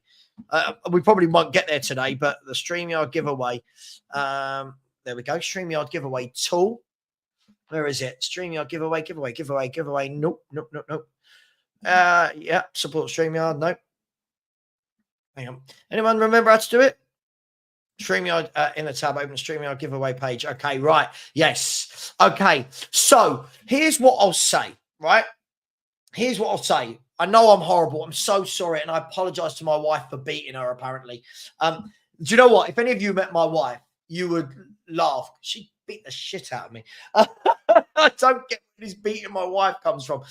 Guys and girls, 36 now. 36 subscribers. I will give away 2 tickets to Tottenham versus Ipswich. Scott M, Nick, please stop it in the chat, please. Guys, girls, stop. I like both of you. Please stop this. Please. 34 subscribers, we give away Tottenham versus Ipswich tickets.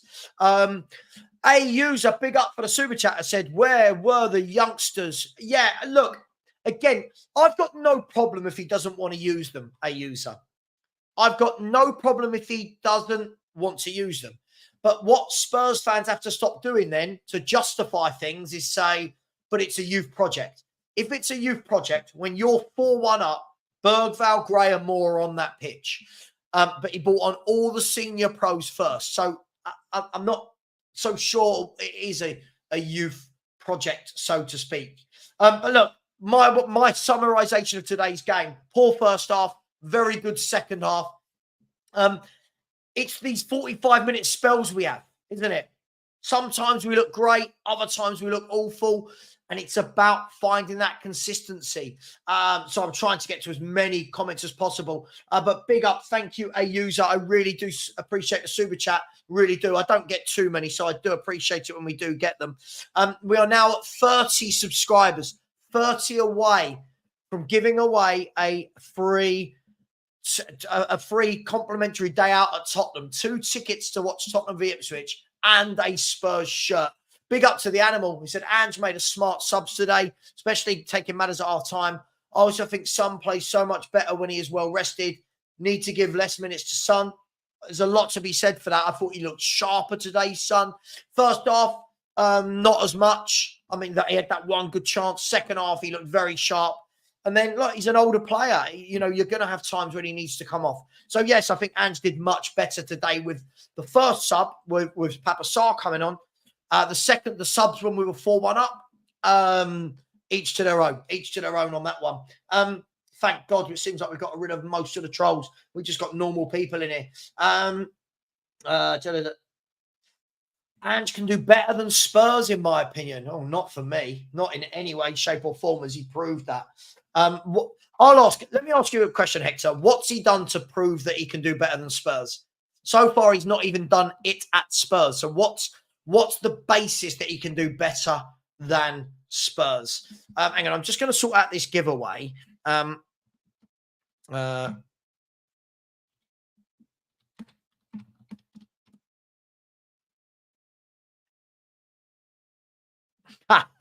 Right.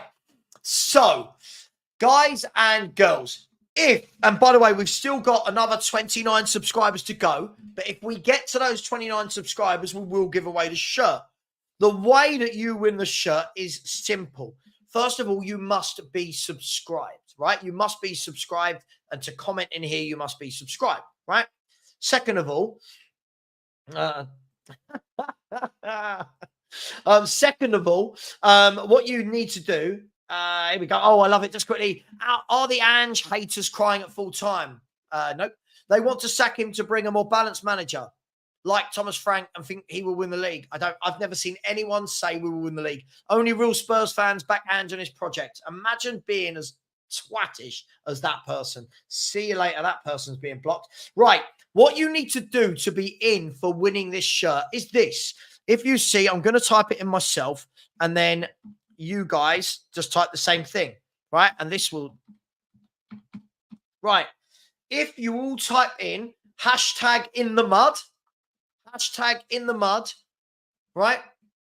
Hashtag in the mud. You will see it. My last comment, hashtag in the mud, gives you a chance to win a shirt.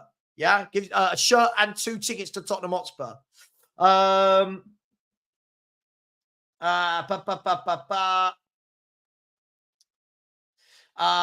are we? Oh, Wilson, 6 out of 7 1. Yes, he wins the easy games. Yes, he does, of course.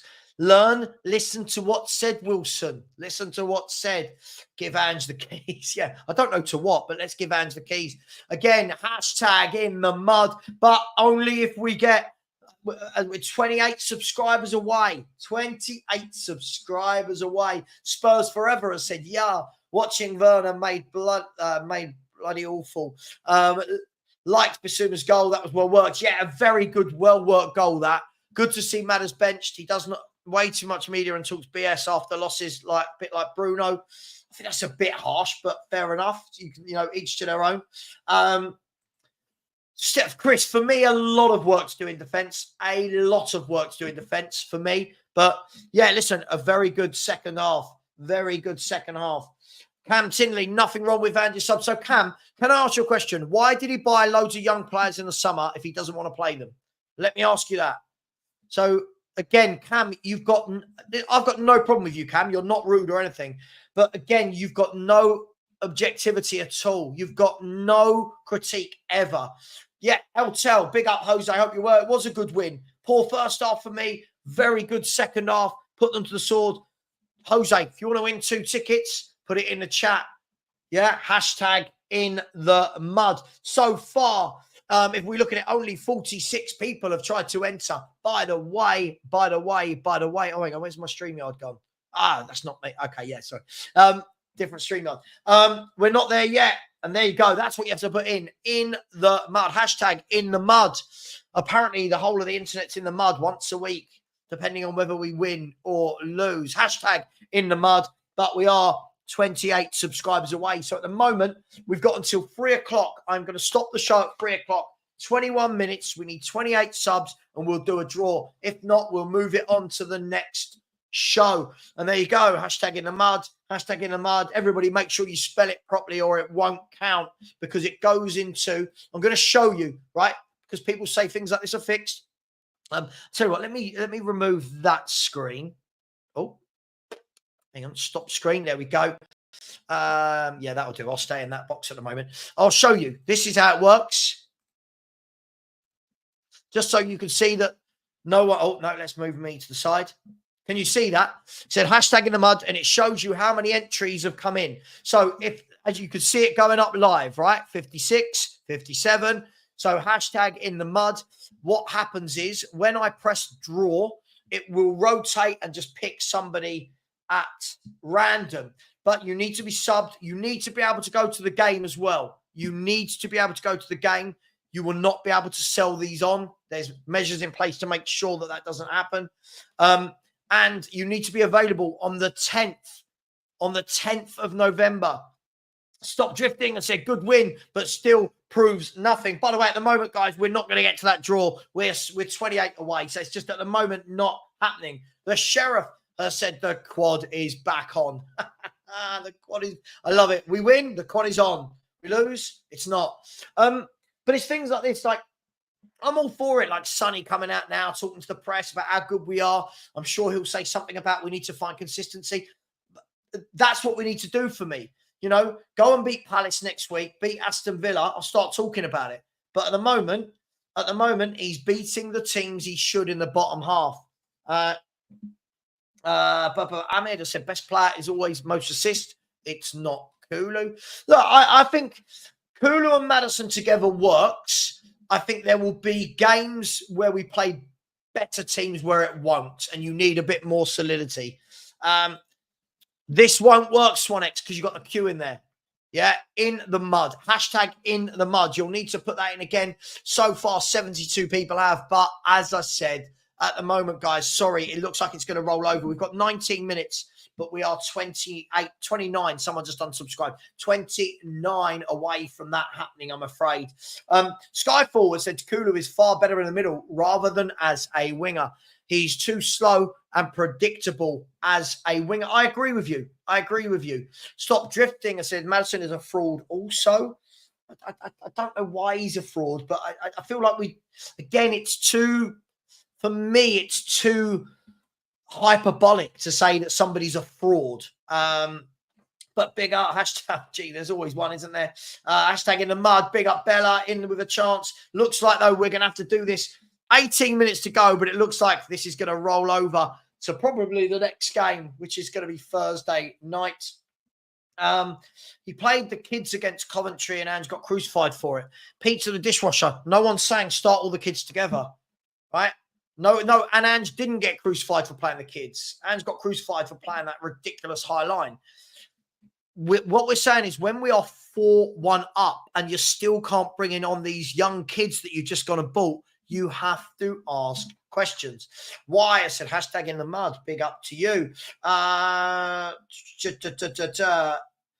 Still cleaning that mud off my shit. Colin has said, good to see us get a result against that lot as they robbed us in both games last season. Well, listen, these are the games we should be winning, and we did win today.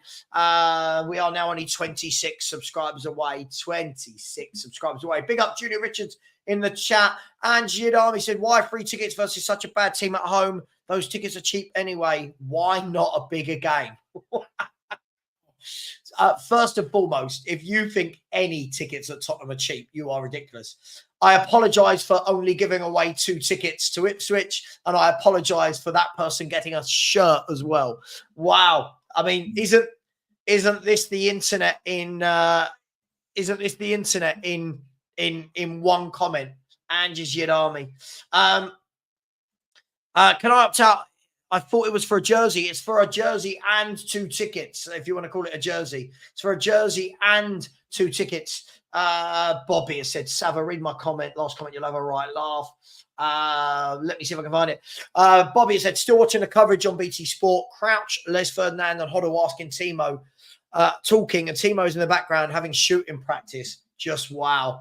Oh, mate, I just can't believe between them, whoever it was, whether it was Ange, Lang, Levy, whoever, the fact that they brought him back, just madness, mate. Absolutely madness. Big up Patrick McCorry said, hashtag in the mud, in the mud, in the mud, in the mud. Tekken said, I hope they are son about his fairy.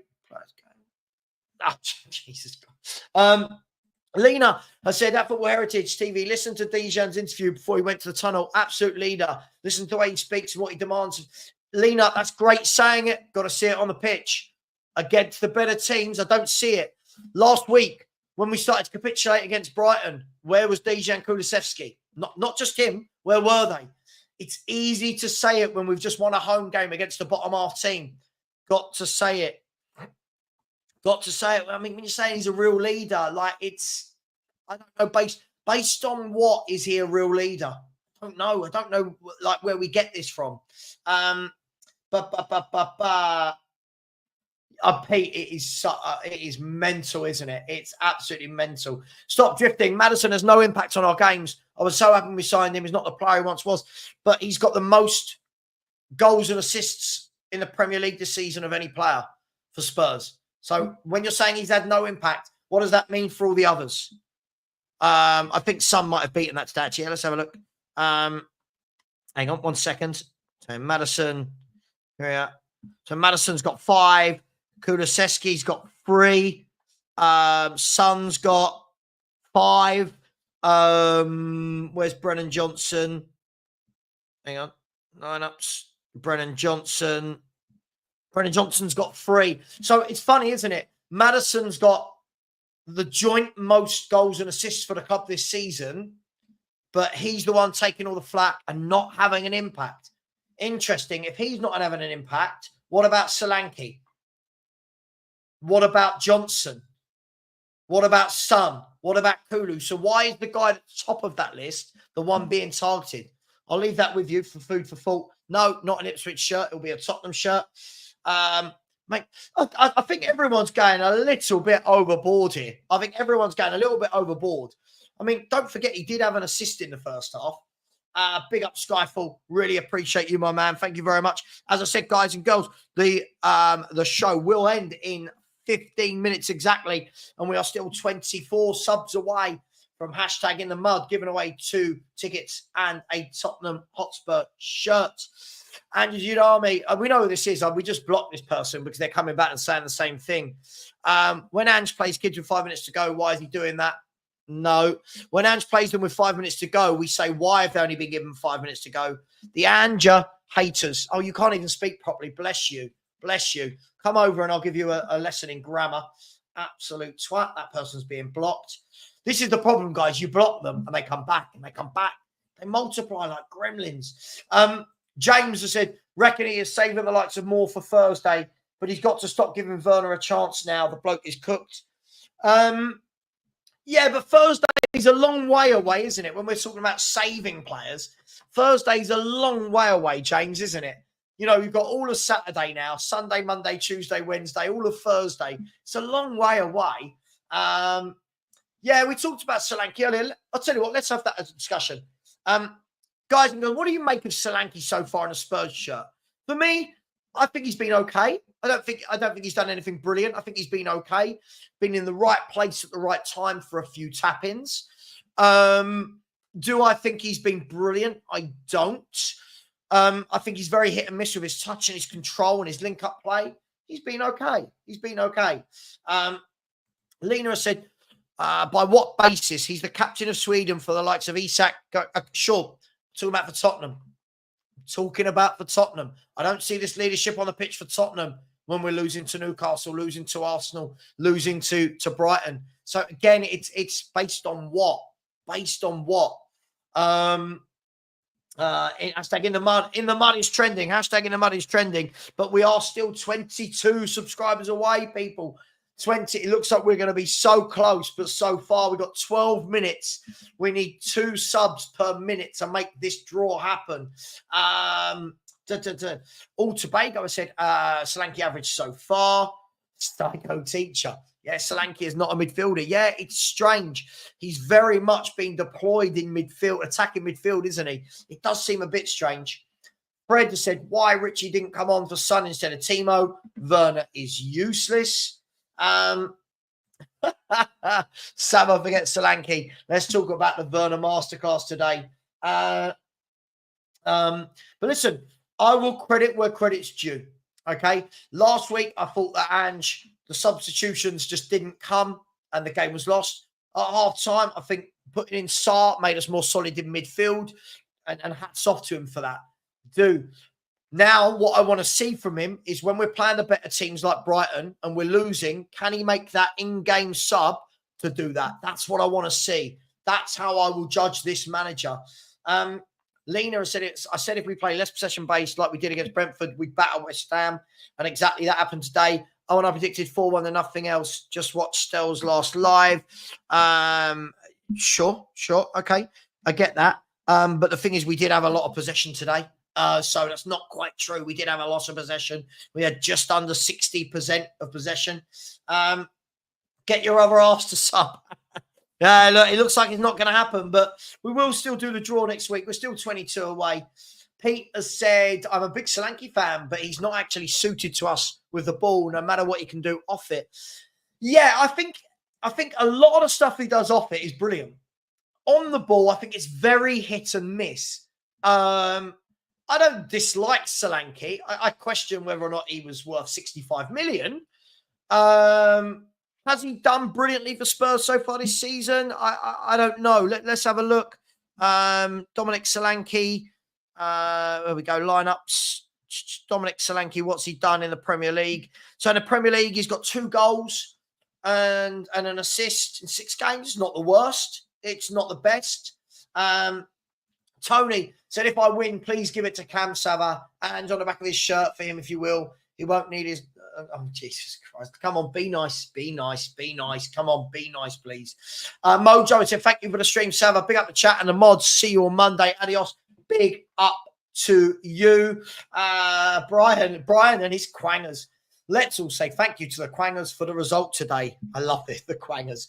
And we're now 20. We're only 20 subscribers away in 9 minutes. 20 subscribers to give away the shirts. 20 to the shirt and the 2 tickets. And hashtag in the mud. Only 95 people. Only 95 people want to be considered for it, which is madness. Manning has said Solanke is a solid player. Yeah, I don't feel anything. I don't think he's great. I think he's okay. I'm sure he'll grow into it. To be fair, we don't create a lot for him. But then again, he's not really ever up front. Sav, have you done a bet today? I did Tottenham, both teams to score. Cardiff, Bilbao, all up. Then Brentford, Burnley and Motherwell. £20, 3,700. Wow, that's a great bet. Savva's bet today. Would you like to hear it? Savva's bet today is this. Middlesbrough at home. Burnley away at Sheffield Wednesday. Bolton to beat Burton. Huddersfield to beat Bristol Rovers. Crewe to beat Salford. And Celtic to beat Aberdeen. Someone always lets you down. And that pays back £1,000 off a tenner. So it's not bad. It's not a bad little bet, that. Matthew Walker said, and Ange plays the youngsters. Perfect time with 20 to 25 left.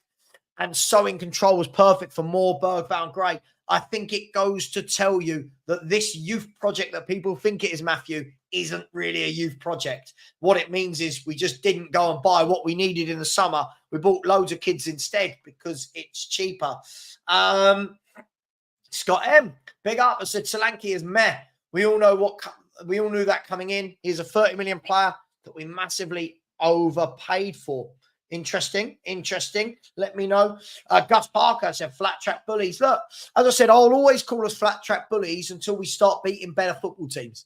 Listen, it's fine. I'm not saying you have to win all of them, but some of them would be nice. So far this season, the team in 3rd beat us. Right? The team in 7th beat us and the team in 8th beat us. let's see the games we've won. We've beaten 11th place, 13th, 14th, and 16th.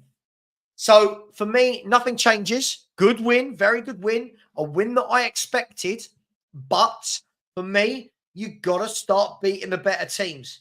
And next week, if I'm not wrong, we go to Palace. Is that right? Next week, we go to Crystal Palace. We've got Alkmaar. We'll beat Alkmaar. And we've got Crystal Palace. For me, what does he do against the better teams? Guys and girls, 19 away. It's not going to happen, is it? 6 minutes. It's not going to happen. Looks like we'll have to move this to the next stream. Big up Constantine. It's a hashtag in the mud. Quinny, listen, I don't arrange it. The giveaway happens when we get to 14K. I don't arrange when it is, mate. It's just we are dangerously close to that now. So if we get there, we'll do it today. If we don't, it happens another day. The Boomverse said the Spurs played okay, but the spammers were just utterly poor. Timo Werner, what the hell was that? Moore should have got some time wasted again. And I think, look, this for me is where everyone losing their minds over Mikey Moore and all these kids in pre-season. This demonstrates today he's not going to give them a lot of time anytime soon. So again, when everyone was getting, losing their minds, again, I think that's a little bit. I mean, I think this is a bit crazy. I mean, I keep hearing this. Maddison, he's got the most goals and assists for us in the Premier League this season. But still, we want to have a pop at him. Martin said, if we lost the game, fans are having money for hours. We won 4-1 off Billy. I only praise fans or the players. I don't know how long you've been tuned in for, Martin. I mean, we said throughout, brilliant second half. Ange made the sub that made the change. But it's a game we should be winning, Martin. This is why these fans and their agendas get called out. Again, Martin, another idiot that won't come on and tell me what the agenda is. So many people use this word agenda and narrative and can't explain what it is.